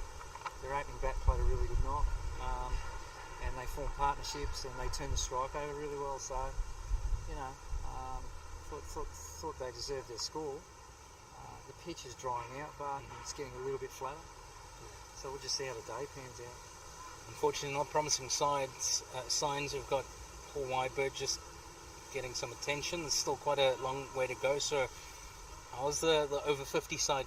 Managing the bodies and just trying to get through the next couple of weeks. He's just an old man, mate. That's all that is. He's getting treatment for being old. You just roll with it. I think you at the age of 50, you kind of you have your niggles and you have your little something feels a little bit rough one day, and then the next day it's fine. So I think we just manage ourselves. We know our bodies pretty well. We've got Ross, our chiro, who's really good, and we've got some local chiros as well that are coming in tonight to look after us. So it's a long 2.5 weeks on the body. So we'll just play each game as we go. But I think Whitebird's just a little bit of a sook, to be honest. The next 2.5 weeks you're in Cape Town. How have you been enjoying the mother city, and what's one of the key things on your bucket list to tick off during this trip? Yeah, there's a couple of things. We've got a bye after the New Zealand game in a few days. I think it's the Wednesday. So we're heading to a safari for that. There was a bit of talk with Miki about going to dive, do the great white shark sort of dive. So I'm not sure if I've got the courage for that, but I'm interested. Let's just say I'm interested. I'm not sure, but so we've got a few things planned, and then that's great. That's 6. Oh, what a shot! That's a great shot. I'll take that. Yeah, some attention. Oh no, that wasn't one, but that was Captain Tony Clark, a man who had quite an inspiring spell there with the ball. Yeah. Just didn't get off to the greatest start with the bat, but now is starting to hit his traps. Yeah, I thought he bowled really well, Clarkie. I thought he was unlucky. Centre played and missed a few times. Centre batted well, but I just thought Clarkie, he used that wicket really, really, really well, and just was unlucky. But yeah, I actually think he started off okay with the bat. I quite like the way he started off. It's just played himself in nicely, and he'll start moving when he needs to. So enjoy the rest of the trip. Remember, South African great whites aren't the same as Australian great whites. Are they? So yeah, so if they come They're close, gentle. They're more gentle. no, if they come close, just go. Tap. That's Mick Fanning's job, not mine. That's Australian bowler Brett James, who had a brilliant spell of bowling. A guy just popping in to say hello. So returning to the action, Tony Clark, Whiteberg, doing the job for Australia. Tony Clark just getting the ball over the head of the fielder at Cal corner. So that's I think the first boundary in some time for Australia, and the two getting some momentum. So that's more runs for Australia. Captain Sinevaratne and his first over. Another tall man bowling some spin. Also getting quite a bit of bounce. So Paul Whiteberg seems to be struggling, as you heard from Brett James. He's getting treatment for being old. It's tough being a veteran cricketer. And it seems like he might have an issue with his spikes.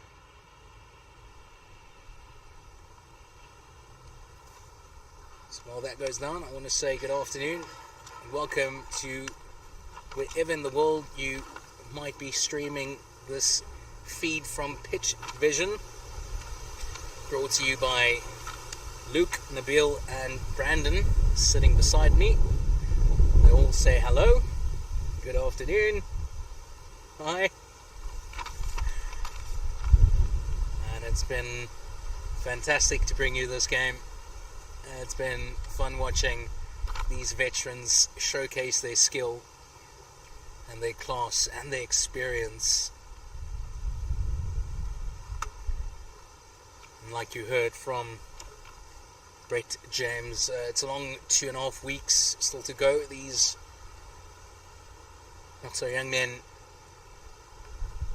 have quite a bit of cricket still to play over the next 2.5 weeks. And that's going to be decided at a few rugby clubs and 1 or 2 schools in and around the mother city. The other game currently happening at Claremont Cricket Club in South Africa and India, and this day 1 of the Over 50 Cricket World Cup. Short, wide and chopped by Captain Tony Clark. That one almost runs away, but some great footwork from the man making his way from the third man boundary. Some fantastic footwork, saving quite a few runs, a couple to be exact. And Australia starting to put their foot on the gas. That one worked away by the captain Tony Clark. A bit of sloppy fielding from Marlon Merling. at deep square leg, but Australia only get through for the one.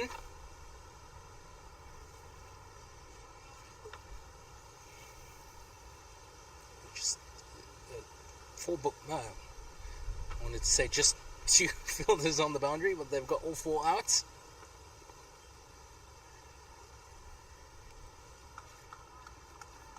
Got a deep square leg, fine leg, third man, and a man at deep mid wicket. Apologies. A man on the cover boundary. Then inside the inner ring, mid on, mid off. So short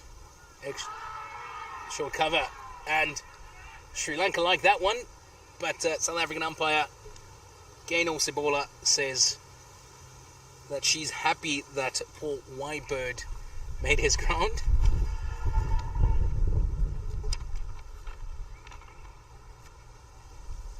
All runs to Team Australia. So a short extra cover, backward points.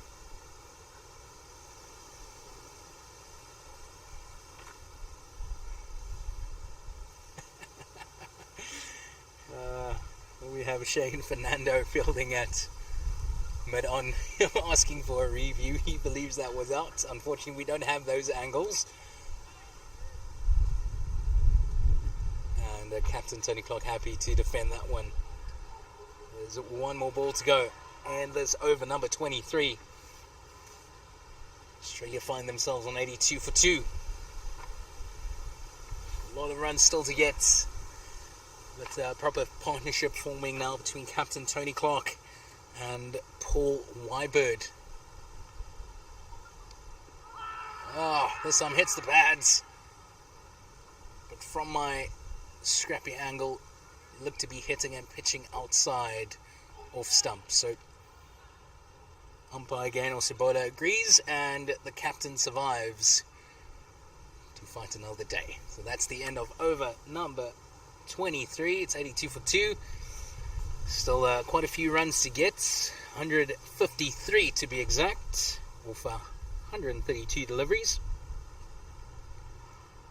The scoring rate starting to climb. It's climbing ever so slightly. It's up from just over 6 to just under 7, 6.95. Australia scoring at 3.57. So it got a change of bowling. It seemed like Captain Sinivaratne just wanted to bowl that one. I think he is done, especially after his hard work with the bat, playing his part in a 100-run partnership with opener Ravin Perez. So it's Damunda De Silva given the ball. While Sri Lanka do some final adjustments to their field. Just an update from the other opening match going down at the Claremont Cricket Club. It is host South Africa up against India. India need 210 runs for victory. They are on 99 for 3. So just like this game over here, that one is going to be quite tight.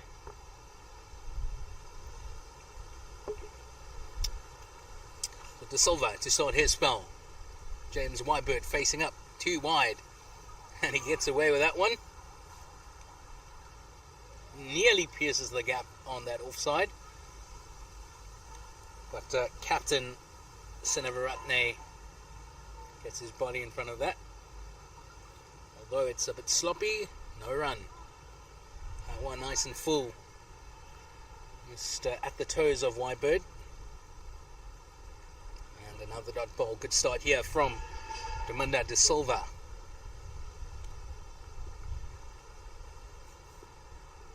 Silva floats it in at the toes. Oh, and nearly another mix-up in the middle.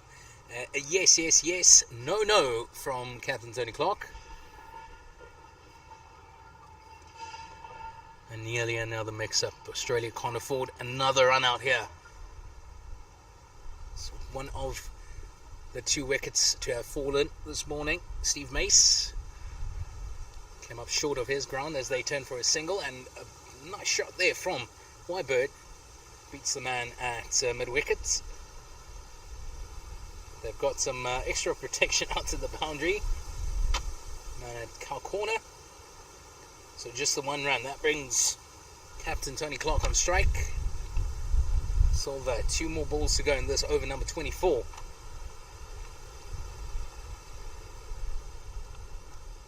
Floats it in.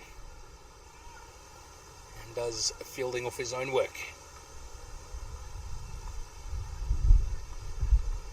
1 more ball to go.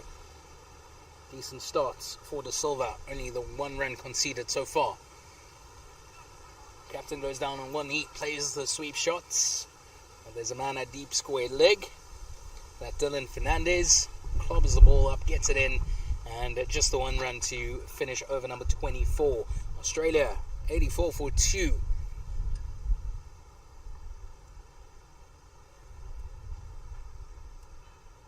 And this partnership now with 34 runs. Wybird on 33 off 67. Captain Tony Clark, he's on 21 of 36. 3 fours hit by Paul Wybird. And Tony Clark, just the 1 boundary to his name. He just got the ball over the head of the man fielding at cow corner just a couple of overs ago. While I was having a chat with the Australian bowler Brett James. Man had a fantastic spell up front. Also contributed to that phenomenal start Australia had. They had Sri Lanka on the ropes in the first 10 to 15 overs. But Ravan Perez and Coleman Mapatuna, and then Ravan Perez and Captain Sinaratne doing a fantastic job to ultimately get Sri Lanka to that total of 234 for 7. So quite a lot of runs to go, but you can never count Australia out, no matter what team is playing. Get over 50, under 50, under 13. They are a nation of talented, not only cricketers, but sportsmen.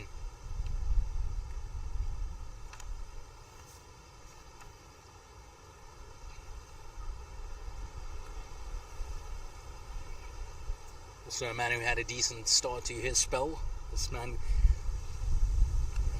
steaming in from the Greenpoint Stadium end. This over number 7, long for 22, his figure so far. Short, and Paul Weinberg will not miss out on that.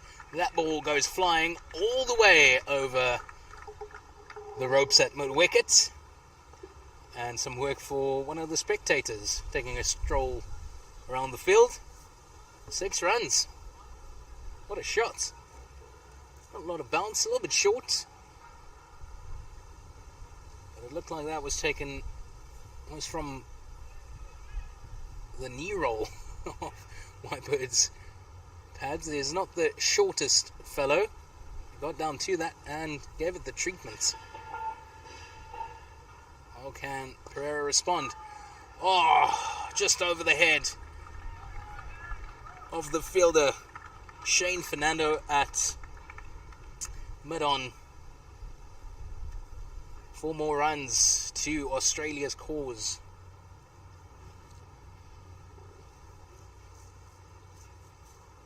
And Fernando's not the shortest of guys, but beat him quite comfortably in the end, despite a valiant jump. And the captain tells him to hang back, so long on in position. A little bit short, a little bit wide. Didn't get all that he wanted as Paul Weinberg on that shot. So after 2 deliveries that went for 10 dots, 2 more to go in this over number 25.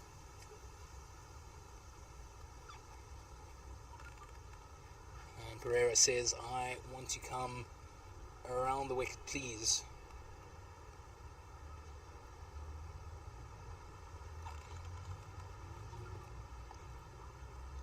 Oh, yeah, that pitches outside leg stump, hits the pads. South African umpire Gaynor Sebola gives a shake of the head.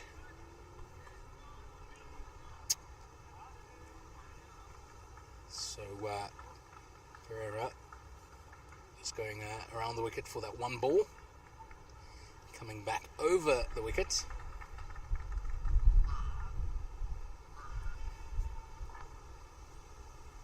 Paul Weiberg on 43. Oh, and he's bowled. Oh, what an unfortunate way to end the innings. Some movement into the right-hander, and a fantastic innings from Paul Weiberg comes to an end. 43 off that one.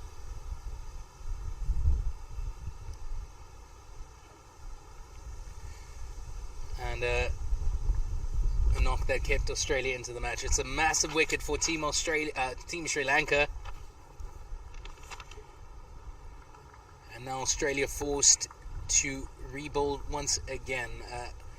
Nice length delivery from Ravi Pereira to finish the over. Came around the wickets, said no, I want to come back over, and that did the job. Just beats Paul Weiberg's inside edge and knocks over his off stump. So now Australia, the backs against the wall once again. 3 down, 96 runs on the scoreboard. And strolling up to the middle seems to be Brad Putto.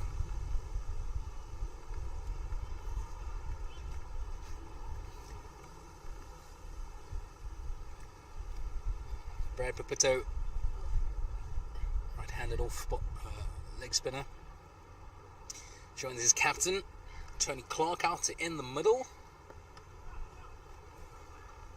It's after 25 overs played, just 95 runs on the board, just 95 for 3, and still a ton of runs to get. 140 required of 120, and Pupito might need a second or two to get his rhythm going, starting to feel the ball off the bat, and that's going to knock the run rate down quite a few again as well. So they're scoring at 3.8 Australia. The required run rate jumped up to exactly 7 now, and that wicket might force Tony Clark to approach his innings in a more conservative way. Might want to slow things down as well.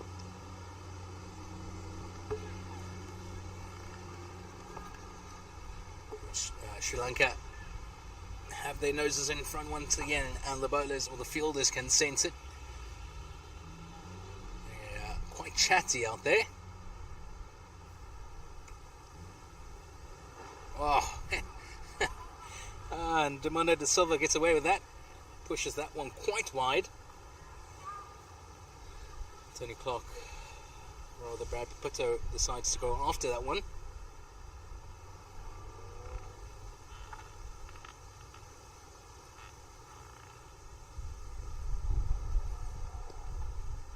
Apologies, that is Tony Clark. Just lost sight of the number on the back there for a sec.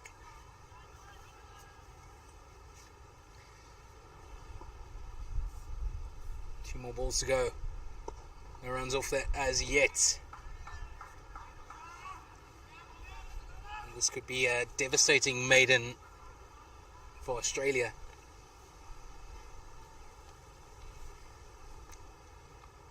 which you could see a steep incline to the required run rate.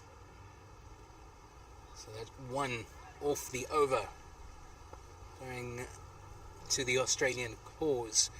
Takes the score up to 96 for 3 after 26 overs. And that required rate's now 7.32, only going at 3.69 to the over.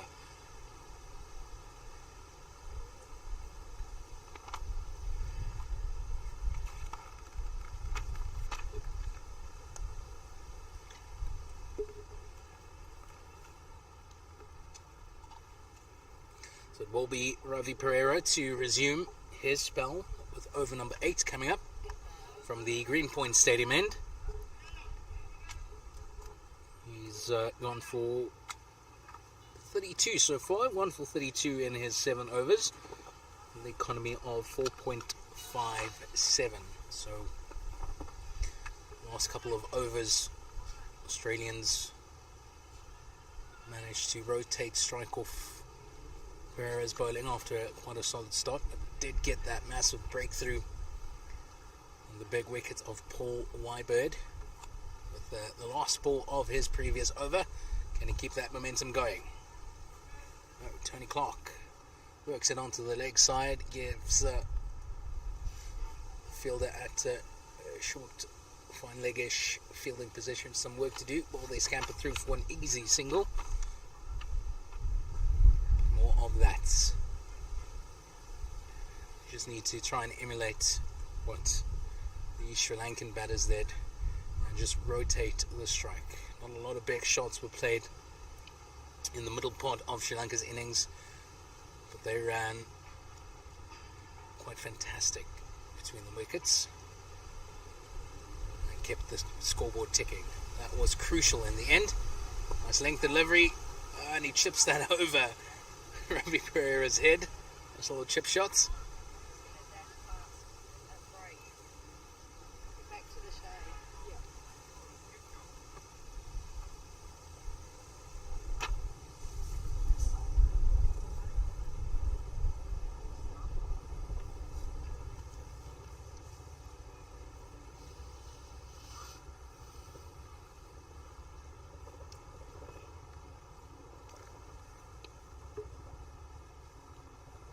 Comes Ravi Pereira once again to Popoto. Nice little punch down the ground.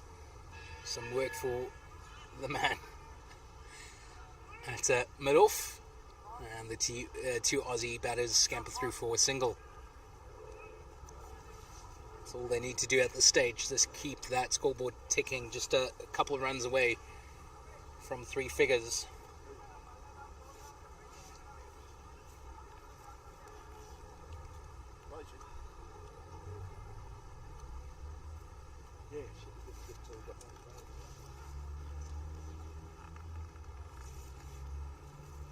Pereira to captain Tony Clark, and he defends.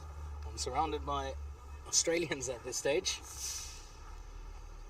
I've got David Roach to my left.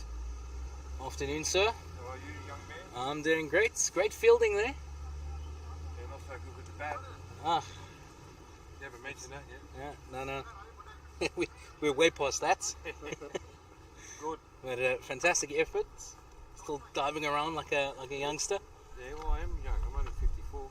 I wanted to say, when did they allow 45-year-olds in the competition? Oh, nice and wide, too wide. And Captain Tony Clark all over that. Very good on. Now you got to pick your fielders here. There's a couple with, I think, bionic arms, especially that run-outs. Yeah, that was a good run out, wasn't it? Yeah.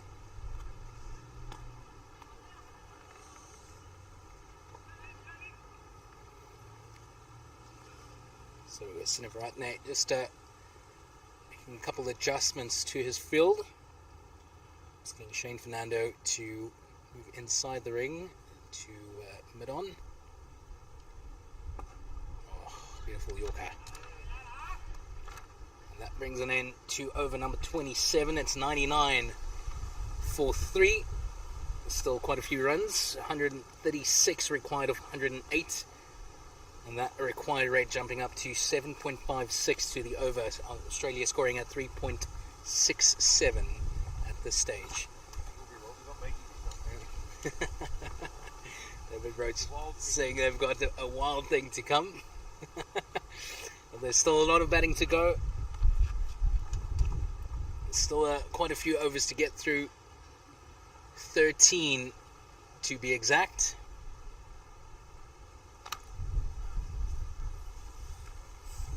But hard work is required from Australia.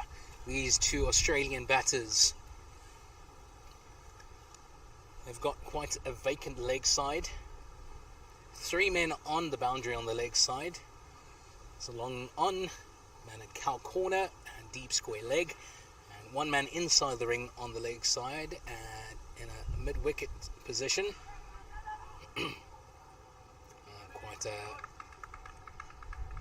Some great running from the Australian captain. I apologise, Brad Putter, but also the captain running to the non-strikers end. So the team, or the field, staying basically the same. Just 1 or 2 minor adjustments, especially to the 1 man fielding inside the circle on the leg side. So asked to come a little bit straighter and move to his left. On the offside, we've got a man gully, backward point, cover and extra cover. More great running from the Australians. Dropped and ran.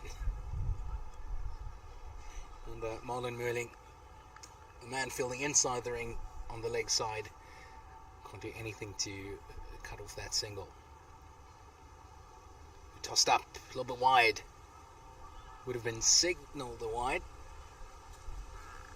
But that one ends up in a dot. So Domingo de Silva halfway through his third.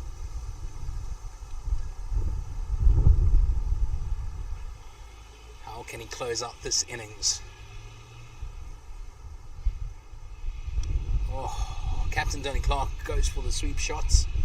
It's a massive gap behind square on his leg side. Tried to target that. Asking the umpire why that was not signalled a wide.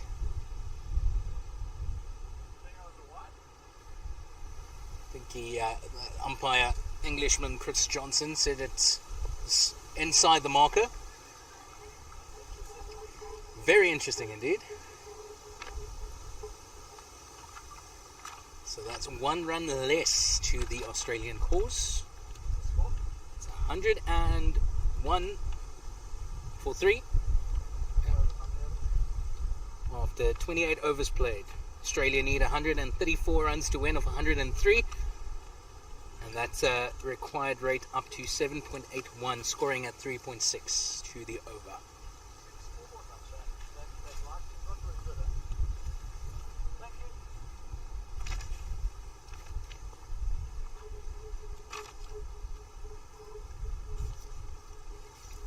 So this match on a knife's edge could still swing anyway, but it's hard not to favour Sri Lanka at this stage. I said that this match will swing back and forth, and just as Australia gets themselves back into the game, they lose a wicket, putting Sri Lanka back into the driver's seat. So Sinaratne making a change of bowling from the Greenpoint Stadium end. It is Carmen Maptuna.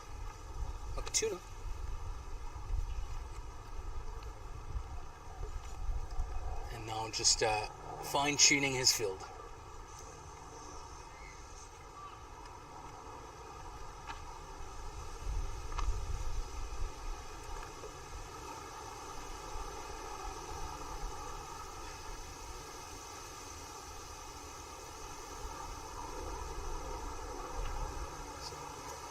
So similar field to that of Dumunda de Silva coming from the Stephen Way end.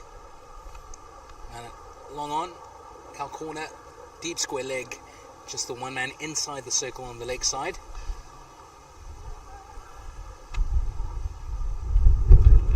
At mid-wicket fielding position, then 4 on the offside, backward point, gully region, point, extra cover, mid-off, and then a sweeper on the boundary.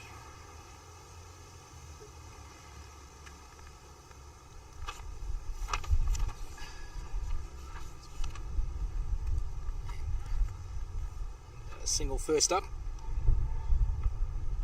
from Brad Potter brings the captain, Tony Clark, back on strike. Some good pace through the air.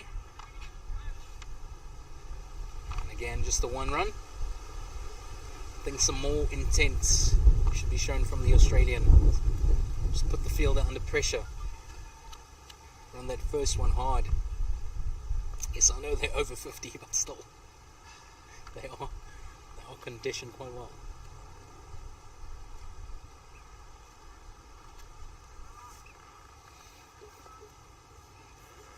So now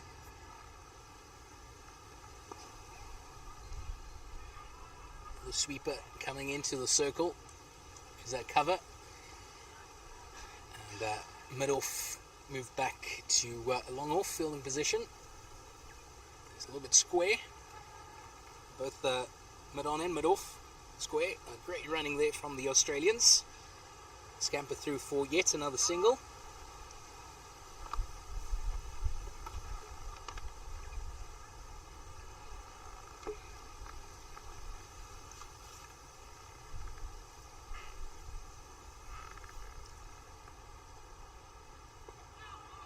Good line, good length. And the Australian captain drops and runs through for yet another single. So that's 4 off the over.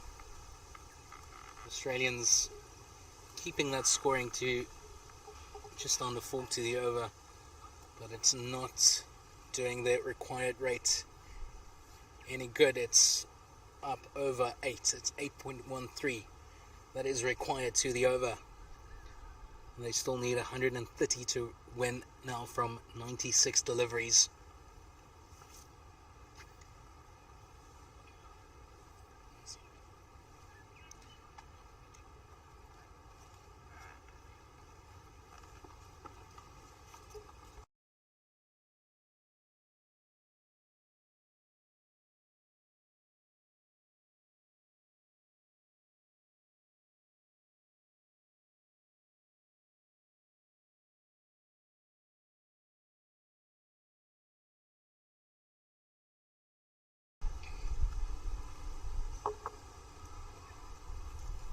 Dumunda de Silva to start his, or to bowl his second ball of his 4th.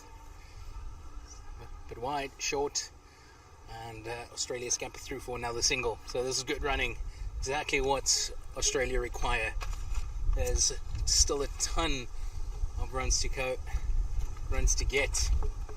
And the boundaries have dried up. Those singles, extremely valuable. Leave that. Was that not signaled wide? Okay. Englishman Chris Johnson, keen to give that. There he goes. The game goes on. Nicely played there by the captain. Rather, Brad Putto. Which brings the captain, Tony Clark, back on strike. What can he do against Dumunda de Silva? 2 more balls to go.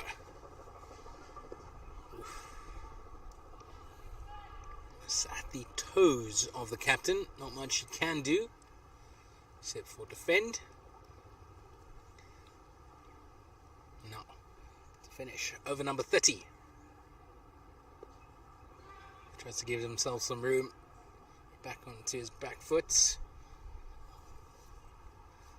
And Tony Clark just strolls through for a single. So that's the end of the 30th over. It's 108 for 3. 15 overs to come. Still quite a few runs to get. 127 to be exact, with 90 balls. And the players will enjoy a nice little drink.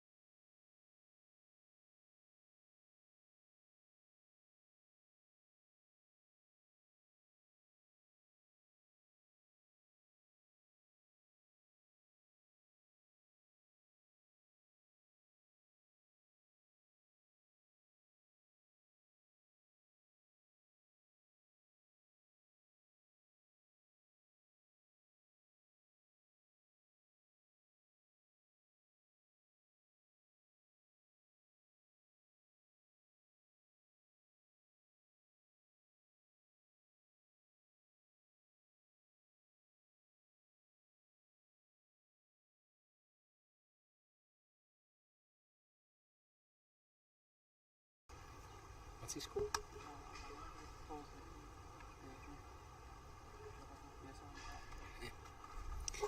Well, welcome back. Teams just returning from their second and final drinks break of this innings. And it's a hearty good afternoon from Greenpoint, wherever you find yourself in the world watching this stream from Pitch Vision. We've got Luke Nabil responsible for bringing you the visuals on screen, as well as Brandon. He's on the panning camera. He says hello. Oh, that one floated up.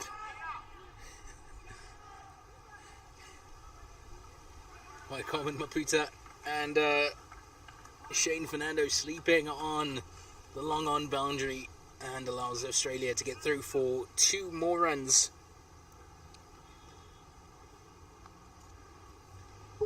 So fatigue might be setting in, mental fatigue that is. They have to stay sharp, they have to stay focused. There's still quite a lot of runs to get, but it could easily slip away. That from Sri Lanka. Both sides looking refreshed after the drinks. But a lot of responsibility still here on the shoulders of the Australian captain, Tony Clark. Finds himself on 32 of 59. That one tossed up quite high by Carmen Mopatuna. And some great fielding there at point, backward point. And he hits another dot.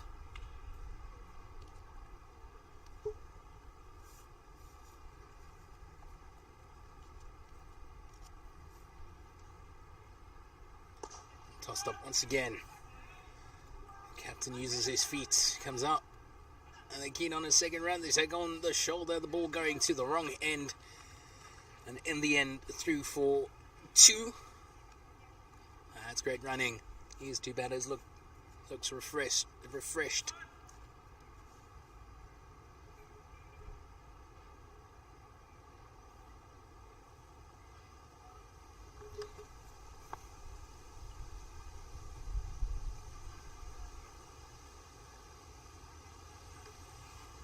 So a change in the field.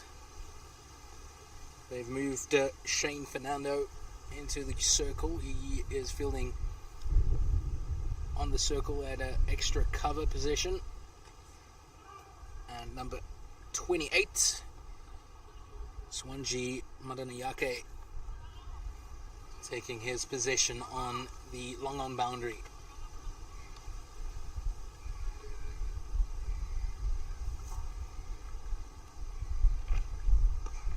Tossed up, played nice and straight, and through for a single. That brings the end to over number 31. It's 113 for 3.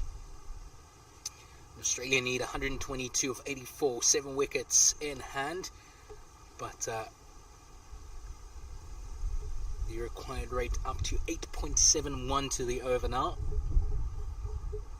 They're still scoring 3.62.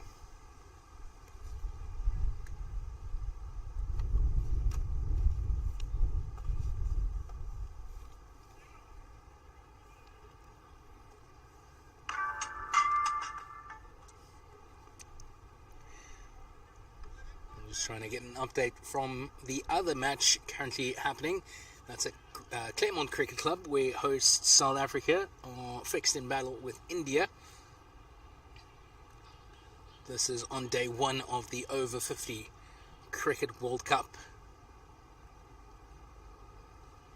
hosted here in the mother city. It's going to be a tough 2.5 weeks for these veteran cricketers.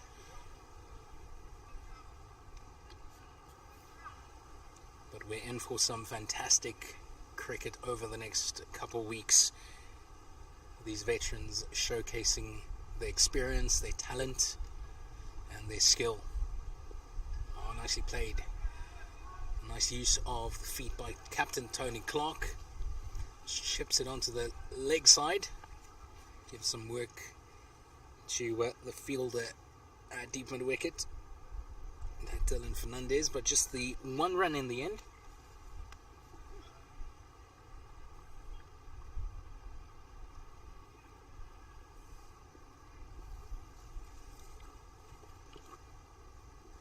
De Silva resumes. The ball just coming off the toe of De Silva and ricochets over to the leg side, giving some work to the man at long on, and the two Australian batters scamper through for a single. Tossed up, full toss, and gone. Can you believe it? That's the end of Tony Clark. Oh, what a fantastic knock from the captain, 36 of 65. Would you believe it? It is a full toss that brings about his demise. That's Australia, 115 for 3, midway through over number 32. So Australia in all kinds of trouble at the moment. There's still quite a way to go. And now basically 2 fresh batters at the crease. Still quite a few runs to go in the final 16 overs, or rather 14 overs.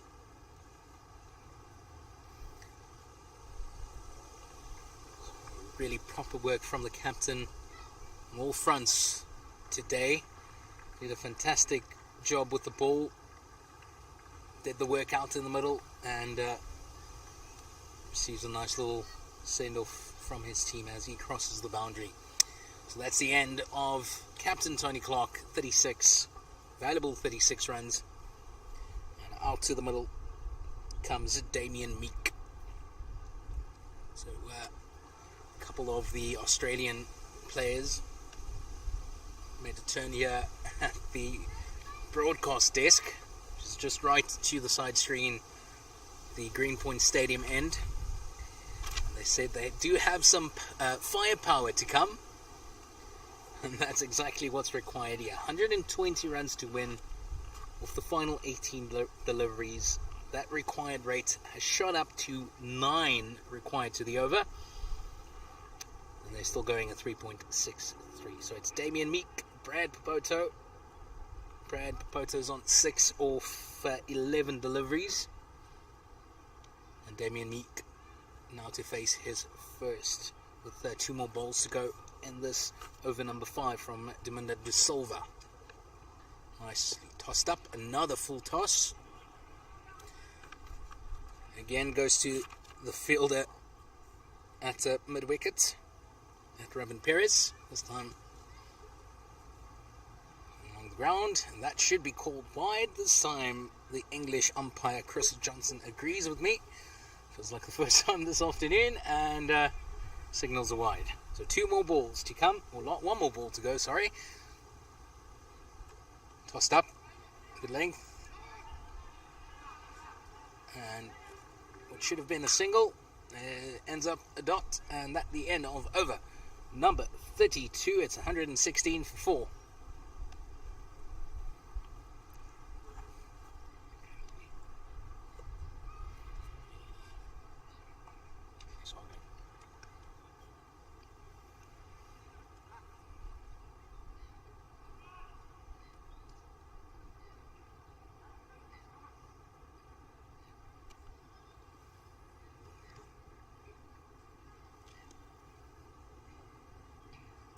It is Common Mputuna to resume his spell.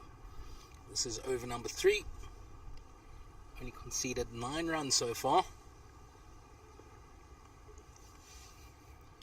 Tosses that up. Nice length.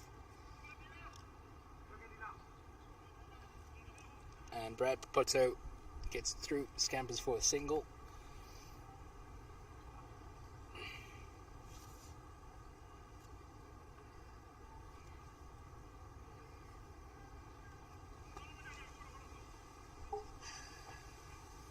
Trying to get you an update from the South Africa-India match. We'll bring that to you in a moment or two. Meanwhile, a beautifully tossed up delivery from Common Mputuna. Dangerous deliveries. You want to have a slash at that. But that might bring about the demise. And Damien Meek happy to defend.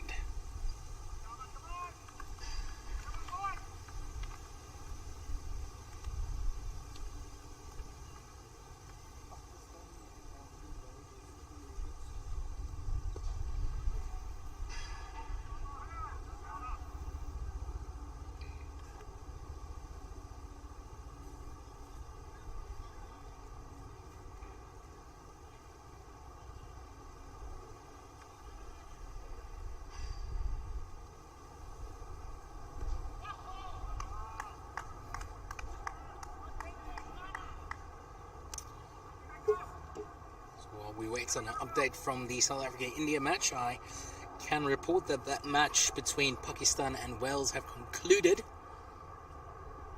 Oh, that should be out. Yes. Gaynor Sibola raises her finger. Damien Meek Just get some bat on it, and easy pickings for wicketkeeper A.S. Rahim. Damien Meek not happy with that call, but unfortunately I heard that one come off the bat all the way from here. That's another big wicket. Australia now 5 down and just 118 runs on the board.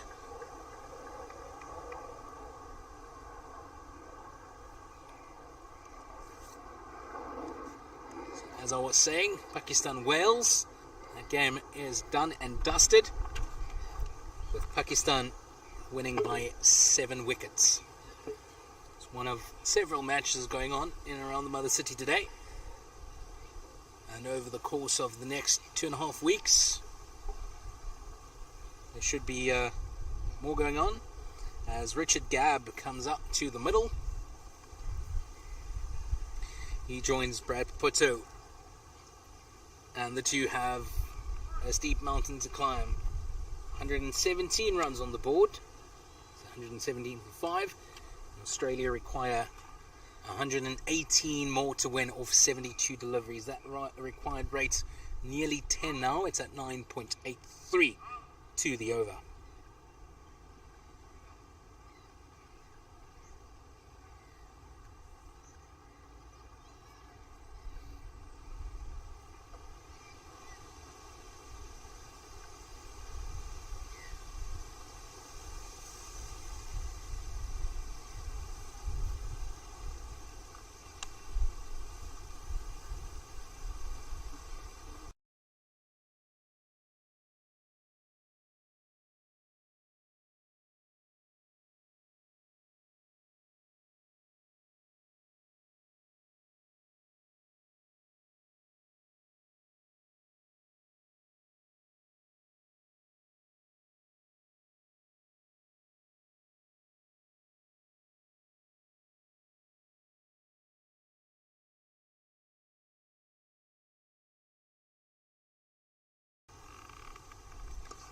Demunda de Silva to resume. This is 6th over. Drops it short, easy for Brad Puto to latch onto. He hits straight to the man at long off, and they scamper through for a single. So the new man, Richard Gabb, take strike, and a few adjustments. The leg side, the man at square leg drops back to the boundary. They've got a gully, backward point, tosses that one up on the full. Gabb gets some work to the field out long on. Has to scamper over to his left and stop the ball from crossing the boundary, but the two get through for 2 runs.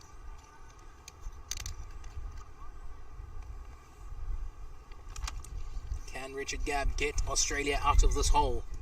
Tosses it down the leg side. Can't get anything on that.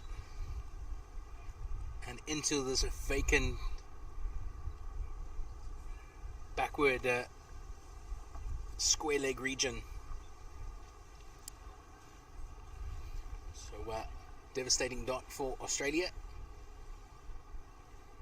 And a valuable one for Sri Lanka. That one just beats the man at a short extra cover. And they get through for another single. Takes them up to 221.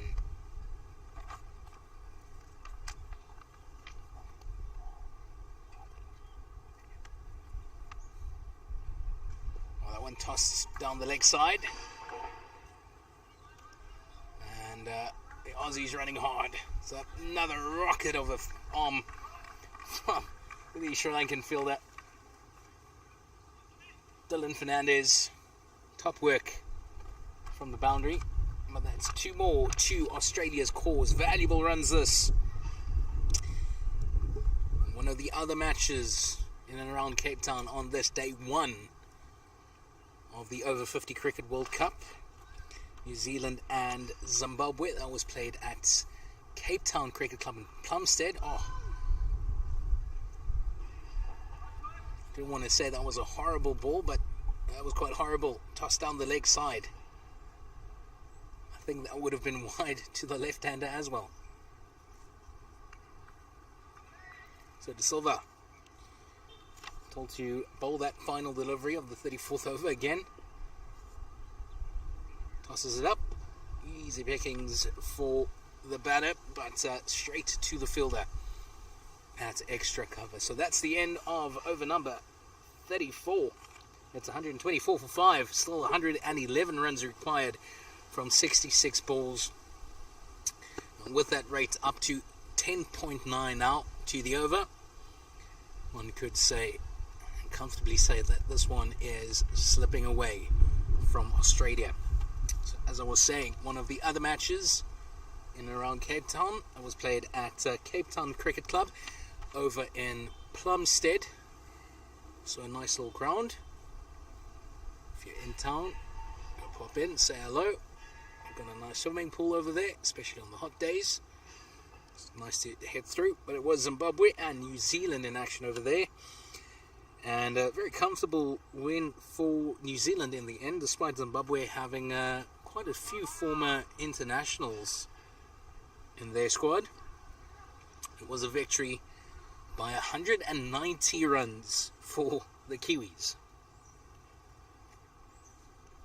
Still waiting on an update from the South Africa-India game. Apparently the stream's a bit frozen, so we're trying to get a hold of some of the guys over there. And we have James King broadcasting from Claremont Cricket Club, where that match is going down.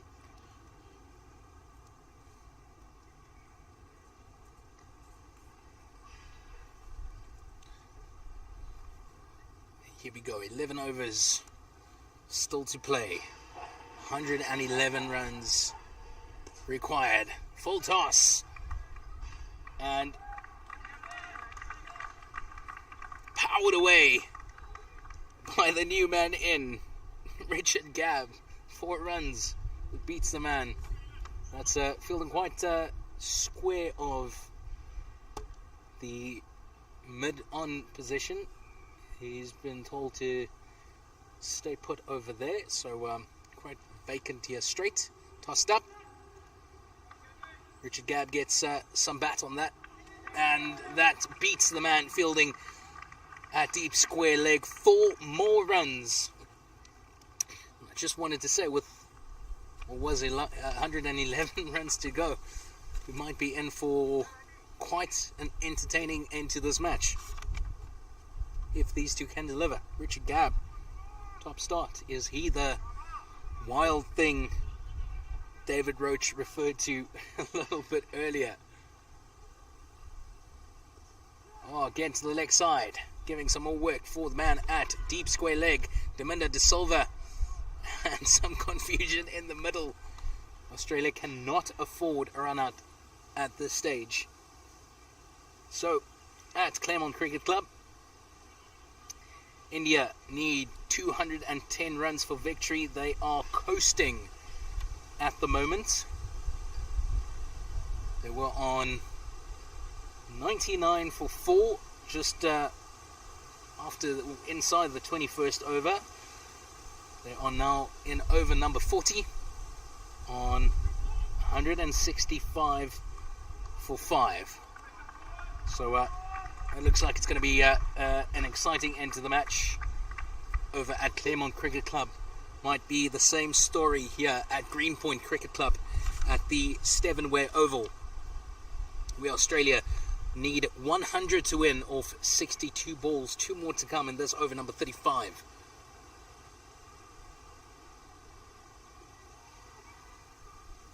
Worked away by Brad Putto. And the 2 Aussie batters scamper through for a single. 1 more to go in what is quite an expensive over, and the first time the Aussies have kept with the run rate since basically the start of this game. Can they keep this going? Can't reach it, Gab. Keep it going.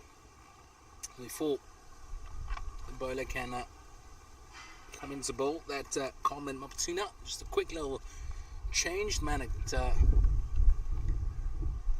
cover boundary coming inside the circle.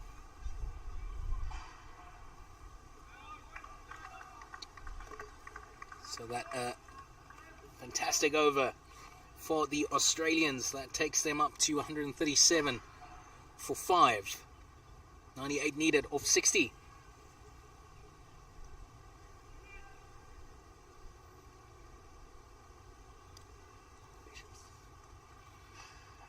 Over at Bishop's High School, not Bishop's High School, Ronnebosch.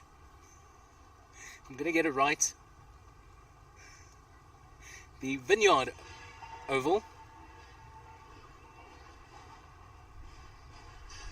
And that match reduced to 30 overs aside at the Vineyard Oval. It is West Indies and Canada.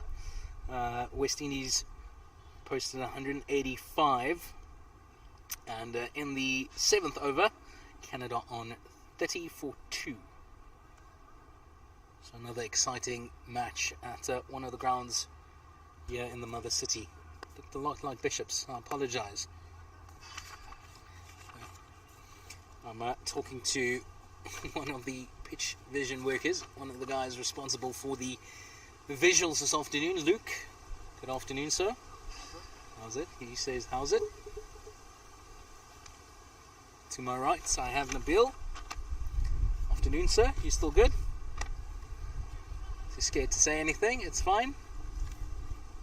And responsible for the score. And then we also have Brandon, who is on the panning camera. So here we go. 10 more overs to come. Great fielding from Dylan Fernandez at backward point. Top stuff. Saves more than a couple. The Aussie scamper through for a single. It is Ravan Perez coming from the 7-way end. And had a fantastic spell first up. And now brought back into the attack to get his side over the line. Ooh. Good shot, worked off the legs from Brad Paputo. And this camper through for 2.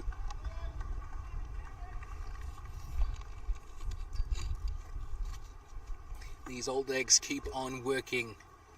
It's been a long day in the field for both sides. Sri Lanka first going the distance, getting to 234 for 7. Now Australia trying to emulate that feat. Nice length, nice purchase. And good work from the field, that extra cover. Potentially saved a boundary, but the Aussies get through for 2 runs. Fantastic work there from Shane Fernando. Diving to his left. And getting his paws on that.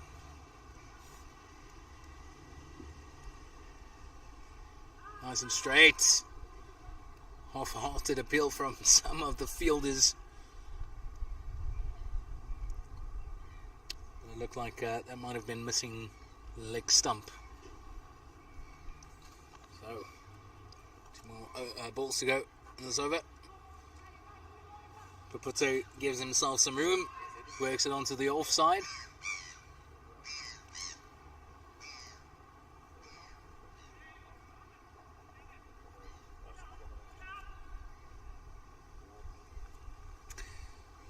Richard Gabb on strike to face the final delivery of this over, number 36.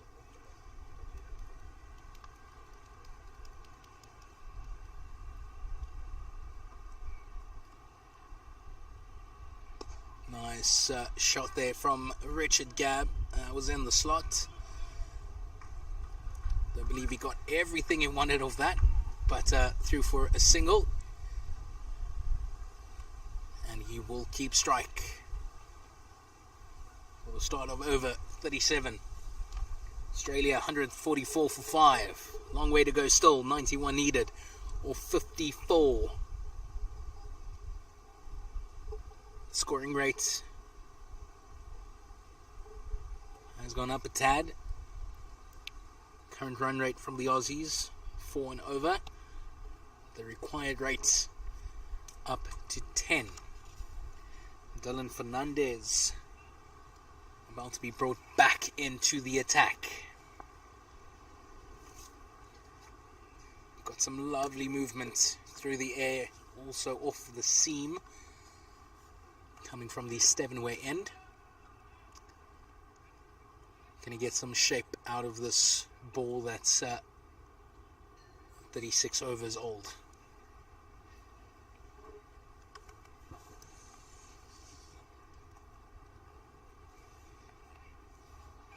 Captain Sineveranatre doing some adjustments to his field, making sure he's got everything just right in the exact position he wants. 3 men on the lakeside boundary. He's got a long on. He's got a man, a deep square leg, fine leg, third man, and a sweeper. So that's 5 men out on the ropes. Just the one inside the circle on the left side. Uses his feet. Here's Richard Gabb, and the side to take on the arm. Fielder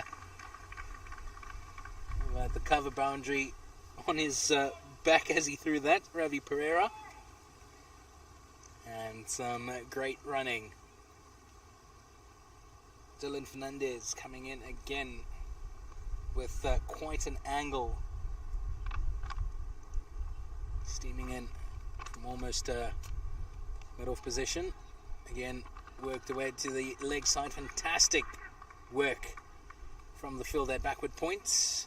And Richard Gabb showing some intent with his running, trying to put the Sri Lankan fielders under pressure. That almost works.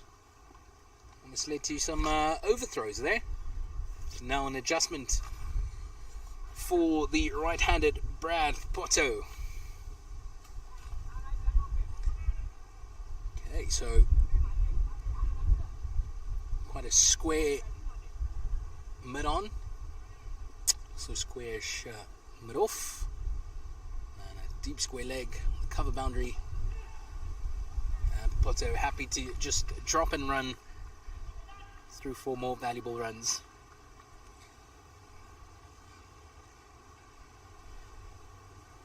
It is extremely valuable every single run they get, but they need more.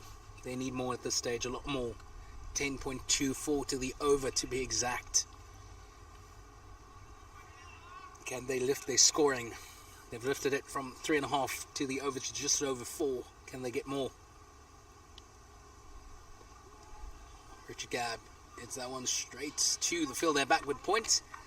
But yet another fumble from the veteran.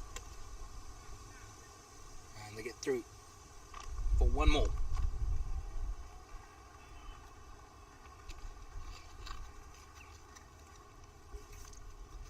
So these 2 batters rotating the strike quite nicely at the stage. There's Poto on strike. Short, works it onto the offside. This could be 2. Can they turn? Nice turn. Brilliant throw. Nice arm. But unfortunately, A.S. Rahim can't take that one cleanly. That's 2 fantastic runs, solid running from the Aussie batters.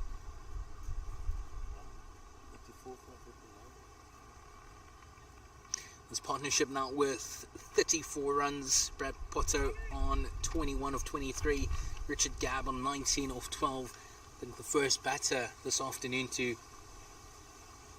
have a strike rate more than 100. Here we go, the final delivery of this over. Oh! From my angle where that ball hits, I'm quite surprised that Poto could get through for the single. That looked like it hurt somewhat, but his equipment doing the job is not looking like he's in pain, so might have been a bad spot from my end. Well, that's a leg by. and more valuable runs the score up to 152 for 5. And that is 37 overs done and dusted. Time running out. Just 8 overs remain. 48 balls, 83 to get. And that's close.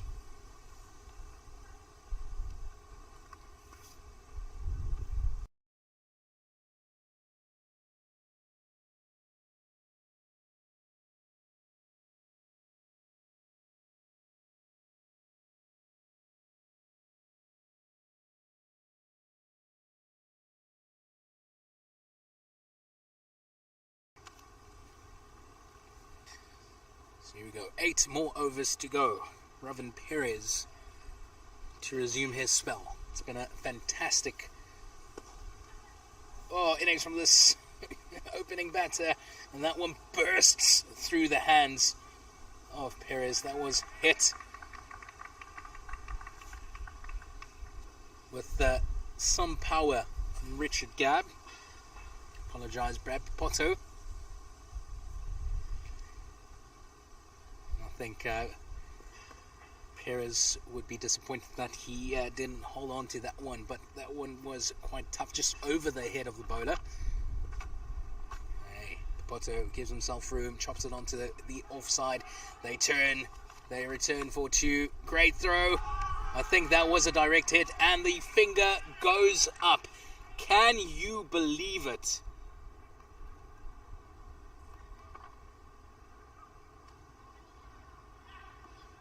And Potto cannot. That was a fantastic throw from the fielder on the cover boundary. Direct hit. Fantastic stuff from the Sri Lankans. Unfortunate for Australia. They lose Potto, gone for 24 of 25 deliveries. Fantastic knock from the man. I'm just giving some final words of encouragement and advice for the new batter coming in.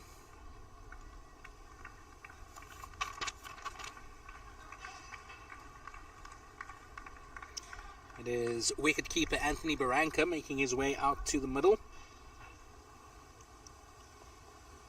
He joins Richard Gabb.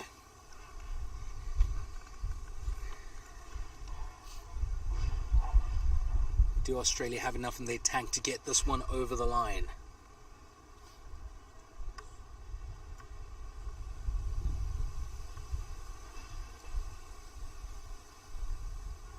Still 79 required, 45 balls remaining. And that the second run out of this innings. And once again, a fantastic throw. The first one into the gloves. Wicketkeeper A.S. Rahim could just take the bails off. That was the first wicket to fall, the second wicket to fall, that of Steve Mason. Now a fantastic throw from the cover boundary, direct hit, and Potto has to go. Almost chopped on the new batter. And the team scamper through for a single. And it is Anthony Barranca off the mark. So how will this affect the batting from Richard Gabb? Gives himself some room, slaps that one away, and 4 runs to Team Australia. Fantastic stuff.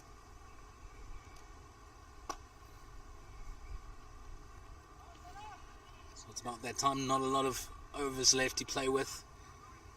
And Richard Gabb quite happy to throw caution to the wind.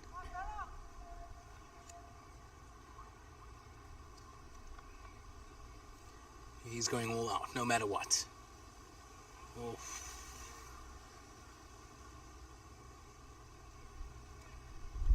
It's a bit wide, but Not wide enough, says Chris Johnson, for an extra ball. And unfortunately, Richard Gabb can't get anything on that. Could have worked that one away past the fielder and the gully region. Here we go. Two left-handers on strike. Richard Gabb. He's a few steps outside of his crease, gets to the pitch of the delivery. But straight to the man at extra cover to end over number 38. So it's 161 for 6. 74 to get, 43 balls remaining. And that asking rate up to 10.57 to the over now. And Australia going at 4.24.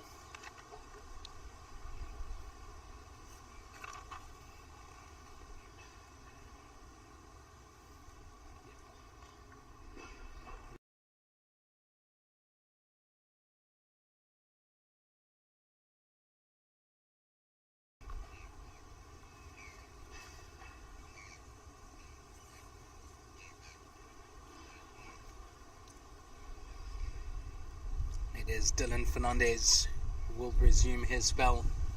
Second of the afternoon from the Cape Town Stadium end. He's got the new batter, Anthony Barranca, wicketkeeper for Australia's over 50 side. And while Sri Lanka do some final adjustments, just an update from Claremont Cricket Club, where South Africa playing India. Do that in a sec. Good ball. Oh, and Richard Gabb coming way down. And almost the third run out of this innings. Richard Gabb doing great work just to get back. But from Claremont Cricket Club, India require 9 more runs for victory. They're chasing 210 with exactly 2 more overs to go. It's quite a tough one, this one. Working to the offside by Anthony Barranca. The 2 get through for a single. So 2 more overs to go at Claremont Cricket Club. Can host South Africa get that one over the line? Over here, Greenpoint Cricket Club. 6.5 overs remain. Quite a few runs still to get. Are we in for a high-scoring thriller? The veterans' turn. Oh, nearly a third run on the cards as the fielder, as it went down to pick up the ball.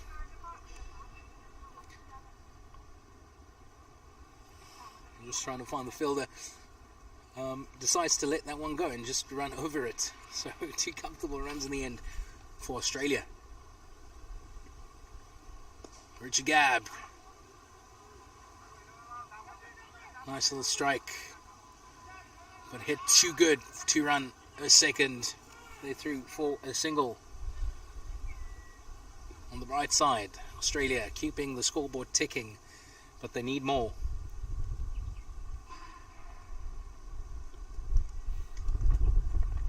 Fernandez resumes to the new man. Beats the outside edge of Anthony Barranca's bats. Nice length of delivery. Seems to get some sharp movement to his right.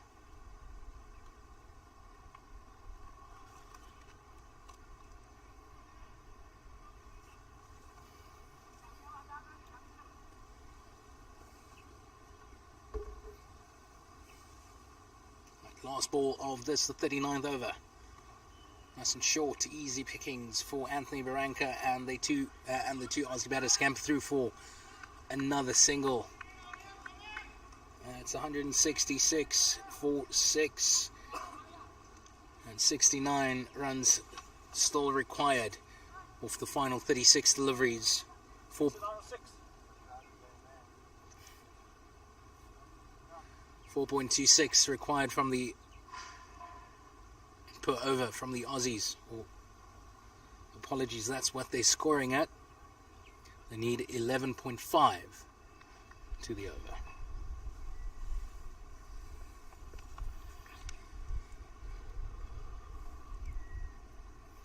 So it is Swanji Bandanayake who will come steaming in from the Stevenway end, on the Stevenway Oval.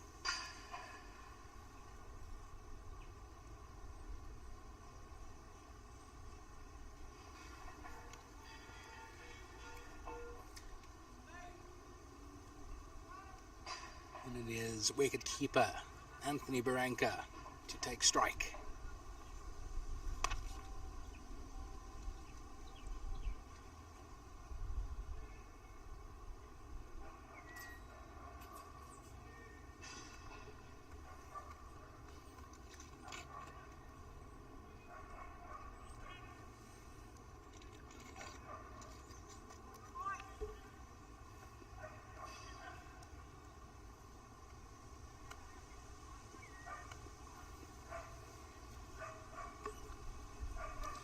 Here we go, over number 40. In the slots. Barranca goes down on one knee and sends that one flying all the way for 6. There was a man at Cal Corner that would have been in his bread basket.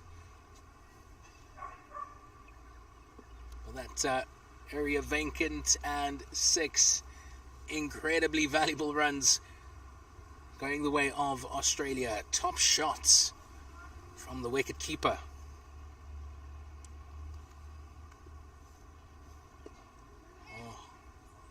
Much better length at the toes of Anthony Barranca. They scamper through for a single. Over Claremont, South Africa. So one more over that remains. And all that India require are 3 runs. Yet Greenpoint Cricket Club, it's quite a few more for Australia to get as the 2 Aussies scamper through for a single.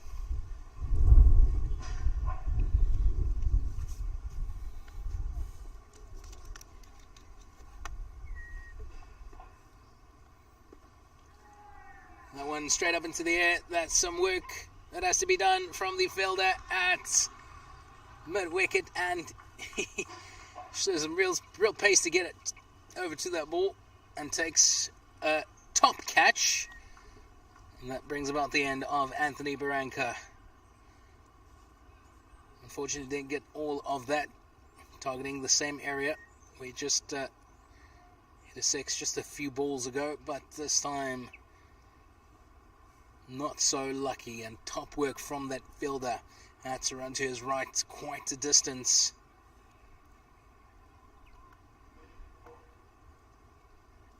And this one slowly but surely going the way of Sri Lanka.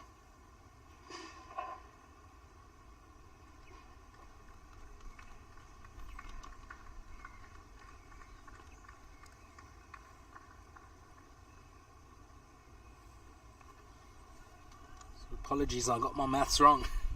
Over in Claremont,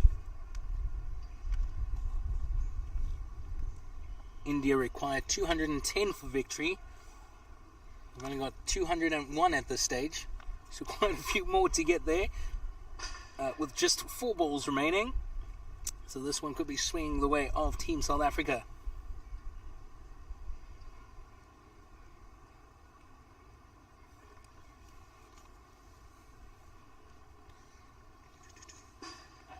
So that looks like the tall figure of Steve Gollan.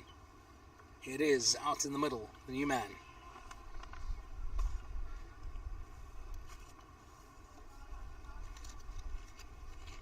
Does he have what it takes to get Australia close to that target of 235? Still 61 more to get off 32 deliveries. And they need to be going at more than 11 to the over.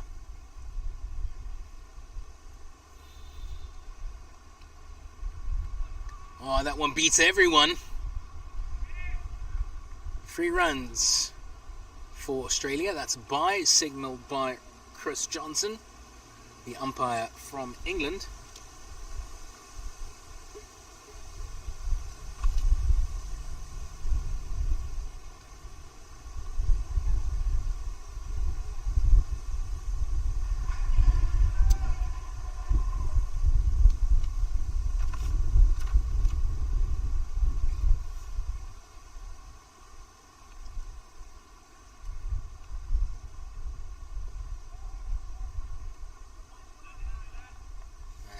easy single for the Australians. That one hit straight to the man.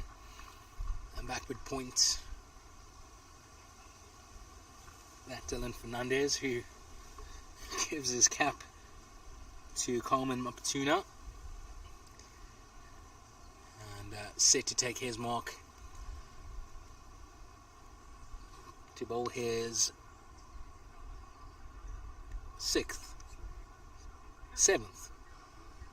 from the Greenpoint Stadium end. Thanks, Luke. He's been having my back all afternoon. And over at Claremont Cricket Club, the match between South Africa and India just concluded, and South Africa have won by 4 runs. That's a really close one, going down to the line. And the hosts get the win first up on day 1. Great bowling, great bowling. Top ball there from Dylan Fernandez, just missing that off stump of Richard Gabb, trying to work it down the leg side. But Fernandez been bowling brilliantly all afternoon. It's a beautiful line and gets some shape away from the batter, this time the left-handed Richard Gabb. Oh, this time misses his leg stump. Keep it tight, keep it tight. Oh, no ball. No ball signalled by South African Gaynor Sebola.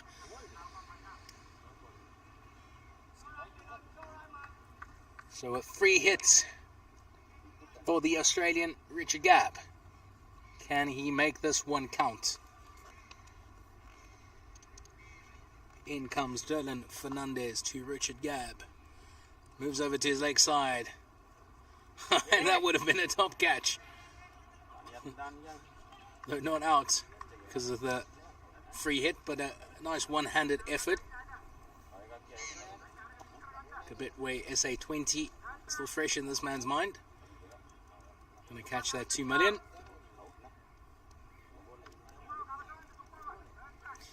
But that free hit ending in just the single, unfortunately. So the right-hander Steve Gollan on strike to face just his second delivery of this innings in over number 41. What can he do?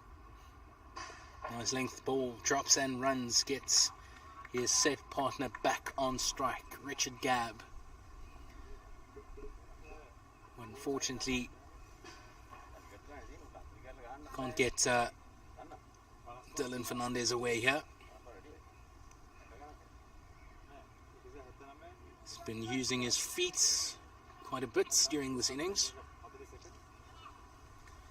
What can he do here to get his team close to that winning target?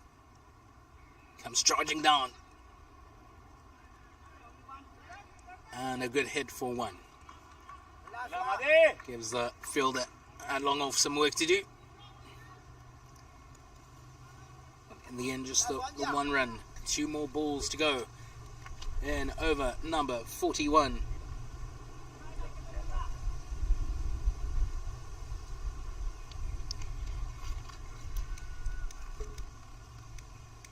Will Steve Gallen free his arms? Oh, and he chops it on. Can you believe it? Good length ball. Try to work it to the offside, but unfortunately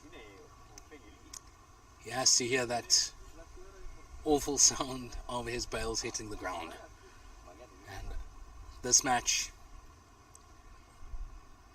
should be all but over at this stage. Only saving grace for Team Australia is Richard Gabb.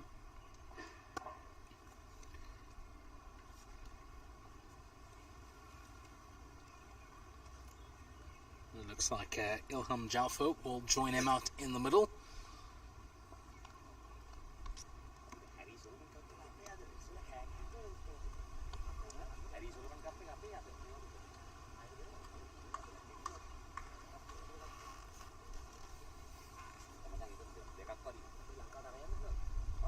So 181 for 8, 54 needed of 25,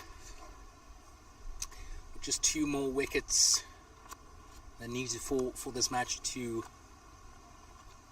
go the way of Sri Lanka.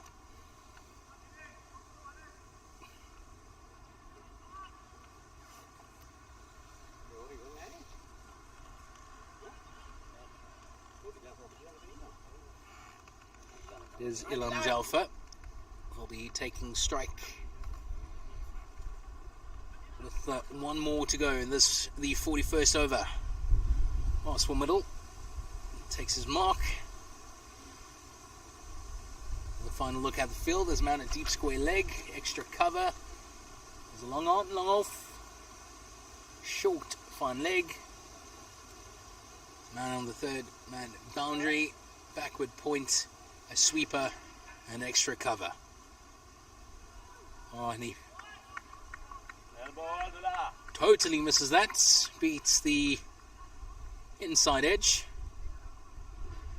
And at the end of yet another fantastic over from Dylan Fernandez. 1 for 29 his figures after 7.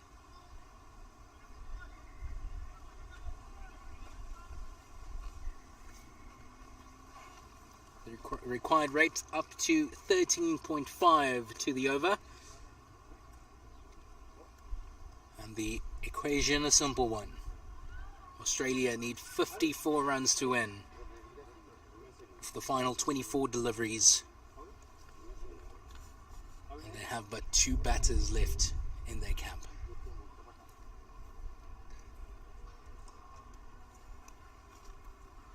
Can Richard Gabb get it done? We've got Swanji Madanayaka, who will be coming from the Stevenway end.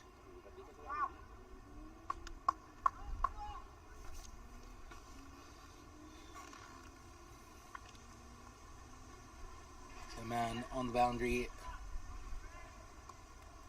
3 on the boundary, 4 on the boundary on the leg side. They are stacked. Cow corner, long on, mid wicket, and a man that's nearly in the middle between fine leg and deep square leg. On the offside, man at long off, extra cover, backward point, and at gully, all camped back on the inner ring. Oh, takes a couple steps, does Richard Gabb, gets some bat on it, they turn for 2, and not a great throw. Easy 2 in the end for Richard Gabb and Ilam Jalfa.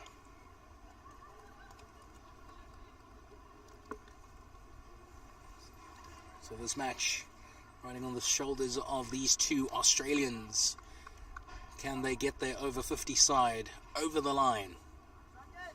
They require over 50 as well, 53. Takes a couple steps outside and works it to the offside. Gives some work for the man at backward point. 2 more. 2 Australia's calls takes their tally up, so 184. Just a reminder of the target, 235 required.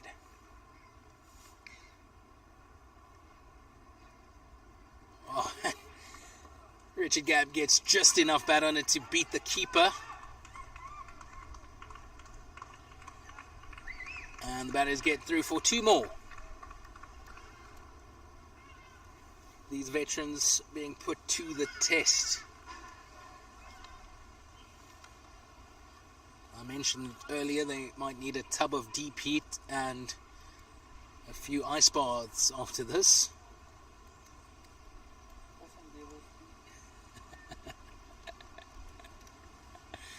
Luke says a couple beers as well.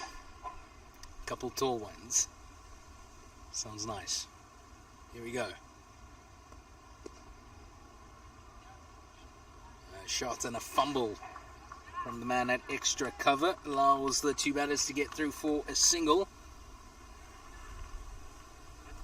2 more balls to go in over number 42. gives the strike to the freshman at the crease, Elam Jaffa. He's on 5 of 4. Richard Gabb, 31 of 24.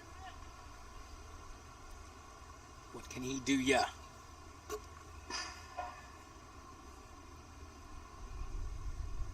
Stands his ground. Straight to the man. That's a mid-wicket. And they get through for an easy single.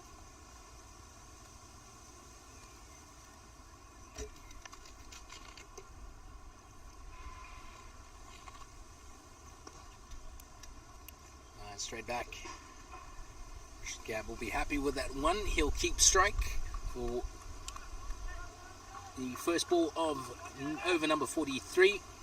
And that single takes the tally up to 189 for 8. The required rate up to 15.3 runs to the over. 46 needed off 18 balls. Barring a miracle, unfortunately, I can't see Australia getting over the line in this one. Unfortunate for the Australian fans on this stream, but should be delight for the Sri Lankan fans.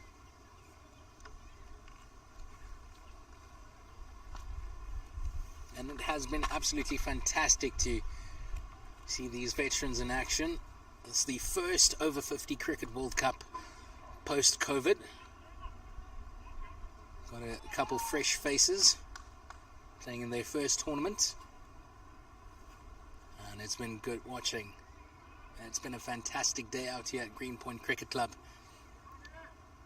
As we reach the conclusion, it's been an absolute honour bringing you this match, along with Luke, Brandon, yeah. In Nabil.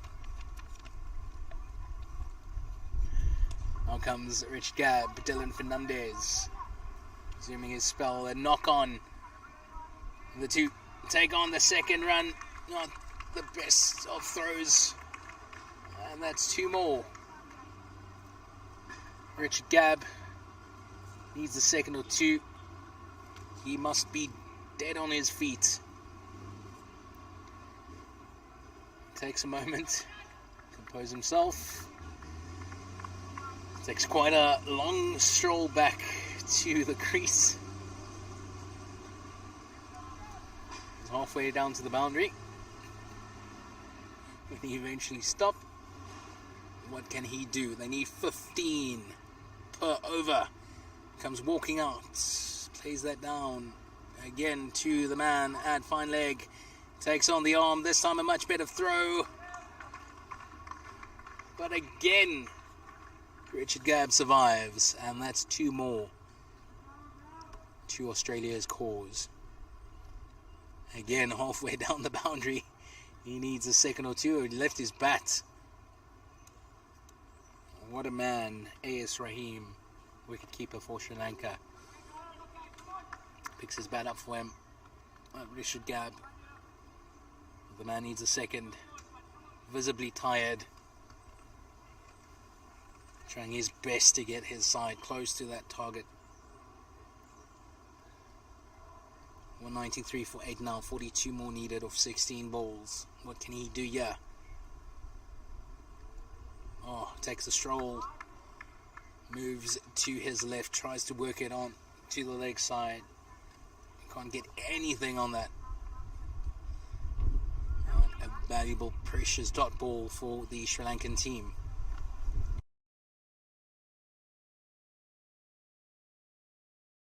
Yeah, it's been a fantastic knock from Richard Gabb, 34 for 27, as Luke just pointed out. It's been tough yardage to make up for Team Australia.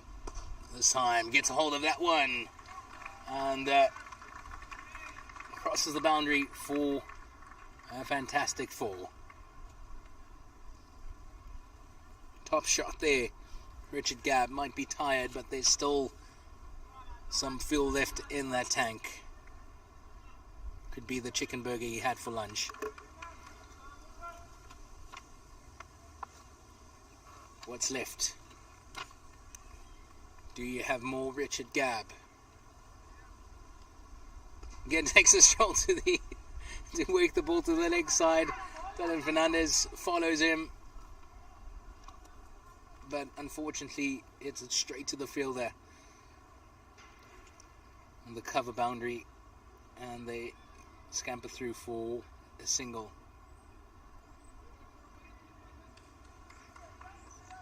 Signals something to the Australian dugouts.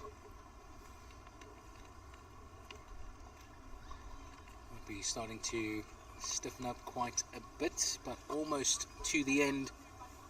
37 required from 13.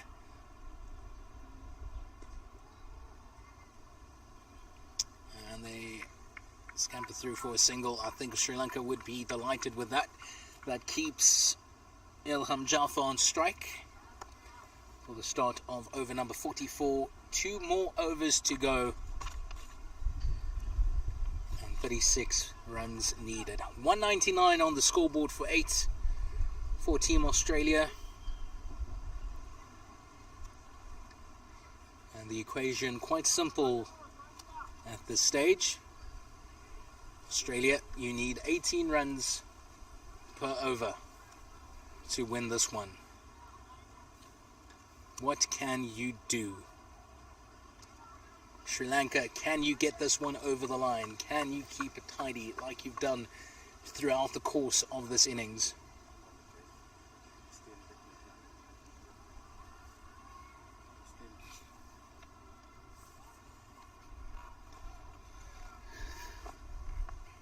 Quite a few more runs to get, 36 to be exact, but Sri Lanka not resting on their laurels as yet. Leaders in the team making sure they have all the fielders where they want them. For Ilham Jaffa, they've got a sweeper, backward point, extra cover. Jaffa digs that one out. They want to aim straight at his toes. Through for a precious single for Australia. And that 200 up. The Australian dugouts showing their appreciation. But now Richard Gabb on strike. He's on 39 of 29. It is Madanayake coming from the Stephen Way end. 3 men out on the boundary. Deep square leg. Deep mid wickets, cow corner, long on, long off. 4 men's on the offside. And he smacks that one straight back over Madanayake's head. That's 4 runs signalled by Chris Johnson. And the Australian dugouts are loving that. 31 of 10.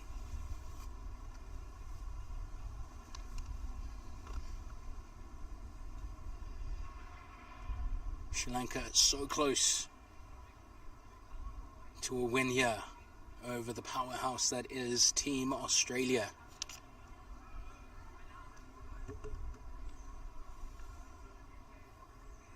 The umpire reversing his decision. That's 6 runs from Richard Gabb.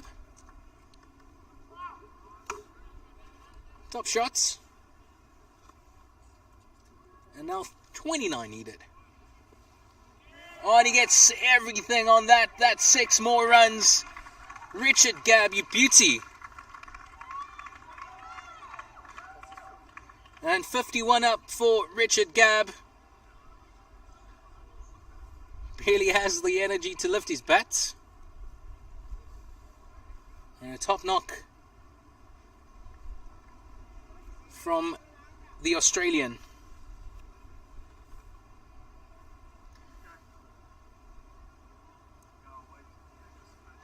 23 needed of 9. Oh, that's a wide. Chris Johnson concurs. And Madanayake has to bowl that one again. 22 needed of 9.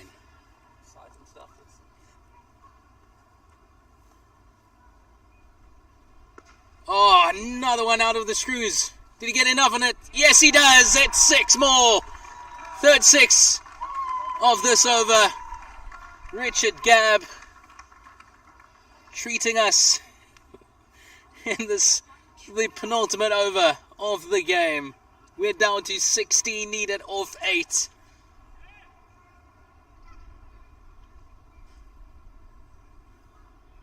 Australians encouraging Richard Gabb. Get us there, son. Get us there.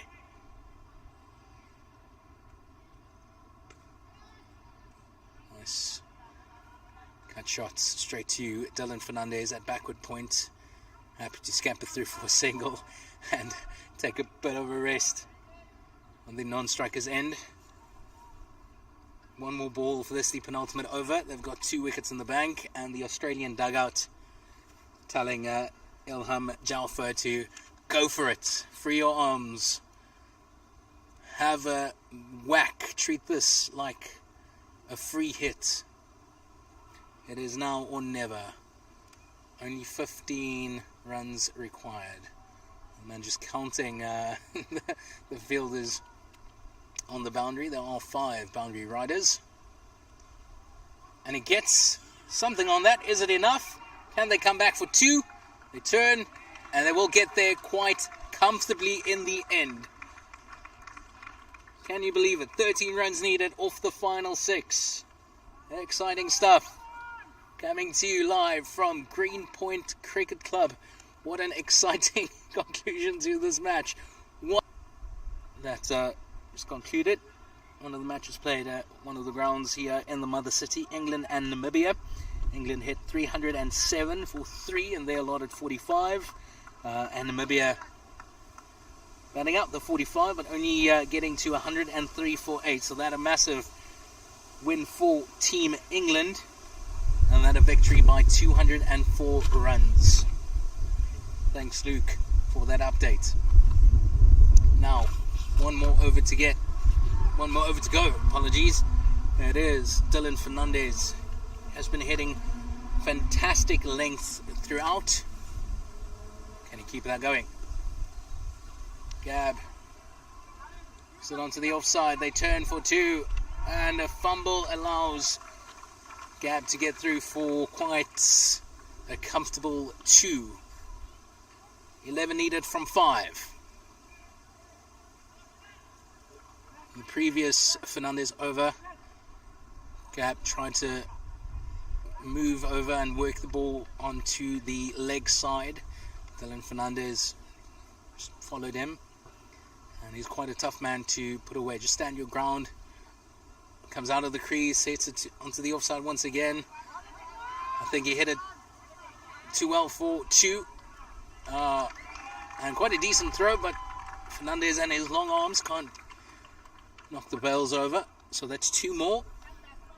And 9 now needed from 4. And Gabb needs a second. Man, he's been out there for quite some time. He's only faced 35 deliveries. But he's on 62 and an impressive strike rate of 177. And now so close to the end. They only need 9 runs. And they've got 4 balls to play with. Gabby swings at that one. Unfortunately can't come back for the second. So that's Ilham Jalfa on strike. 3 balls to go. 8 runs needed.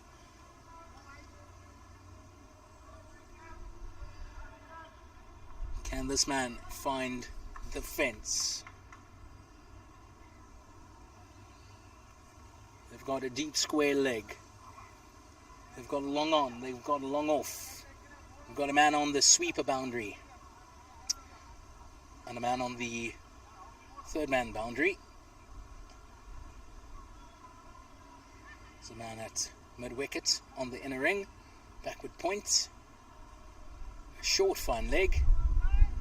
And Captain Sinavaratne making his way to extra cover also on the circle for the inner ring. Almighty swing. will fall safe. They turn, they come back for 2. And now 6 required from 2 deliveries. That was a proper swing. One feels if he got that out of the middle of the bat, that might have landed up in the DHL stadium. That's just to the right of us.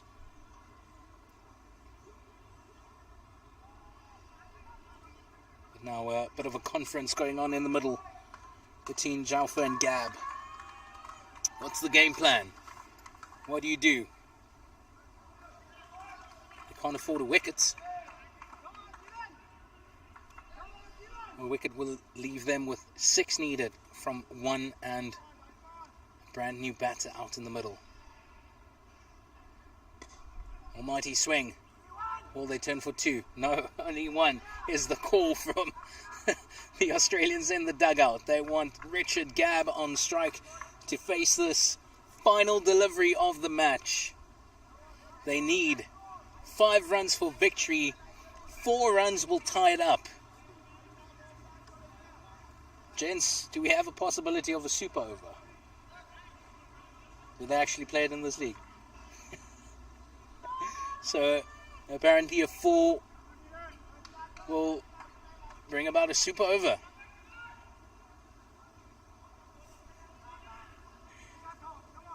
Everybody banking on a win. Can Richard Gabb get this one away? Dylan Fernandez, last ball, bowls.